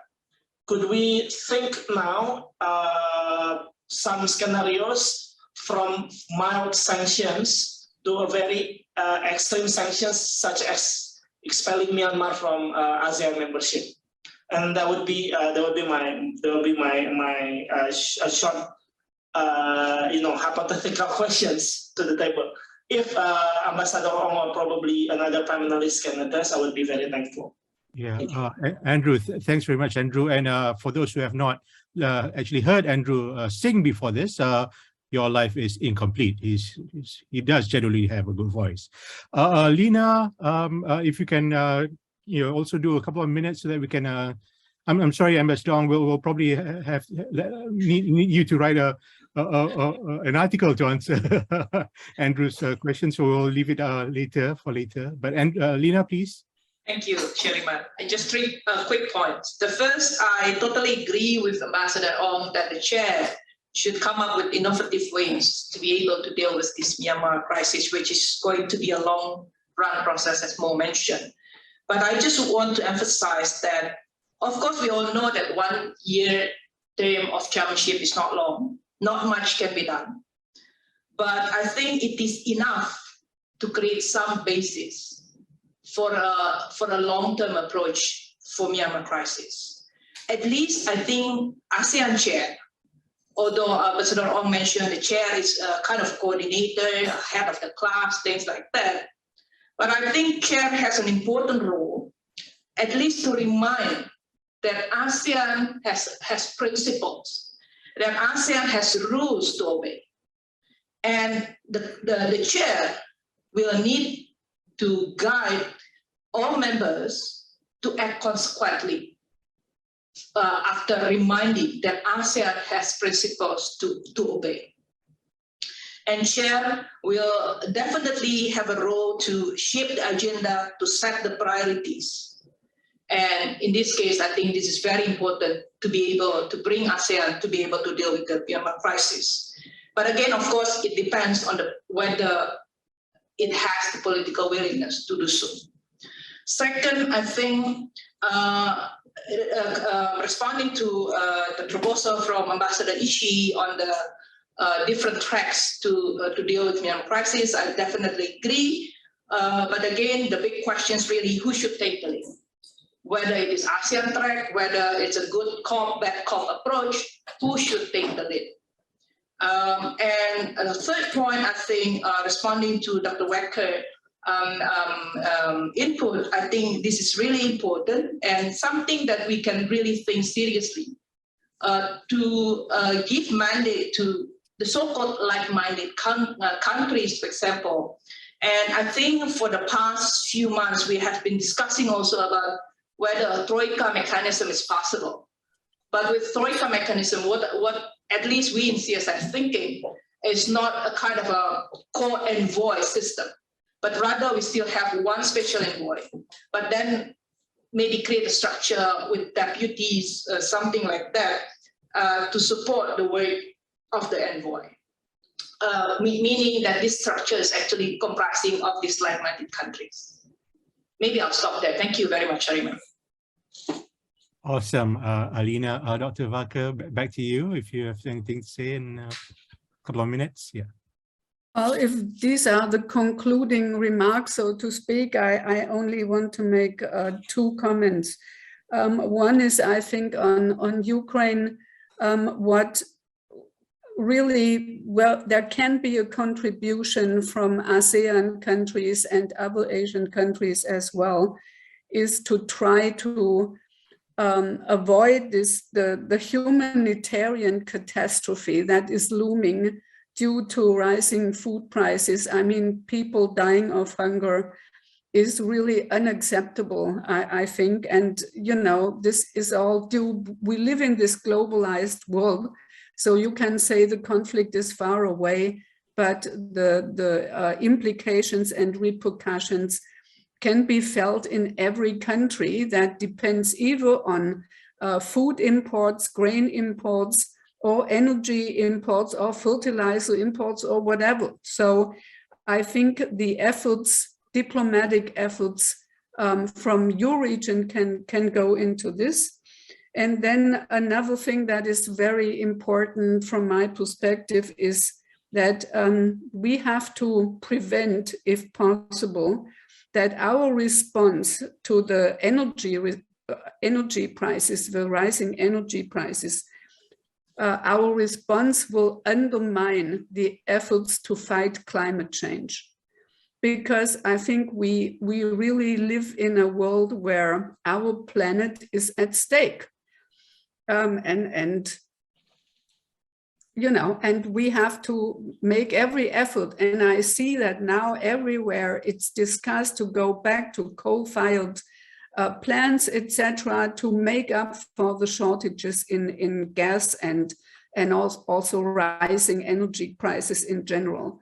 And I think this is something we have to keep in mind. And if at all possible, we have to avoid that our responses will undermine the efforts to save this planet. Thank you very much, Dr. Vaca. Useful reminder of the common challenges that we face. Ambassador Ishii, if you could go for a bit, yeah. Thank you. It's been a fun. And just repeat what I said.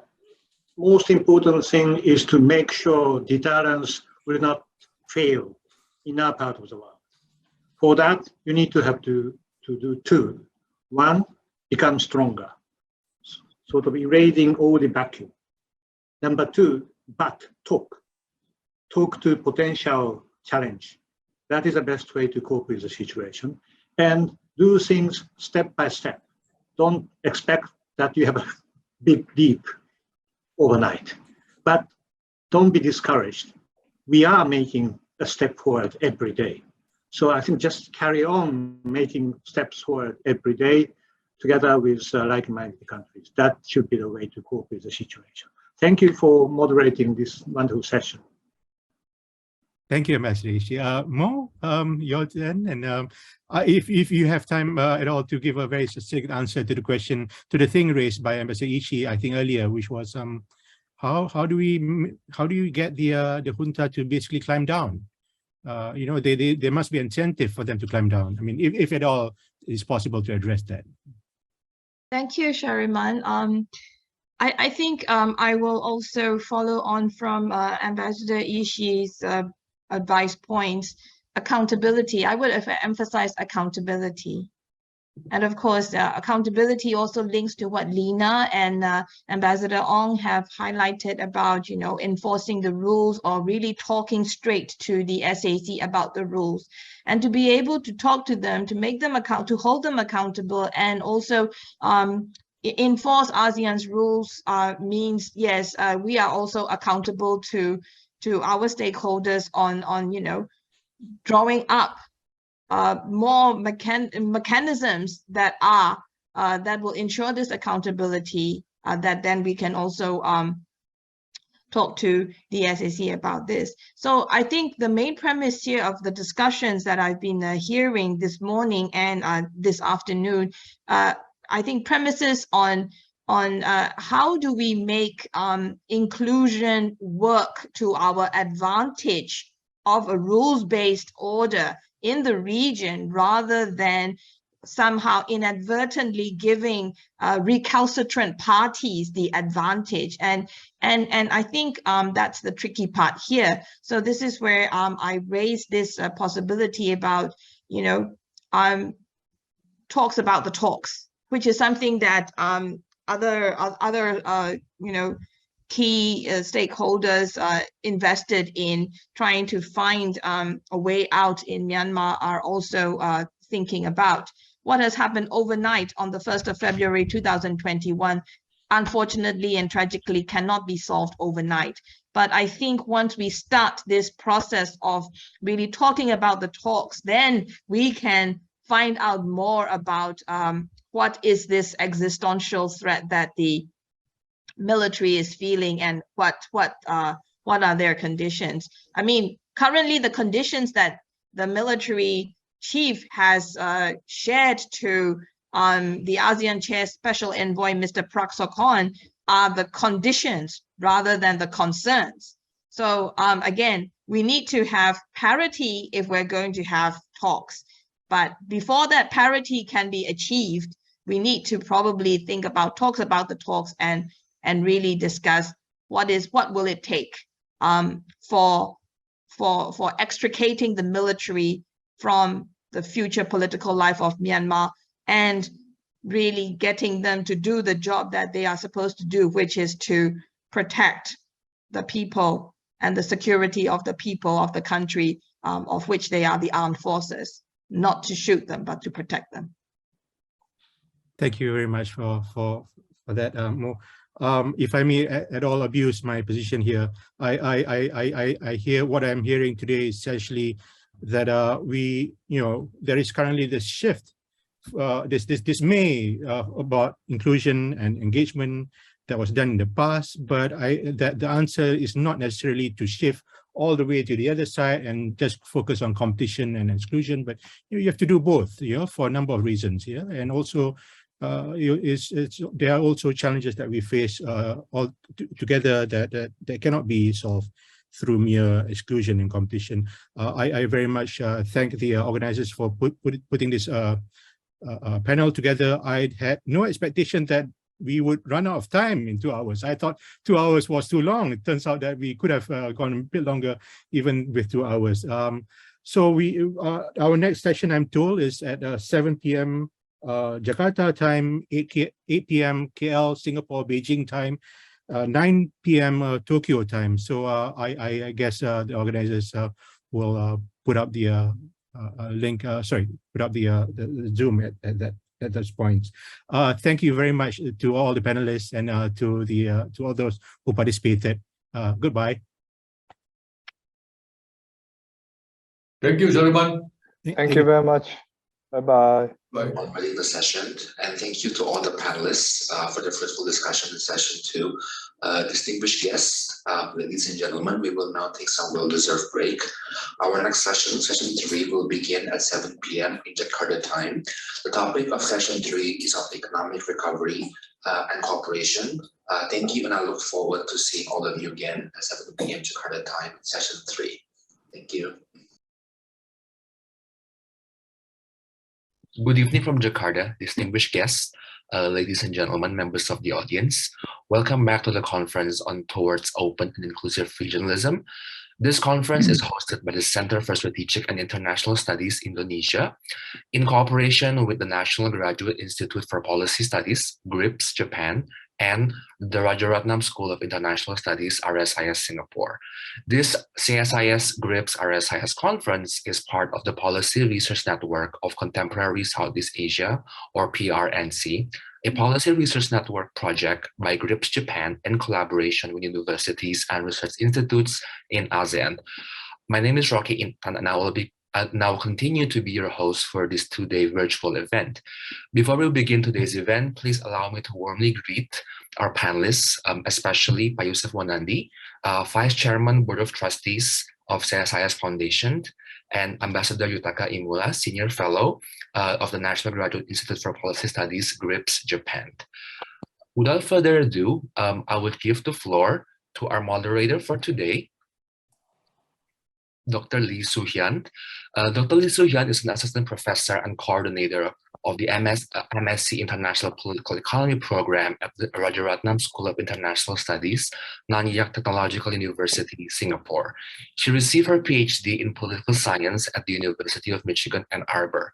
Dr. Soo-hyun Lee primarily studies the issues of international and comparative political economy with a focus on trade, labor, and distributive and redistributive politics. Dr. Lee Soo-hyun, the floor is yours. Thank you very much, Rocky. Good evening, everyone. I am Soo-hyun Lee, Assistant Professor at RSIS NTU, and it is my honor and a great pleasure to serve as a moderator of the third session of the conference. We look forward to great discussions on the issues of economic cooperation and recovery. So let me start by introducing our great panelists. We have two speakers and two discussants. So I'd like to start by introducing Professor Gusman Simanunta, who is a senior economist and the chair of the board of directors of the CSIS Foundation. He has been working on a wide array of issues, many in the field of international economics and macroeconomics. Our second speaker is Professor Fukunari Kimura, who has been serving as a chief economist, Economic Research Institute for ASEAN and East Asia area, Jakarta, Indonesia, since 2008. And he has been also serving as a professor at the Faculty of Economics, Keio University, Tokyo, Japan, since 2000. We are also joined by two great discussants. Our first discussant is Dr. Narongchai Akrasani. He is an economist in Thailand and who is well known for his continuous involvement in the economic development of Thailand in many capacities, as well as in ASEAN and APEC affairs. He's serving as the chairman of steering committee and the vice chairman of Mekong Institute Council.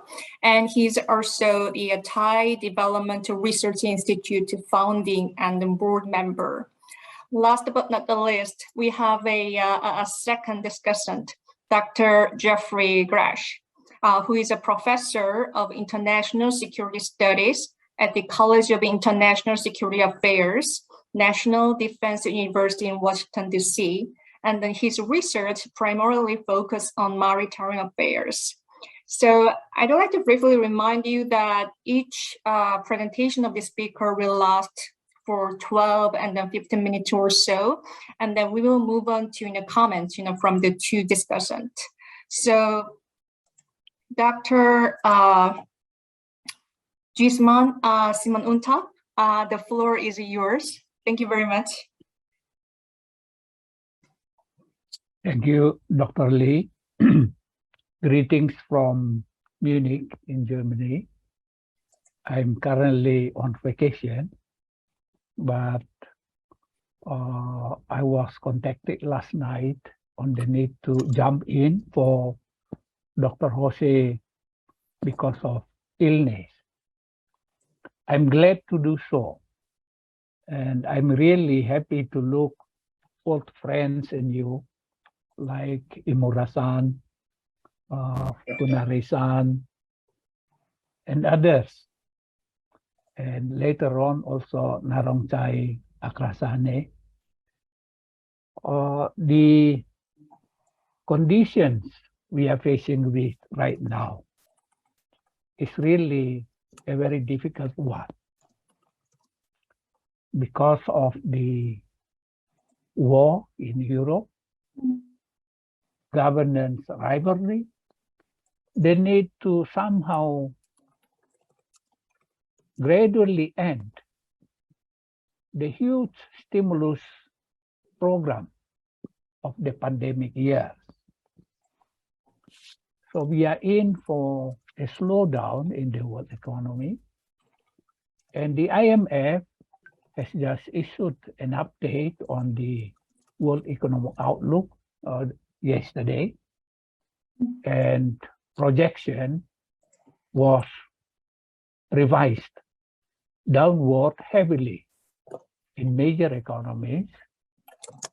But ASEAN is quite an exception. And this is due to, I think, three major reasons. Number one, we in ASEAN are only indirectly and only mildly impacted by the conflict in Europe and the associated trade war, economic warfare. Number two is that we have in ASEAN resource-producing economies like Indonesia, the Philippines, and to some extent also Thailand, which benefit from the steep increases in commodity prices. And mind you, we need to remember that these steep increases in commodity prices are not exclusively related to the Russia-Ukrainian war, because prior to that war, we were already seeing prices going up, partly because of the ban of coal import from Australia to China. And the other important reason that helped insulate ASEAN from the current strong downturn, I think, is that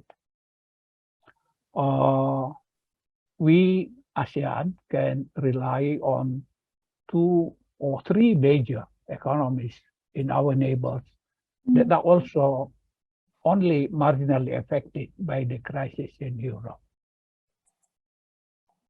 So we are in a better position than many economies in the world. And this implies also a responsibility on our side to do what we could do to help somehow mitigate the economic slowdown that is already taking place in other parts of the world. The question to us now is, given the more or less favorable conditions in ASEAN, and in my view also in China, Japan, and Korea, even though growth in China is projected to really fall down this year. But I think given the more or less favorable conditions, it is time for us in ASEAN and the rest of East Asia to think aloud about alternative measures that can protect us against possible severe effects of the conflicts in Europe. And I cannot think about anything else but deepening cooperation and integration among ourselves. Number one, it would mean, of course, if possible,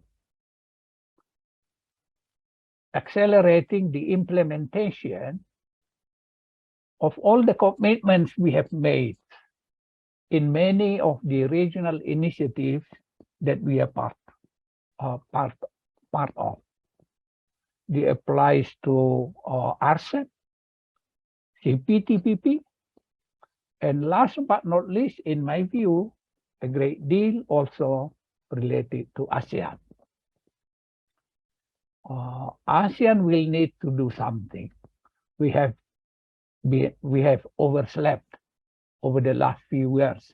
Hardly any new initiatives in ASEAN that are of great substance.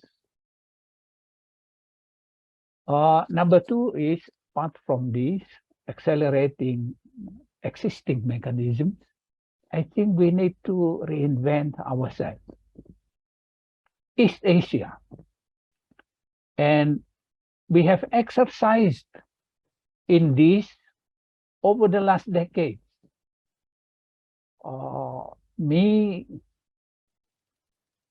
Narongchai Akrasane and Pukinare-san were involved in the so-called CPA-SEPA initiative. Before that, we have the exercise in form of ASEAN +3 initiative. So deepening cooperation and integration among ASEAN +3, probably that should be our priority right now. ASEAN +3 is, in my view, the most realistic option that I can think of while responding to the very difficult global conditions and the very difficult impacts that may come from the crisis in Europe. And I can think of a number of things. Number one, of course, is deepening and probable expansion of the Chiang Mai initiative, multilateralized. We can somehow also address fiscal policies in those forums. I can think of, for instance, concerted stimulus within ASEAN +3, in which countries with relatively favorable resource position can continue to stimulate the economies, of course, cautiously doing so because of the threat of inflation. That's number one. Once again, deepening and widening of the Chiang Mai initiative. Number two is the activation of what we call strategic reserves in ASEAN. Long ago, we agreed on strategic oil reserves. We also agreed on strategic food reserves. And both, in my view, are now high in demand because of the food, the probable food crisis and energy crisis. And of course, also we can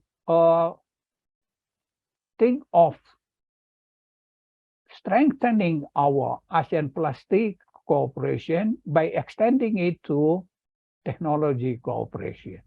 We have done very little in this. Now that Japan, Korea, and China are there as leading technology economies in the world, I think it's time for us in East Asia to really think about technology cooperation in our part of the world as they do in Europe. And we can add to that, of course, I call it second best policy, the most realistic of all options that is open to us right now, but we need to keep it open. Another possible area also under the second best initiative, of course, is ASEAN Travel Corridor. Narongchai can talk about this more. We are all now a major player in regional tourism, and I think this kind of program can really help to stimulate tourism economy in our part of the world.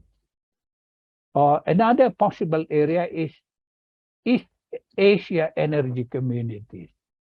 However gradual,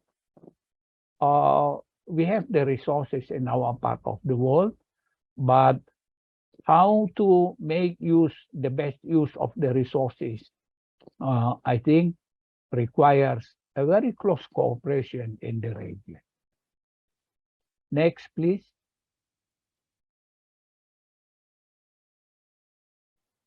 I still think about the importance of India under the current global conditions.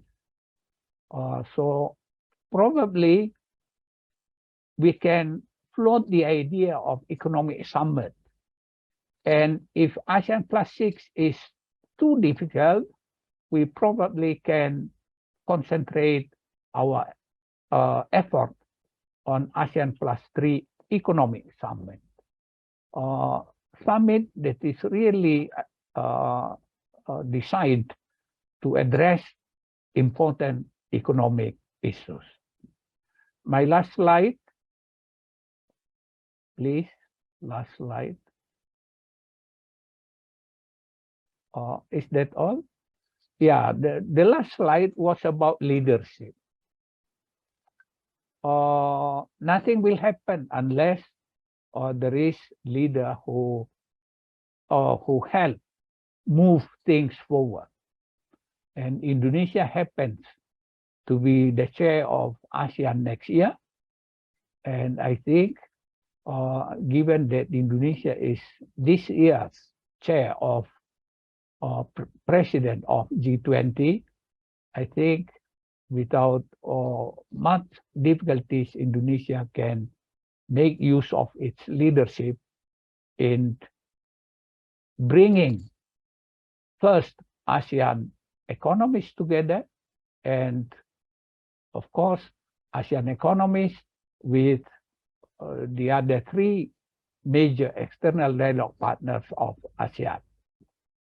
I mentioned in one of my slides the importance of benefaction strategy. Benefaction strategy in favor of resolving the Myanmar issues. I know very little about this, but ASEAN without a solution to the Myanmar problems will remain a very handicapped regional cooperation initiative. So probably we can extend to Myanmar certain forms of benefaction to help move things forward in that part of ASEAN. Dr. Lee, that much I can share in this meeting, and I hope I have floated a number of new issues that we can talk about later in the discussion. Thank you very much. Thank you very much, Prof. Jusman Simanjuntak. It was a great analysis about why ASEAN countries have been relatively away, from the adverse shocks from the global economy and the war in Ukraine, and with a constructive suggestions, for regional cooperation and integration. Now, it is my pleasure to introduce our second presentation by Professor Fukunari Kimura. Professor Kimura, the floor is yours. Yeah, thank you very much.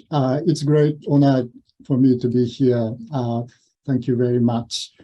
I have a slide. Am I supposed to share it from here or from organizer? Either way is fine, but maybe I better do it from my side. Can I do that?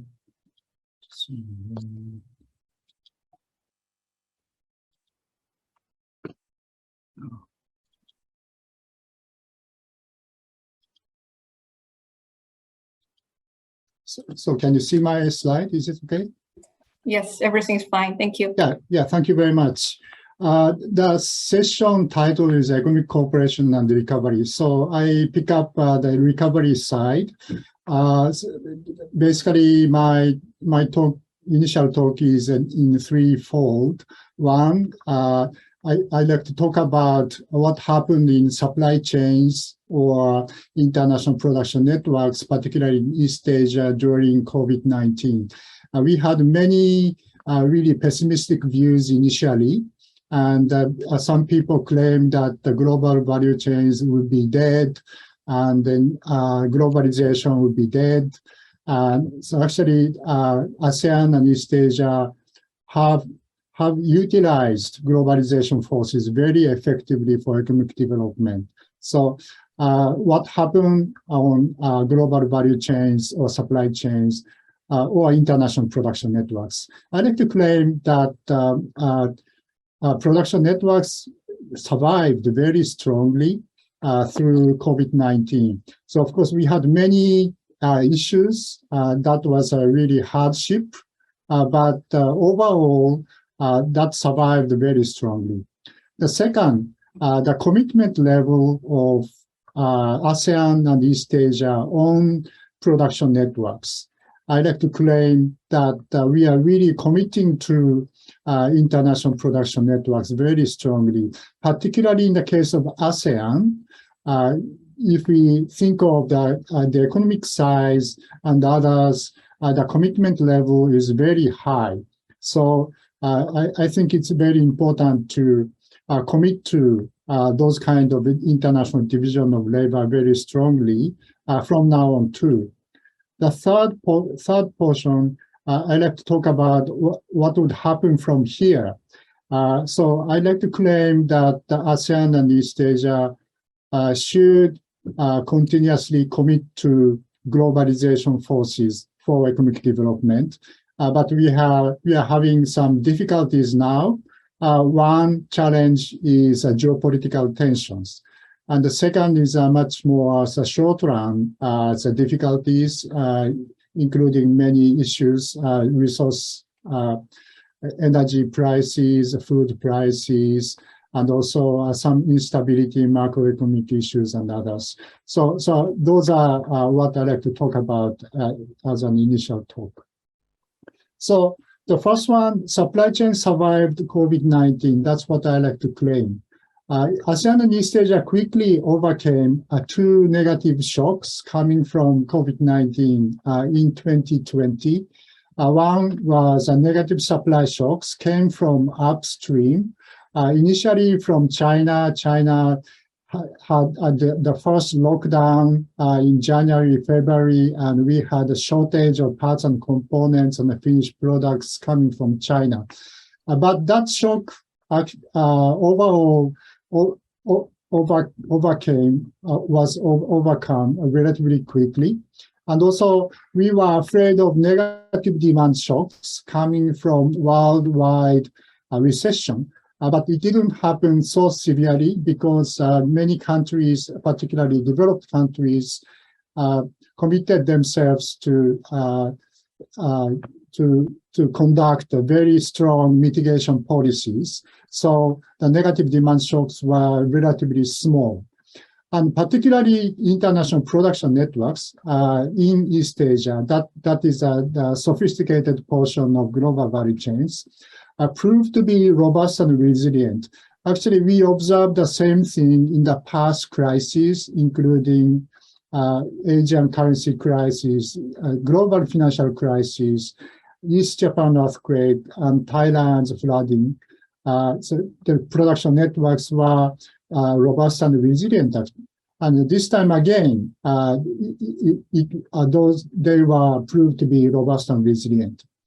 So, and also ASEAN and East Asia aggressively took advantage of positive demand shocks. Actually, we had positive demand shocks due to work at home, stay home type products, including personal computers, displays, computer chairs, for example, and sometimes something related to work at home, stay home type say, dishwashers or the electric hand drills, those are having positive demand shocks. East Asia utilized positive demand shocks very strongly too. Earlier conducted a questionnaire survey for corporate firms in ASEAN 10 and India. We got about 2,000 replies. Surprisingly, many firms located in ASEAN and India conducted reshuffling of supply chains very aggressively, upstream and downstream. And more than half of the replies tell us that they are gaining positive profits even in year 2020. Of course, we can see some sort of sample biases because that was conducted through internet, but we can see a sort of dynamism in Asian firms over there. So still multiple infection peaks are coming, but ASEAN and East Asia can continue to utilize globalization forces for economic development. So I think the sentiment is quite different from other parts of the world, particularly in the EU. They are really inward-looking thought right now. So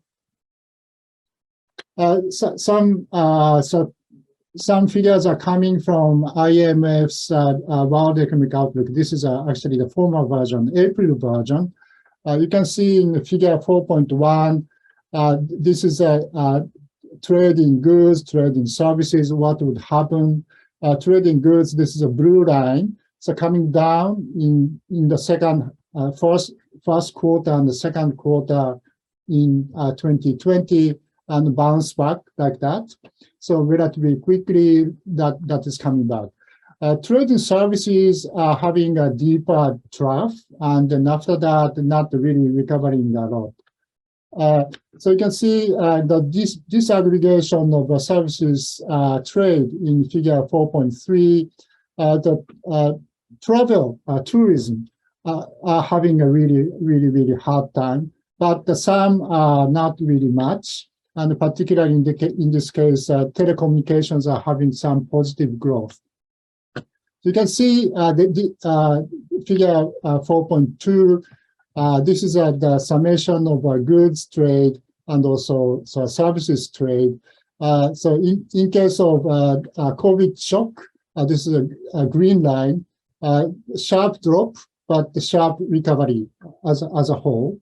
So in case of a global financial crisis, actually slow coming down, but the trough was very wide. So that indicates that in global financial crisis, we had negative demand shocks very strongly. This time, that effects were not very strong. So some services sector like computer services, they are growing in 2020. This is exports of computer services. Then, of course, the denominator was small, so that's why the growth rates were very high. But you can see many countries having a positive growth in exports of computer services. If you just look at machinery industries, this is what I call international production networks, because that is doing part by part international division of labor, or in Richard Baldwin's word, second unbundling. Say blue line, those are general and electric machinery. Red line, transport equipment. Then green line, this is a precision machinery. So we had a trough in the first half of 2020, and particularly in transport equipment, trough was very deep, but coming back by, say, September or October of 2020. And after that, actually not really easy to having a really strong growth, but so we can see some sort of recovery over there. So in case of East Asia, compared with North America or Europe, actually the trough was very, very minimal in the case of a general electrical machinery. This is a blue line, light blue line. Even in the case of transport equipment, trough was much shallower than the rest of the world. So we can see that the recovery was quicker in East Asia, trough was shallower too. And then the dominance of factory Asia was even strengthened through COVID-19. So the second thing, machinery production networks in ASEAN and also India. I like to claim that ASEAN member states' commitment to IPN is very strong. I conducted some gravity equation exercise. I will show you some figures from here. But after controlling the country size, distance, and others, intra-ASEAN and ASEAN Northeast Asia links are very strong compared with other parts of the world. And then ASEAN member states start constructing intra-ASEAN production networks too. So some people were worrying about the low intra-ASEAN trade ratios, but in case of machinery production networks, actually we observe the formation of intra-ASEAN production networks. And also, I like to claim that ASEAN is at the center of factory Asia. Quantitatively, China is big, but the commitment level to production networks is even stronger in ASEAN. So we will have US-China confrontation, geopolitical tension. Those are really bad, but that may rather strengthen the importance of ASEAN in factory Asia. To keep the rule-based trading regime is the key, because I say geopolitical tension jeopardizes the rule-based trading regime. So they utilize AEC, CPTPP, and RCEP as living and evolving agreements. This is going to be very, very important. And also India has a lot of room for linking with ASEAN-centered production networks. So this is a trade matrix before COVID-19, 2019. So rows are exporters, columns are importers. Then we can see actual values over there in A. Then we have predicted values coming from gravity equation utilizing 160 countries data. So and then A divided by B, that is a ratio of actual values divided by predicted values. So predicted values are sort of world standard values. So you can see ASEAN all are way above 100, so even 200. So that means that thinking of the country size of ASEAN member states and also distance, ASEAN is really doing machinery exports and also imports a lot. So in case of China, so certainly actual export figures are big, but the commitment level, say A divided by B is much smaller. So even in the case of China's exports to Japan, exports to Korea, these are less than 100%. So China is big. That is why China is exporting a lot. And also the link between ASEAN and the CJK, those are very, very thick too. So this indicates that ASEAN is really doing a central role in international production networks in East Asia. So in case of India, those are very disappointing. You can see A divided by B, particularly in the export side, very, very, very, very small. Import side, some, because they are doing a sort of import substituting type operations over there. So this is ASEAN member states things. So coming from the same estimates. So some countries are having a very tight connection with some specific countries. But in case of Singapore, Malaysia, Thailand, they are really connecting to almost all ASEAN member states. In case of Indonesia, Philippines, Vietnam, still sort of really big figures and small figures, depending on member states. But those figures are really increasing. So we can see the emergence of ASEAN international production networks. So Indonesia was also in export side, export to the Philippines and Vietnam, those are big. Import side, Singapore, of course, but in case of Thailand and Vietnam, big. So this is mainly from automobile industry. So still electric machinery link is not very, very high. Okay, the third point, what's next? So I like to claim that ASEAN and East Asia can continue to take advantage of international production networks and believes in the globalization forces for economic development. However, we are having some challenges. One, geopolitical tensions. You know that the scope of geopolitical tensions has expanded, starting from relatively simplistic trade issues at tariff war to competition over technologies and hegemony of superpowers, then expanding to human rights issues and democracy.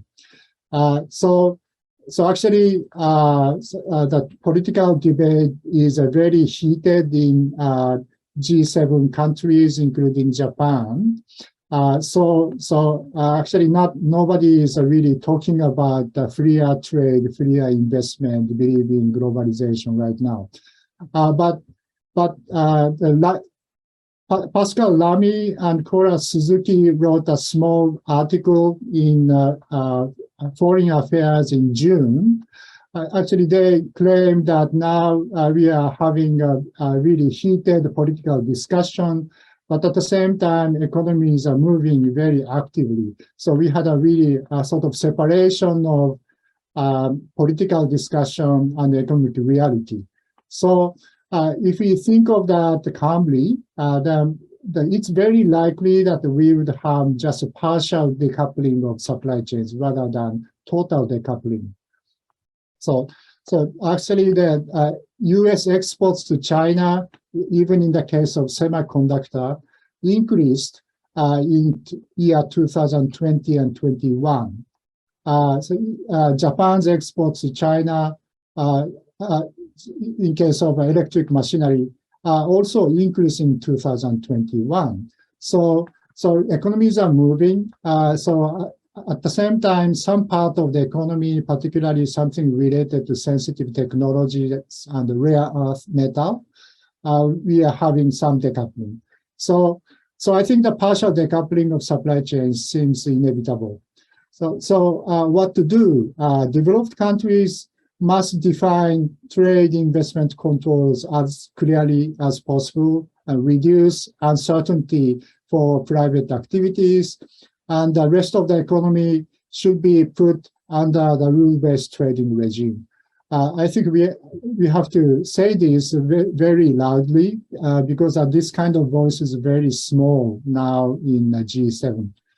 And also third countries, including ASEAN, must try to rely on the rule-based trading regime continuously. But at the same time, some preparation may be needed to take care of geopolitical tensions. For example, extraterritoriality for some products using US technology and the software, for example. US regulation is having extraterritoriality. So even in firms located in ASEAN under this kind of restriction. And also forced labor issues, those are going to be legalized in EU and also the US. So the ASEAN also should be very careful not to having some backlash coming from there. So I think some preparation may be needed for geopolitical tensions, even in the case of ASEAN. So RTAs must be utilized by reduce policy risks and defend the rule-based trading regime. And also in the short run, we are having sort of threat of possible instability in the world economy, food and energy prices. Park Jisman talked about some positive aspects possibly for resource prices, but inflation would be a problem for some countries too. And also higher interest rates and macroeconomic instability, and some people are claiming a worldwide recession. So we have to watch very carefully in the short run. Today, I did not talk about much on the digital transformation and green growth. This is a little bit in a longer perspective, but those are very key issues in ASEAN and East Asia too. So in the last page, references. Thank you very much. Thank you very much, Professor Kimura. I was impressed, by your thorough analysis of, trade data.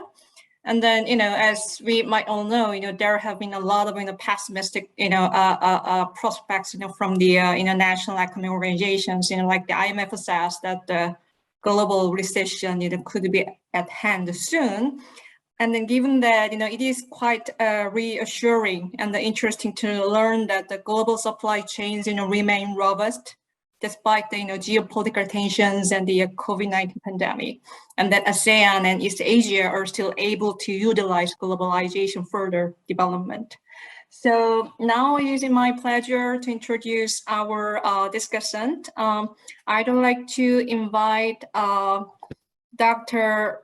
Narongchai Akrasani, and then he will comment on the first presentation by Professor Jisman Simanjuntak. Thank you. Dr. Akrasani, the floor is yours. Thank you. Thank you. The connection is okay. You can hear me? Yeah, we can hear you very clearly. Thank you. Thank you very much for the invitation. Thank you for this opportunity to speak among friends, some new ones, some old ones. I'm very happy to do so. I would like to make comments on both speakers. Actually, I'm supposed to be discussant, but Rocky has given me assignment, to do certain things. But nevertheless, those assignments are in line with the presentations by the two speakers. So I will be responding to both of them. My first impression that we are economists, we are economic science, we are supposed to be dismal science. But both speakers seem to be more positive, much more than the political scientists speaking this morning. This morning's sessions were very, very difficult, very tough, a lot of challenging stories. Anyway, on our part, I like to organize my discussion in three parts. The first is the current challenges. This is basically responding to Rocky's request. I will make, that's the first one. I will make three parts. This one is current challenges. On the current challenges, I think there are four of them. Number one, slow growth. Big challenge to all of us, all over the world, the whole world, including ASEAN. Although this man may be saying that we're not that badly affected, but all of us, we have slow growth and slow recovery due to first, uncertainties, all kinds of uncertainties relating to COVID pandemic or endemic management. Mainly because we don't know what's going on. We have to change policy, we have to do things to respond to changes. And that affects a lot about employment. A lot of people don't come back to work. This is happening everywhere. We have unemployment, but people don't come back to work, even if they're asked to. Not enough anyway. So recovery is very difficult. And another part, because of the slow growth, is the need to control inflation. The need to control inflation by raising policy interest rates. We are seeing that now. The US, the Fed, all of us know, in June, up to 1.75 and rising. EU Bank, European Union Bank, almost positive now. And they committed to raising up to 0.75 by the end of the year. So definitely we would have slow growth because of these uncertainties and high interest rate. Second, inflation. This inflation resulting from QE policies. We recall that US, Europe, even Japan, and so on, using this QE policy. Now they are tightening. They call it quality tightening, quantity tightening, and that affect when they had the QE policies. Lots of money supply came into the world. We all recognize that. But now they are tightening.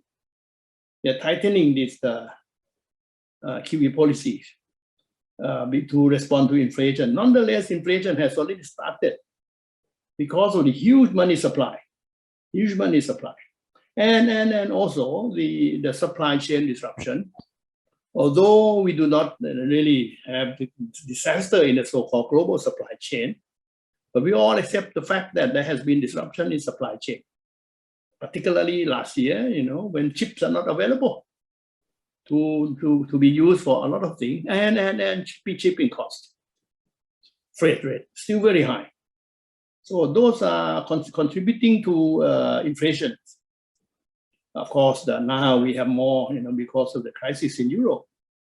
Third point, first, slow growth. Second, inflation. Third, high interest rate.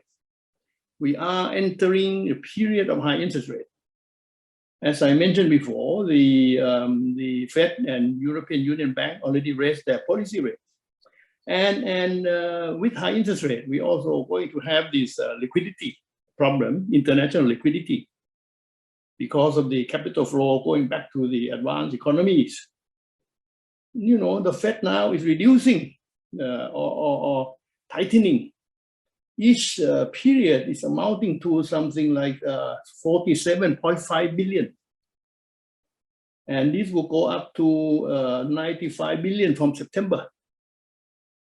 95 billion, that's a lot of money draining liquidity out of the whole financial system. Number 4, high prices of oil and gas, and therefore energy, and including energy. Due to first, even before Ukraine-Russia problem, the attempt to reduce fossil fuel usage. We read about the closing of coal factories, mining, and reducing the investment in fossil fuel and so on. So with the problem in Europe, lots of things could not come back to where it was before. And therefore the high oil price, high LNG price, is going to stay high very long. And that will affect the cost of electricity in the power production. And this Ukraine-Russian, made everything worse and would reconfigure the whole so-called distribution structure of oil and gas. Disman was right that we were not that much affected by the crisis in Europe, but I don't think we can deny that all of us are affected. So this is the challenges facing all of us, different degree, some more, some less, depending upon what they are. Now I move on to my second part. What can the countries do? What can the country do? I like to organize this one into 2 parts. What can the country do? One would be what can ASEAN do? And the other, what can ASEAN and the so-called dialogue partners together? ASEAN, of course, we have to keep to promote growth, but we are now limited by fiscal and monetary space, because for the last 2 years, we use a lot of money already from finance, from fiscal spending, and from also monetary assistance. So spaces are limited, but we still have to continue to do that, definitely. Number 2, we have to manage inflation by raising interest rate. We have to do that, all of us. Already we are starting. And managing price movement, including currency depreciation. Currency depreciation. You notice, all of us notice that we are now having depreciation in our currency compared to the US dollar. Number 3, how much we can do depends a lot on what, our foreign exchange we have. Some have pretty good foreign exchange. I looked at the statistics up to May. Countries like Singapore will be fine. Thailand is still okay, but some of the other ASEAN countries, they are in the so-called 100 billion US dollar category. Vietnam, Philippines, Malaysia, and some are really suffering. Laos, PDR, Myanmar, Cambodia. They are really suffering because they've got no foreign exchange left. So very little that they can do, you know, and we are now feeling that the Sri Lanka problem may have appear in some of our ASEAN member countries. That's a limitation we can do. Now, most of us, nonetheless, most of us can expect to recover to the GDP level. I looked at the IMF prediction.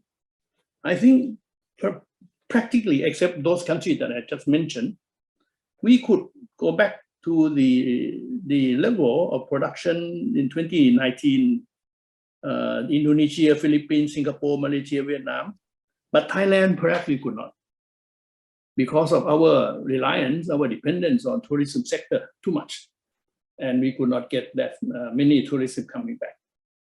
And another one, I agree with Kimura-san, that we could exploit this new international production network because of the movement of some production out of China into Vietnam, Indonesia, Thailand, and so on, and with India involving in the process. That we can do definitely. So those are some of the things that the ASEAN countries can do together or by ourselves. And the next one is about then what would be the dialogue partners? What can ASEAN and dialogue partners can do? Here, the least that I can hope for, maybe the most that I can hope for, is for them to help reduce uncertainties. We listened this morning about a lot of problems creating uncertainties. I give just one example. This is my wish list. I know it will not happen because it's all about, you know, the way the leaders behave, the rivalry among the leaders, you know, the ego of the leader, not the people like us. Now, what I hope, for example, with the US to move some of the aircraft carriers. Now we have 12 aircraft carriers of the US in our ocean, Pacific Ocean. If they could remove some of them out, that would help. I don't know why they have to have 12 of them, and each cost 12 billion US dollar, you know. Why floating all the carriers in our water? Number two, I hope China to work with ASEAN on the South China Sea issue, the Code of Conduct thing, and on this ASEAN outlook on Indo-Pacific. We heard this morning that last November, China already accepted this idea of ASEAN outlook on Indo-Pacific because it is inclusive, not exclusive like, you know, other version of invented by the US and so on. But even this morning when we talked about it, the English version, according to Geng Yong, include, you know, Indo-Pacific. But somebody said in the Chinese version did not include the phrase Indo-Pacific. So I don't know. But anyway, I hope China would work with us on that. And for China and US, I hope. Please help, you know, get the Russia and Ukraine to come to negotiation. But I know this will not happen, but only my hope. Now, finally, can we rely on cooperation scheme to help? Now, we have a number of cooperation schemes. I think for ASEAN, yes. For ASEAN, yes. And this one mentioned this Chiang Mai initiative, mentioned the pooling of reserve. I think reserve is going to be very, very crucial for all of us. So we have to rely, you know, on each other, helping each other about the reserve situation. Singapore, Thailand have much more than others, but the rest, we need to help. So an initiative like this reserve that this man said, yes. And now if you look at what ASEAN has been doing for the last 2 years during this COVID period, excuse me.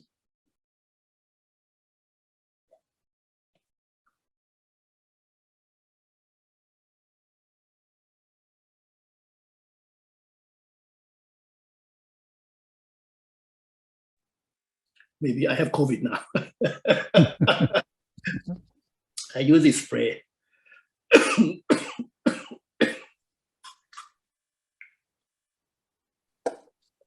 We have many schemes which have been introduced. ASEAN Comprehensive Recovery Framework, more agri products out of the non-tariff barrier list is another achievement. ASEAN Travel Corridor Arrangement Framework. And from this year, March 2022, upgrading our ATIGA. Plus some of the things that ASEAN did with others. ASEAN had the summit with the US in May 2022 and pledged on trade and investment cooperation and promotion, plus connectivity. Then, of course, we have starting this year, ASEP from January, effective in 10 countries already, that can be relied upon. We have ASEAN countries in the CPTPP. We have four countries there: Brunei, Malaysia, Singapore, Vietnam, and so on. Some of the CPTPP measures are useful. Finally, of course, we have ASEAN in APEC, and Thailand is now hosting APEC this year. So we try very, very hard to get some of these APEC member countries to come and talk, to work together. We thought that we have created this platform for cooperation, but what we are seeing, what we have been observing at some of the trade minister meeting, finance minister meeting, and so on, instead of using this platform for cooperation, some of them are using this platform for rivalry and competition and even fighting. That's unfortunate, but I hope by November, when Thailand is hosting this APEC, 18 and 19 November, I hope some senses come back and they can, try to at least cooperate on economic matters. Thank you very much, Madam Chairperson. Thank you very much, Dr. Akrasani. I would say it is a quite accurate descriptions about the nature of the challenges and uncertainties we are currently facing, including slow growth and the global supply disruptions and then rising inflation. Your suggestions for policy implementation with an emphasis on regional cooperation and the multilateral existing institutions are also very meaningful. So now I'd like to invite our second discussant, Professor Geoffrey Gresh. Professor Gresh, the floor is yours. Thanks very much, and congratulations on the launch of a very successful few days of discussions. It's a real honor to be here. I greatly enjoyed and applaud the discussion thus far, and the presentations were very rich in details. I'm going to take a play out of my colleague here and perhaps make some general overarching questions that I very much look forward to possible further discussion and answers related therein. I have around 6 points that I wanted to throw out there for further elaboration. The first has to do with infrastructure. The second has to do with energy security. The third, of course, we've talked about trade with China and the like, but I'd be curious to dig in further on specifically Taiwan and ASEAN. The fourth is related to how the EU can be better integrated in, and the fifth, green economy, and the sixth, blue economy. And so as you can see, kind of the overarching discussion here, what's of interest to me to kind of dig into further, it very much circles around economic cooperation. What are the avenues and venues that ASEAN plus other powers, to include the United States, can be involved? The first I think about is very much infrastructure. As you know, by some estimates, by the year 2040, there'll be $94 trillion that will be spent globally on infrastructure. In Asia alone, there will be around $26.3 trillion that will be spent by 2030. The United States, of course, has thought about this, but hasn't fully succeeded in how and the mechanisms and vehicles to do that. Certainly, we know at the G7 meeting in June of 2021 was the adoption of the Build Back Better world under the influence of the President Biden administration. And this subsumed the Blue Dot Network, which really never took off significantly. And furthermore, the United States is really in fits and starts, doesn't have a clear coordinating body by some estimates at the NSC, for example, to oversee such banks as the Exim Bank, the International Development Finance Corporation, the U.S. Trade Agency, and the like. And so this is, an area for ripe opportunity, I think, for the United States, which hasn't always been as directly engaged. But nevertheless, the International Development Finance Corporation is still getting its bearings straight, having only been just kind of repurposed in 2019. But its funding is only around $60 billion, and the hope is to increase to $100 billion. So I think there's potential in the realm of infrastructure. I'd be curious to get the speakers' further thoughts on possible venues or opportunities for greater cooperation in that realm, because I think there can be huge positive spillover effects. The second, and my colleague spoke a bit about the importance of energy security and energy flows. I think it would be interesting to talk some more about that, especially if there is a continued prolongation of a war in Europe related to Russia. Certainly, this is really adverse effects. The third point, again, to go back to Taiwan specifically, about how ASEAN is thinking, individual nations are thinking about bilateral trade avenues, and furthermore, as Professor Fukunari rightfully and in depth talked about the geopolitical tensions. And as we know, unfortunately, in Washington these days, there is very much this kind of air of a certain crisis brewing with Speaker Pelosi's forthcoming visit to Taiwan, and that again has real implications for the region. The fourth point is, and this is more, I guess, related to Dr. Jisman, related on the discussion of ASEAN a +3, +6. But I'd be curious to hear about how the EU, especially, thinking about the cooperation that can ensue as Europe sort of struggles on the geopolitical side related to Russia, how ASEAN could be another venue to further elaborate upon. The fourth relates to green economy and how this can be another avenue, and we can lump it together with the blue economy.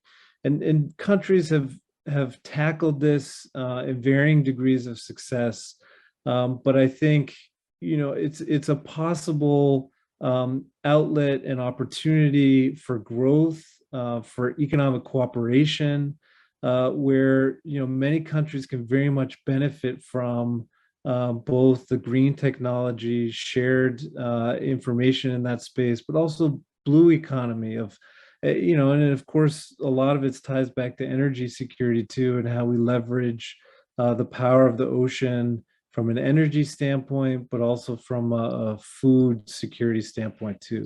So with that, I'll leave it. Thank you again for the opportunity to be here, and I very much look forward to the follow-on discussion. Thank you very much, Professor Brush. I'd like to say that, that was a complete setup with the overarching questions, that could be applied, to presentations simultaneously. And specifically, I agree with you that it'd be very important to think about the different natures of the issue area, including infrastructure, energy security, trade, and then extended in a cooperation with the EU, and also the importance of the green and the blue economies. So We will be moved into, the discussion among panelists in the first, which will be followed by a Q&A session with the general audience. So I think we can utilize this chance to connect some dots across the different presentations and then comments. So first of all, I wonder if our speakers, whether our speakers have any responses to comment from discussion.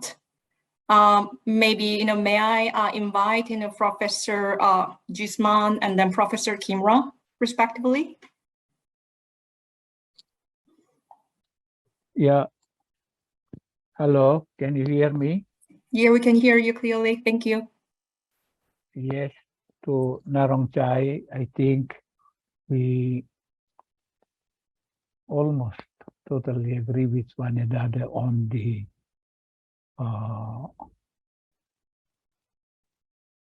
on how the economies are progressing right now.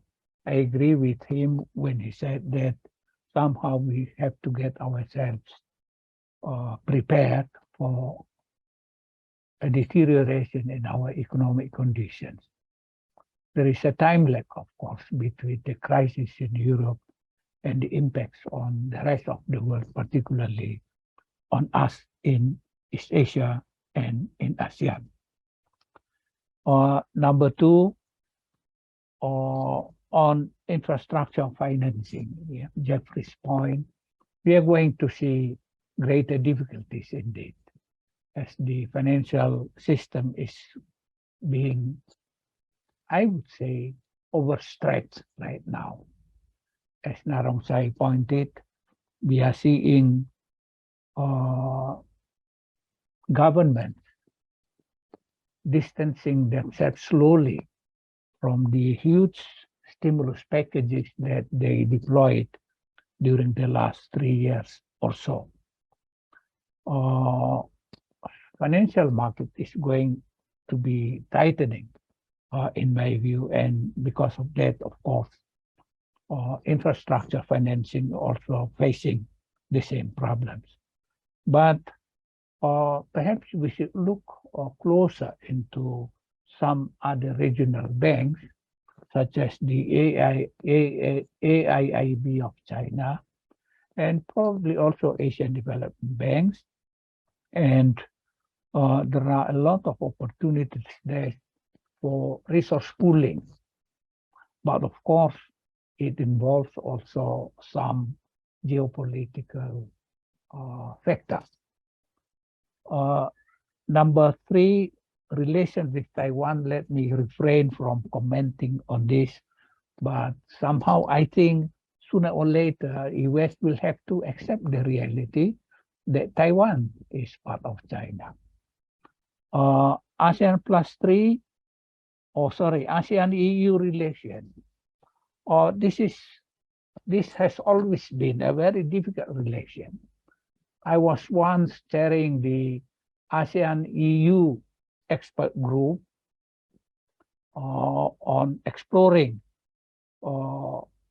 cooperation between the two sides, but some issues are really hampering us from proceeding further, like issues of palm oil, green economy, issues of fishery, and the likes. And given the conditions in Europe now, it's going to be very difficult to get anything of meaning in the relation between ASEAN and EU. Green economy, I agree. And this is one of the things I have in mind when I discuss this East Asia energy community. We know that China, Japan, and Korea have made huge progress in renewable energy in terms of mastering of technologies. And allowing these technologies flowing to other parts of East Asia, I think, would create huge growth opportunities. But to allow these technologies to flow freer to other parts of East Asia, I think require not just trade cooperation, but also other forms of cooperation like technical cooperation as well as development financing cooperation. But I think with what is happening right now in the energy market, we are going to see a kind of a slowdown in the transition to renewable energy from fossil energy. Even coal perhaps is going to be rediscovered in some countries, including Europe. But I would say there is no need to throw overboard the commitment made to this transition in energy transition. What is likely to happen is just a slowdown in the process of the transition, but it will have to continue. Countries have made commitment to do so, and I think credibility is at stake if we just throw the ideas overboard right now. And I think G20 is going to elevate energy transition to the top of its communique next time in Jakarta. Thank you. Thank you very much, Professor Jisman. And then now, may I invite Professor Timura to respond to comments from discussants? Yeah, thank you very much. For Dr. Naronchai, I think he pointed out a bunch of very important things, particularly in the short run and middle run, and I all agree on that. And those are very, very important issues. And also he emphasized what can we do, particularly say a corporate scheme to work at the end of his talk. I think those are very, very important.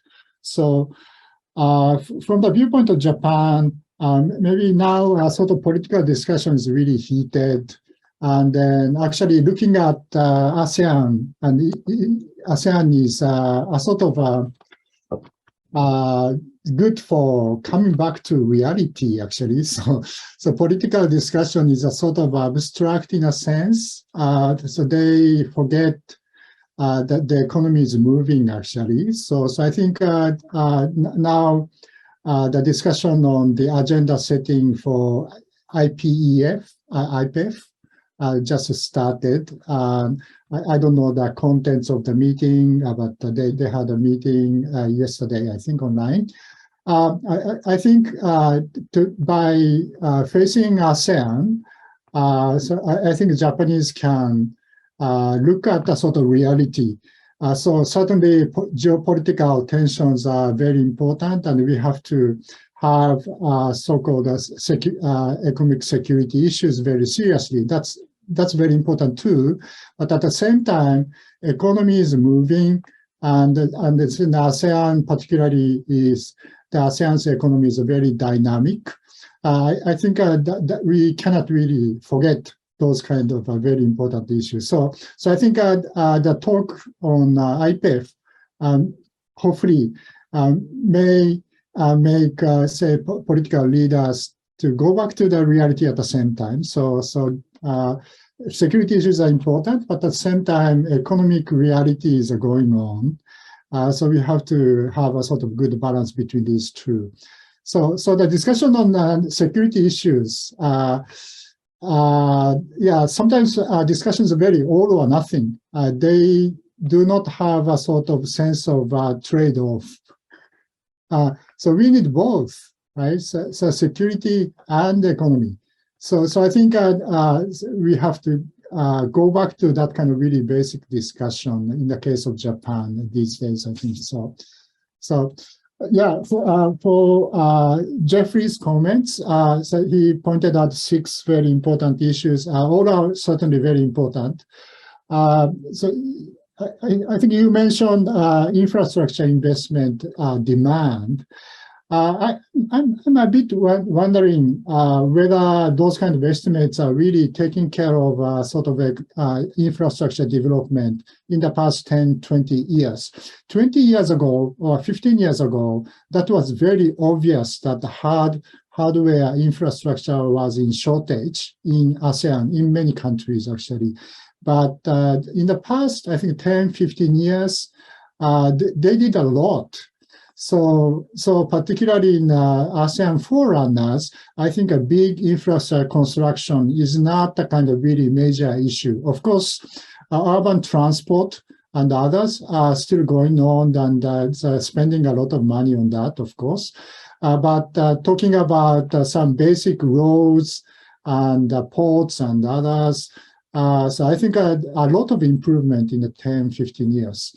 So, and also the ability of collecting taxes, particularly domestic taxes, those are going to be better too. So if you look at the sort of fiscal situation in many countries, I think is pretty stable. So even still in the case of the Philippines, for example, the size of the government budget out of GDP was maybe too low.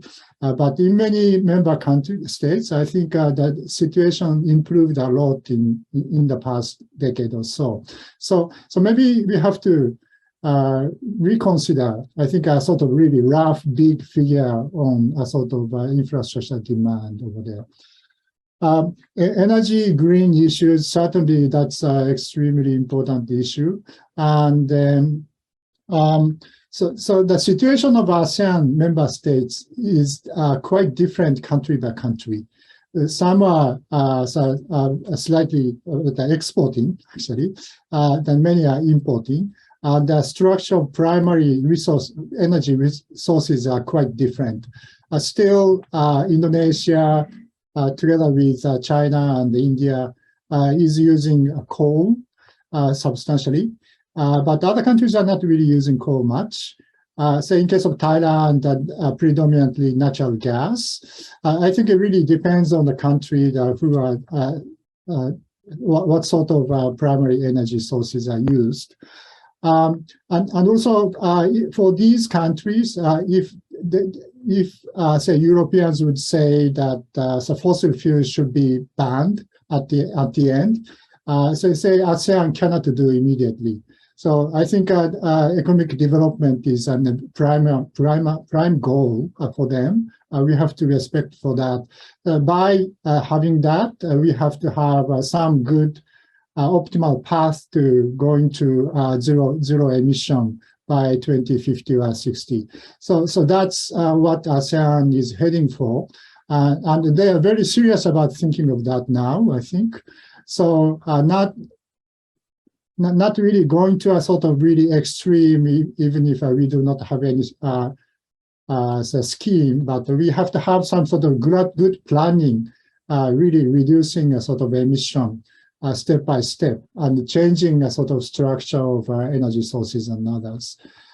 So I think so that's a big issue, and also a lot of room for cooperation, particularly in the technical cooperation with Japan and the US too. Yeah, and also Taiwan's issues, that's very sensitive. But so in economic figure, Taiwan is a big one for ASEAN too. Actually, so there are so the trade with us, Taiwan is really sort of really essential things, including semiconductors and others. And also, they are doing outward foreign direct investment in ASEAN a lot too. And those are sometimes small, medium enterprises, but that's a sort of core part of industrial agglomeration in many ASEAN member countries. So I think the existence of Taiwan is very important economically. But politically, it's certainly very sensitive. So I think ASEAN is very cautious about that too. So EU involvements, yeah. But ASEAN as a whole, as you know, that we have some political problem in Myanmar and maybe Cambodia too. So EU is hesitating, sort of picking up ASEAN as a whole as a sort of counterpart so far. That's what I understand. But in the bilateral trade agreements, they are doing a negotiation with Indonesia and others too. So I think that's sort of their stance at this moment, particularly for trade agreements. Thank you very much. Thank you very much, Professor Kimura. That was quite a comprehensive response to the points raised by our discussant. So may I ask Professor Grash and then Dr. Akrasani if you have any further comments on the responses from speakers? Other than that, I think we are ready to move on, the extended discussion with other panelists and also a Q&A session. Actually, I wanted to invite, Professor Shinoda. He has addressed 3 specific questions in the Q&A. I can read the questions, for everybody, but Professor Shinoda, may I invite you to address your 3 questions once again?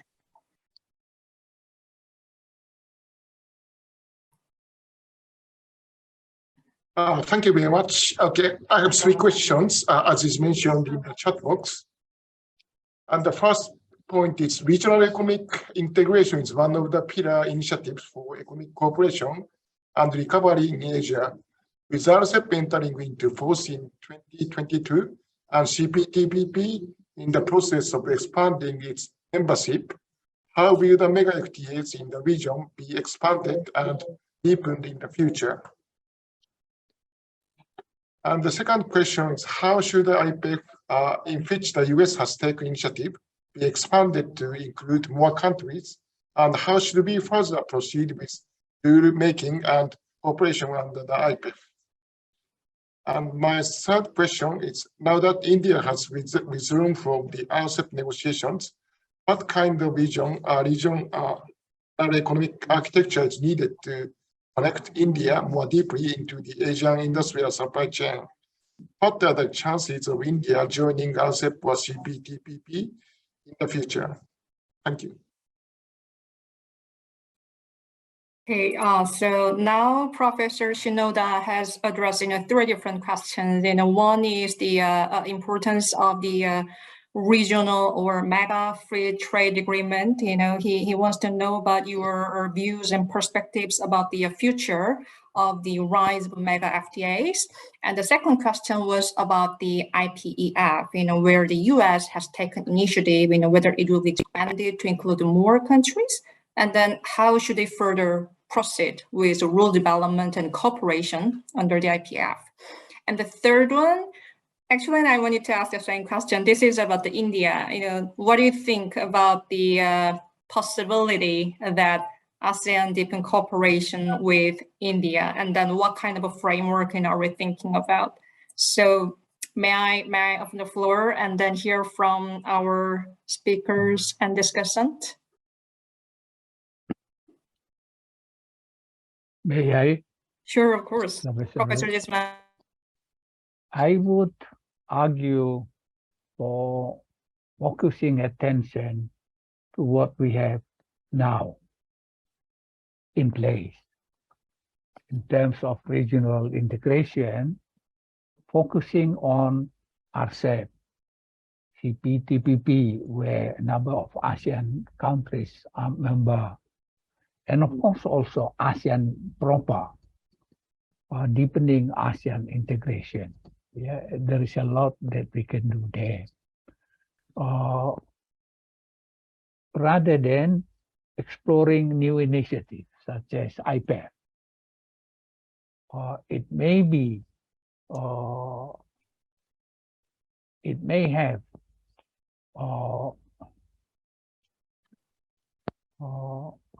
good prospect in the future, but given the current conditions facing us, I would really argue in favor of focusing our attention to strengthen what we have. Number 2, India. We cannot put India aside in the discussion of regional integration in the region. yes, we know that there is problem in regard to RCEP, but India is going to continue to grow, to play a much more important role in the economies of the region in the years to come. India is also a strong force in science and technology, and on which we are bound to depend more and more in the future. So even though India is excluded right now for RCEP, attempts should be made to really invite them continuously, and who knows, changes in government and ministers in India and can provide a better environment for India to re-enter RCEP. But once again, I would underline, we should not underestimate the importance of India being part of the regional development in the future. Thank you. Thank you, Professor Gismond. Professor Kimra or discussion, May I? Sure. Yeah, Professor Krasani. Yes, Yeah. I want to support what Gismond just said. Number one, definitely, I think this is idea of IPF and so on, just spoiling everything, wasting time. We should not pay attention to that. According to me, we should pay much more attention to what we have, strengthening what we have done. We have spent so much time negotiating on ASEP. And the CPTPP is coming back, and we may want to go enjoy that.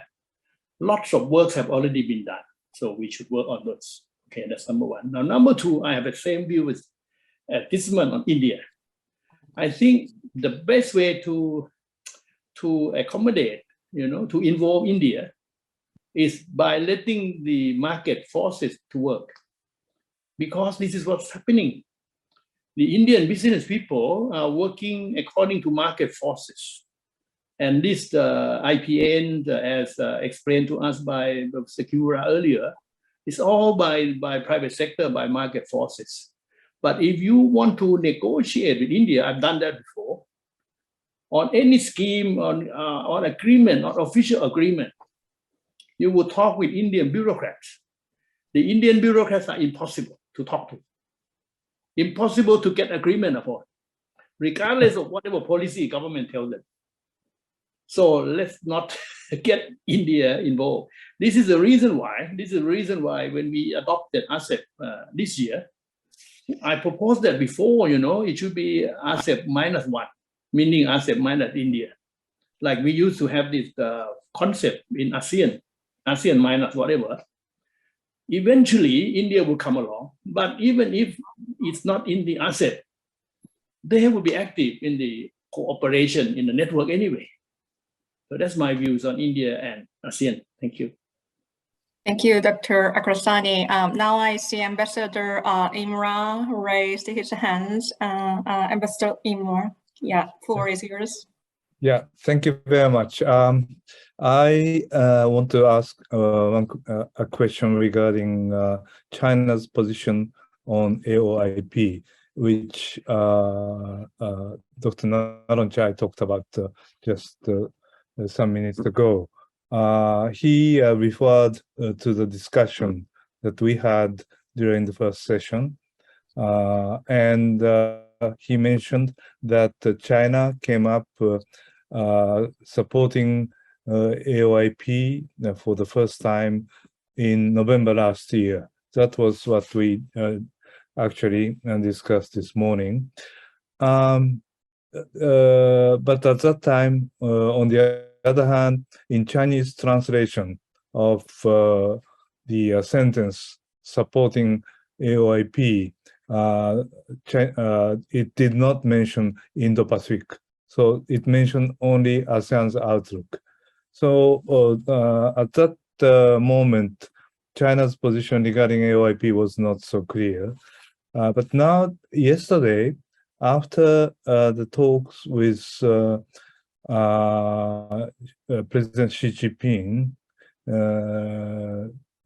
both Indonesian and Chinese president came out with joint press statement, which I quote just briefly. This is very interesting sentence, and also I guess I hope this is new development in terms of China's position regarding AOIP.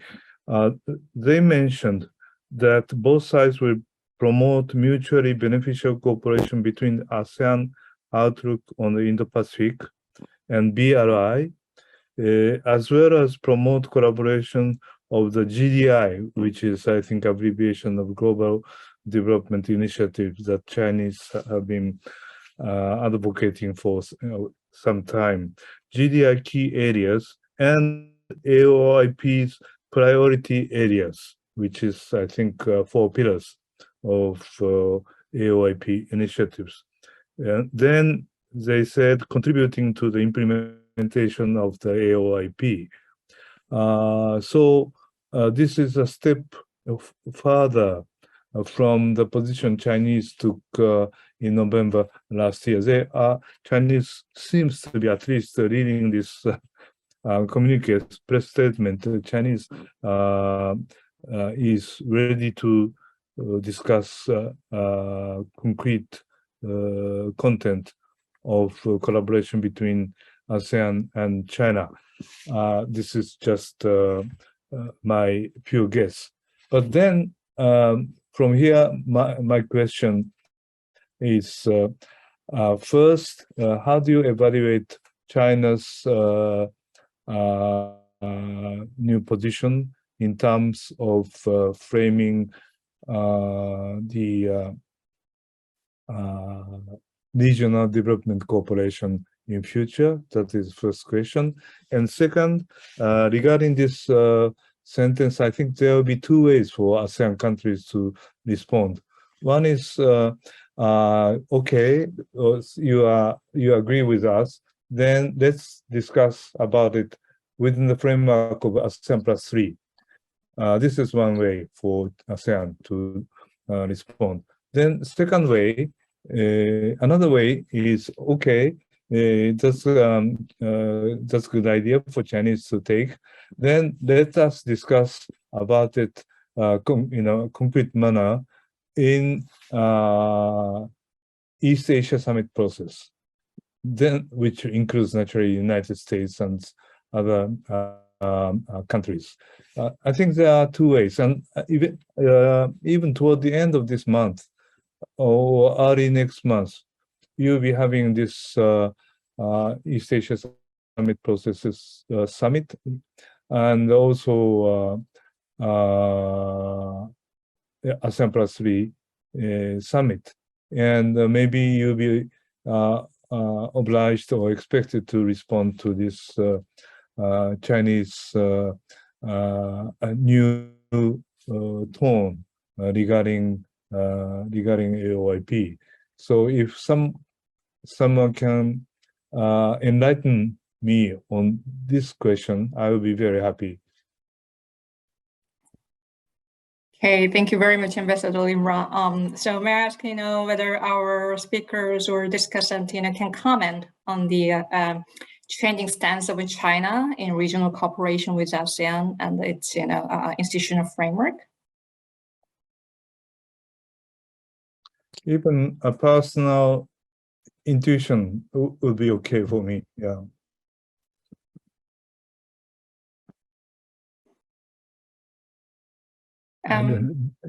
Very Professor personal, Ambassador Imura. Yes. I think the true region in our part of the world is ASEAN +3, East Asia.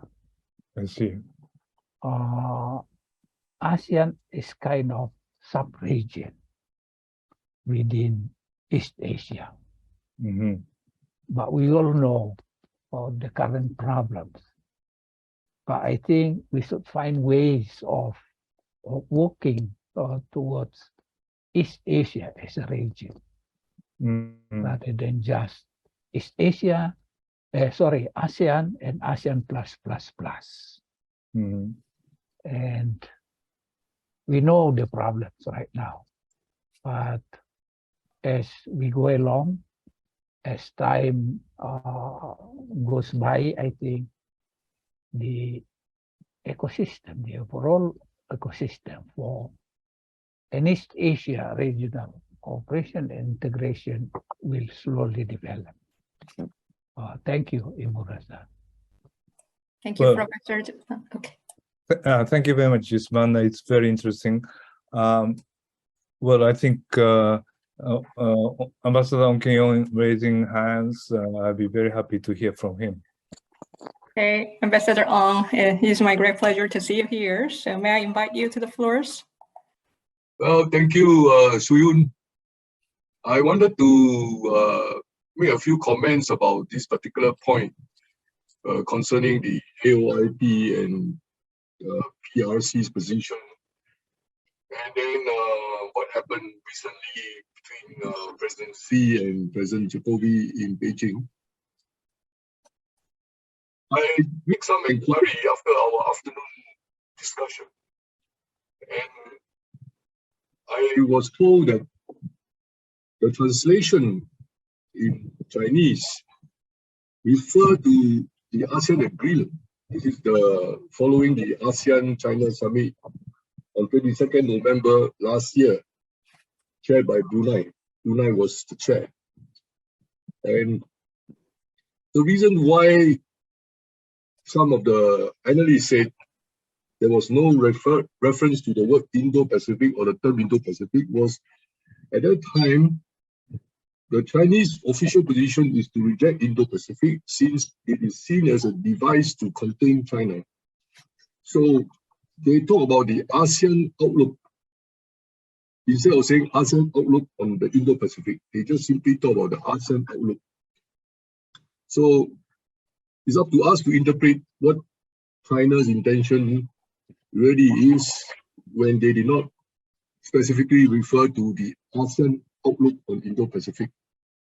But the interpretation by some people is that the Chinese position on Indo-Pacific is quite resistant, quite intense. So they decided not to translate the term Indo-Pacific when they talk about the ASEAN outlook. With regard to the statement just some time ago between following the talk between China president and Indonesian president, I think at this point in time, China has to be a bit more specific with regard to Indonesia's position on substantiating or doing more for the AOIP. So it is a bilateral discussion, and the interesting thing will be to see whether tomorrow or later this week, the translation in Chinese will talk about this ASEAN outlook on the Indo-Pacific, or simply following what happened the last time.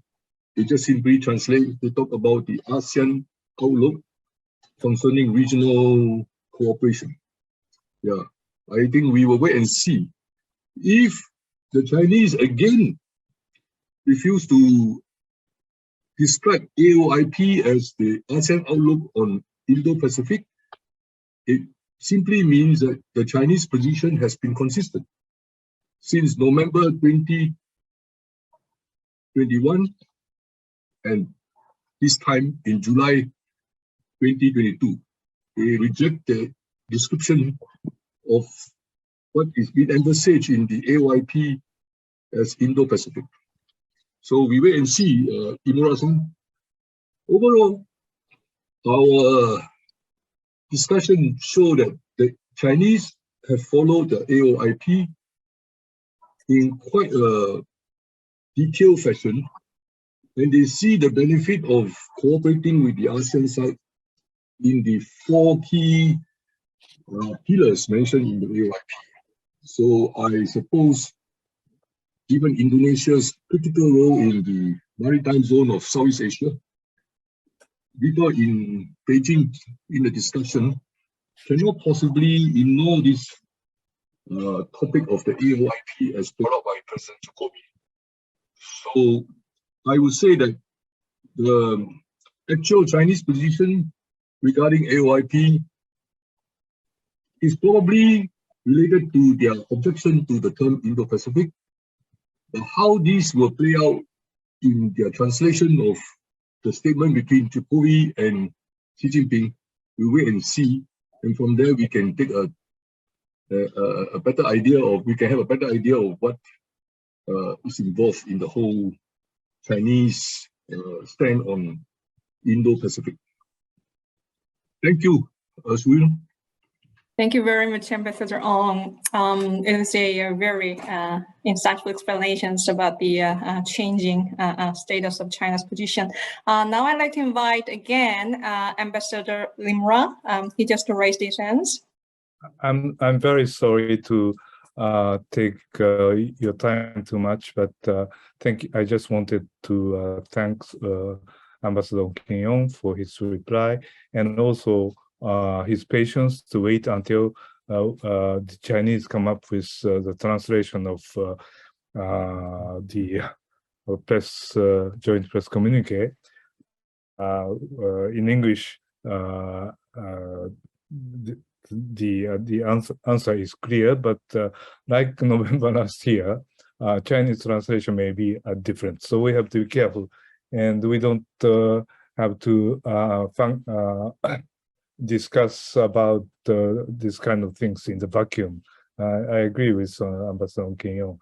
But another point regarding this is this means there are three major economies in this region, which is China, US, and India, whose position regarding the regional economic cooperation are not clear, or they have not made up their mind. So I think this is one of the elements which gives uncertainty to the discussion regarding the future economic regionalism, regional development. And maybe this is the question that we could discuss the next time when we meet. Thank you very much. Thank you very much, Ambassador Imran. Now I wonder, if other panelists, have any lingering questions, and then I'd also like to encourage, our general audience, and if you do not have direct access to the Zoom webinar setting, you can add your questions, to the Q&A box. May I ask if you have any further questions? If not, I might utilize this chance, for me to ask one or two questions. I was very impressed, by our speakers. Let me put that as a sort of optimism, because I think I was more familiar with more pessimistic views about geopolitical instability and the fluctuation in the global economy. So it was very interesting to learn about this sort of ASEAN exceptionalism, especially the fact that ASEAN and East Asia have remained relatively robust despite what is going on in the global economy. So here are my questions. I wonder, how long ASEAN and East Asia can remain robust, especially if we consider, the rising inflation rates in the U.S. economy. This morning, I heard an NPR article, saying that the average American household, they are supposed to pay spending of $500 more every month, which is pressuring a lot of a constraint on individuals. So the current difficulties in global economy, such as the rising inflation And then, the geopolitical tensions, which are already mentioned, such as the adverse impact of the Ukraine war on the global supply chain, and then the issues of the food security. What do you think about, the possibility that ASEAN and East Asia will not be subject to these kind of issues in the long-term framework? That's the question I wanted to ask you. Okay, so maybe, sure. I'd like to start with Dr. Akrasani and then move on to Dr. Kimra. Yes, actually, I'd like to speak a little bit more about this energy issue, energy problem, which is part of the inflation, part of the suffering that it's going to be more serious into the future.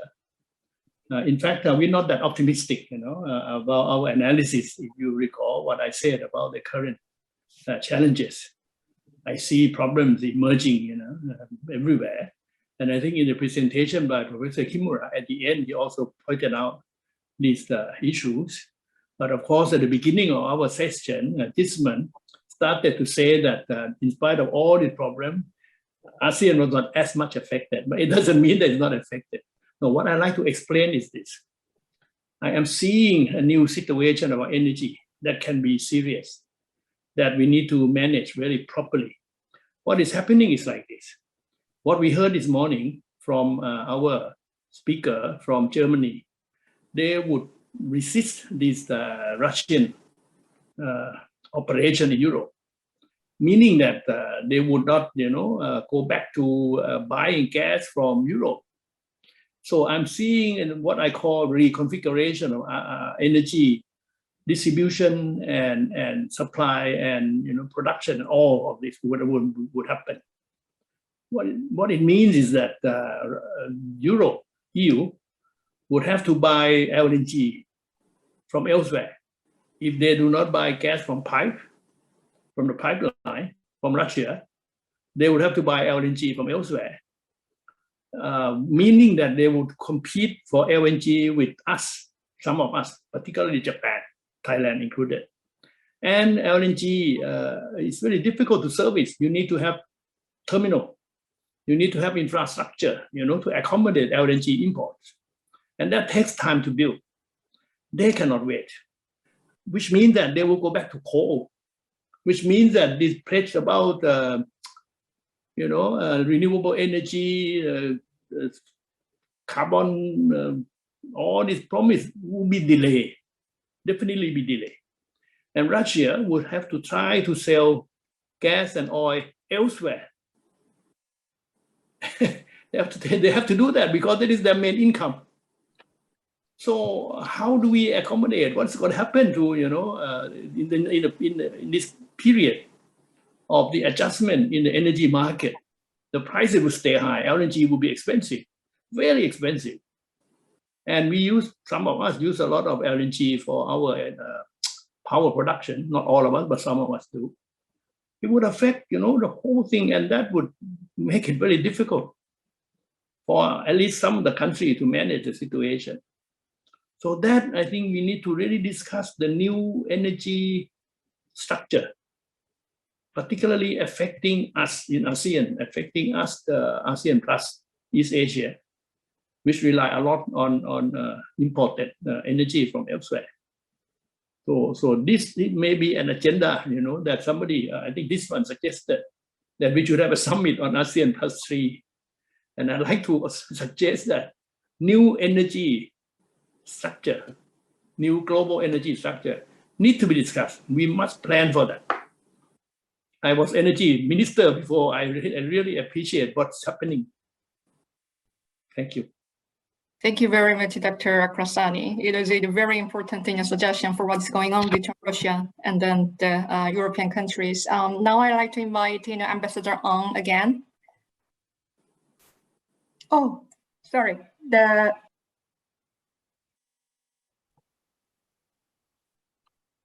Could you let me start with Professor Kimura? I'm sorry. Yes, let Kimura-san go first.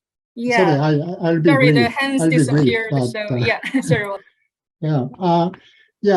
What Dr. Naranchai talked about is the real issue, of course, and energy issues, and also some sort of a turbulence in the macroeconomy.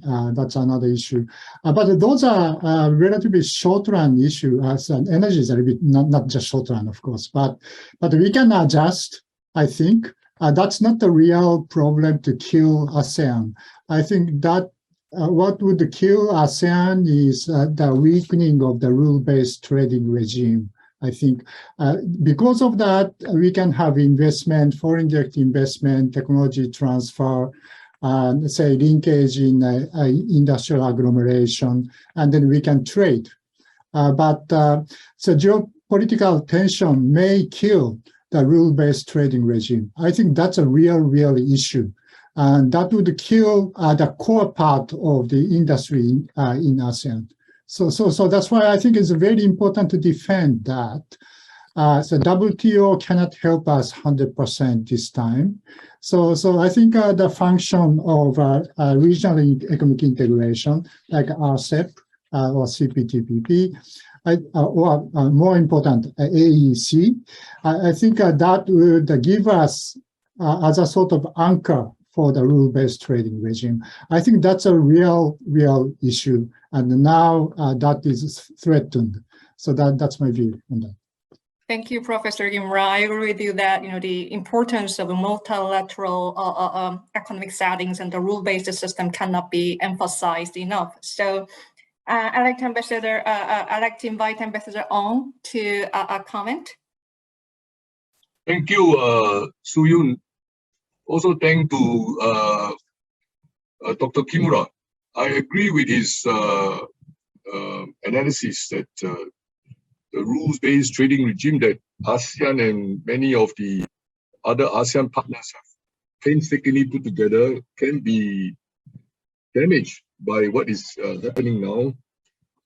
Yeah, and this is the reason why I wanted to add 2 points. Just now we talk about IPEF. IPEF is basically an American device to stay engaged with us in the ASEAN region, in the East Asian region. Hopefully they will persuade China to come in sometime in the future. But the main thing about the IPEF is not your traditional rule-based regime about market access or tariff reductions and all that. The reason why many people in Singapore support the IPEF is also because it deals with digital economy. There is no other serious initiative right now on the table to deal with the digital economy, which is now affecting all of us. All our countries are inside the digital economy. And the American planners, the strategists, have seen that they have to stay in the East Asian ASEAN region because all the American companies in the technology and digital arena are going to come here because China, Japan, Korea, and ASEAN population, we are all digitally savvy. And together, we are a huge market for Chinese technology and new digital software. If the US does not come in here in some way or other, they will lose this market more and more. So for that reason alone, I think we should study this IPEF more carefully and ask ourselves, why is it proposed in this manner? What is it that the Americans are trying to do?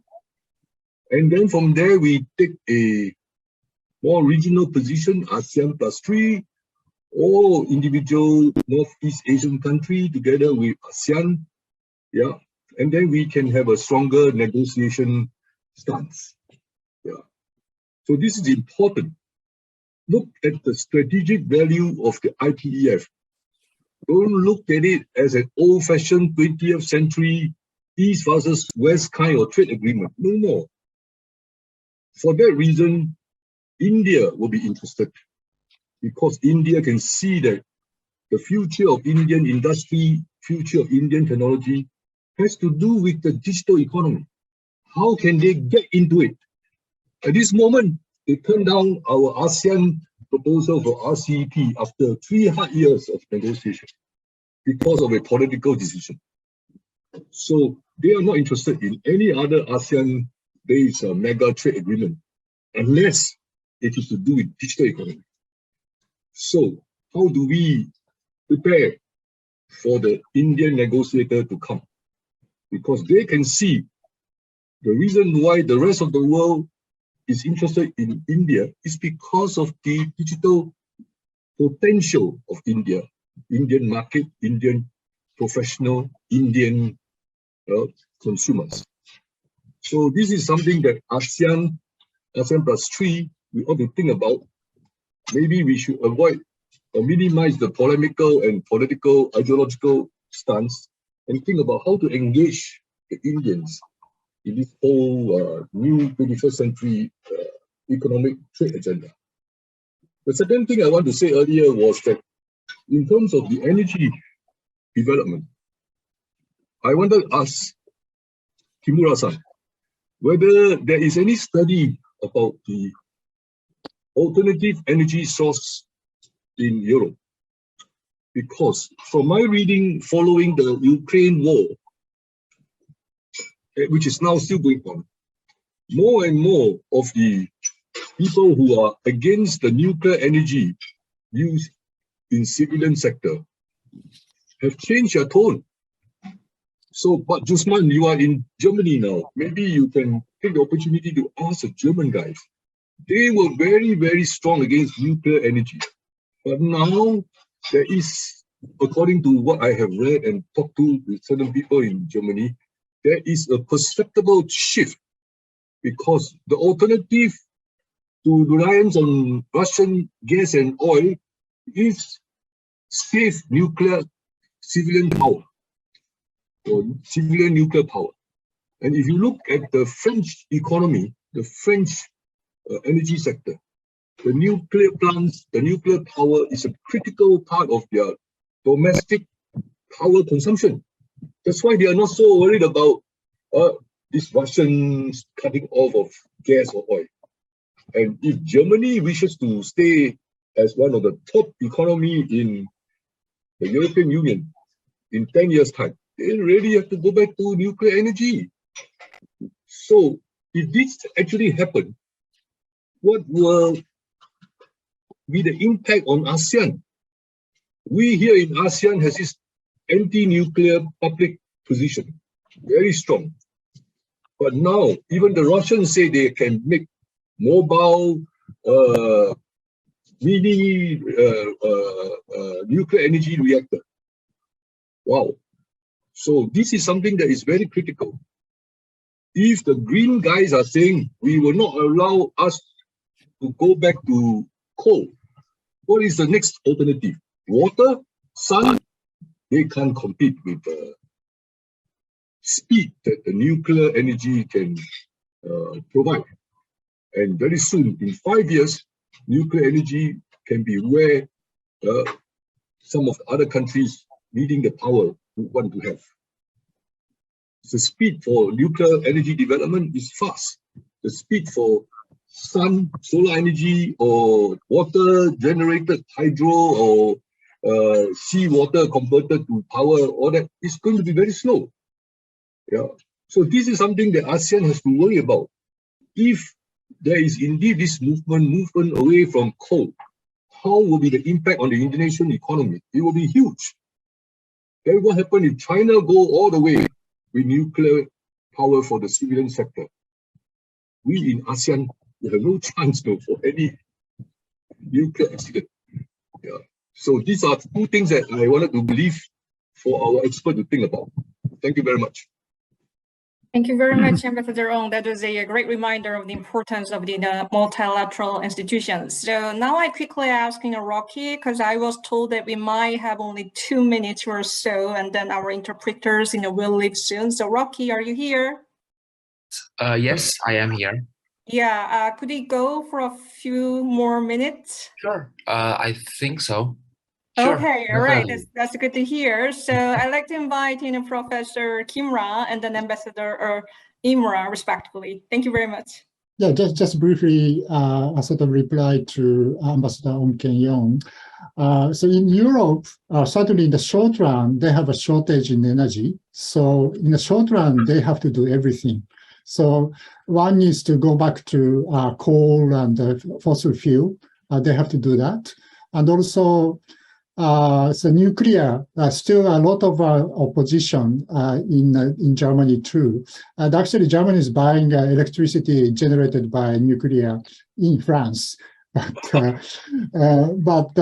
yeah, a lot of resistance in civilian society too. So I don't think they would really go back to a sort of nuclear in a really sort of big scale. And also in the middle run and long run, actually, the green movement is actually strengthened in the Europe. So they will accelerate the sort of renewable energy more. I think that would we can see that. I understand that you don't like nuclear. That's fine. Thank you, Professor Imra. Now, Ambassador Imra, I'd like to invite you to the floor. Yeah, I just want to raise 2 points. One is what Professor Kimura just said. Actually, there's a kind of hypocrisy on the part of German. They are importing electricity from France generated by nuclear power plants. we have to know about this. That is 1 point. And secondly, we also have to know that Germany and all the other European countries are living in very severe conditions right now. They are faced to the problems, fundamental problem, existential problem to survive or die because of the war in Ukraine. So they maybe have to do something that they don't want to do in order. やりたくないこともやらなければいけないかもしれません。That's second point.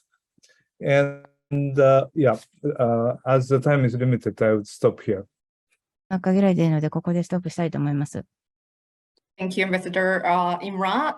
Now I'd like to invite Professor Gisman for a final remark for session 3. Closing statement from my side. For the time being, we can count on the strengthened interdependence between our economies in East Asia as a source of growth. But nobody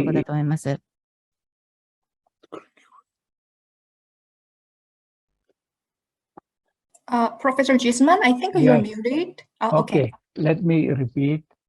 For the time being, we can count on the very strong interdependence of the economies in East Asia as a source of protection against the negative impacts of assault from outside. But we are not immune either to any external shock outside of our region. And because of that, I think it's time for us to really think about accelerating what we have in implementation and think about new ideas. And I would like to also repeat the importance of stronger cooperation in energy area and in food area. Don't forget food because food requires energy inputs a lot, and a lot of this energy comes from international market. So it's a time to really go to details how to accelerate the implementation of the many agreements that we already have in place. I agree with Narongchai. Let's focus on that rather than exploring new ideas. Thank you. Thank you, Professor Gisman. Now I'd like to invite in Ambassador Imra again. I guess this is the last session of the day one. I think we can go for a few more minutes. Thank you. I'm very sorry about this. I'm afraid that I may be embarrassing you but I just wanted to ask a question to Ambassador Ong Keng-yon regarding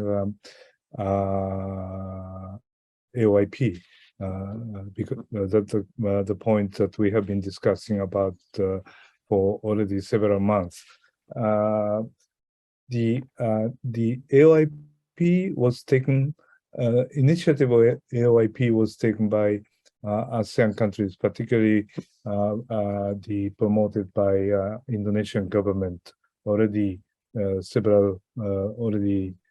many months ago or some years ago, and the reason why the ASEAN took initiative to propose AOIP was as many countries are trying to propose their own ideas regarding Indo-Pacific, and my understanding was in the ASEAN countries wanted to regain their own initiative regarding the future shape of Indo-Pacific. So that is why they came up, in my understanding, with the AOIP ideas. But now, already 3 years has passed since they took initiative, and now Ambassador Keng-yon said that he wants to wait until Chinese coming up with their own version. I mean, in Chinese, but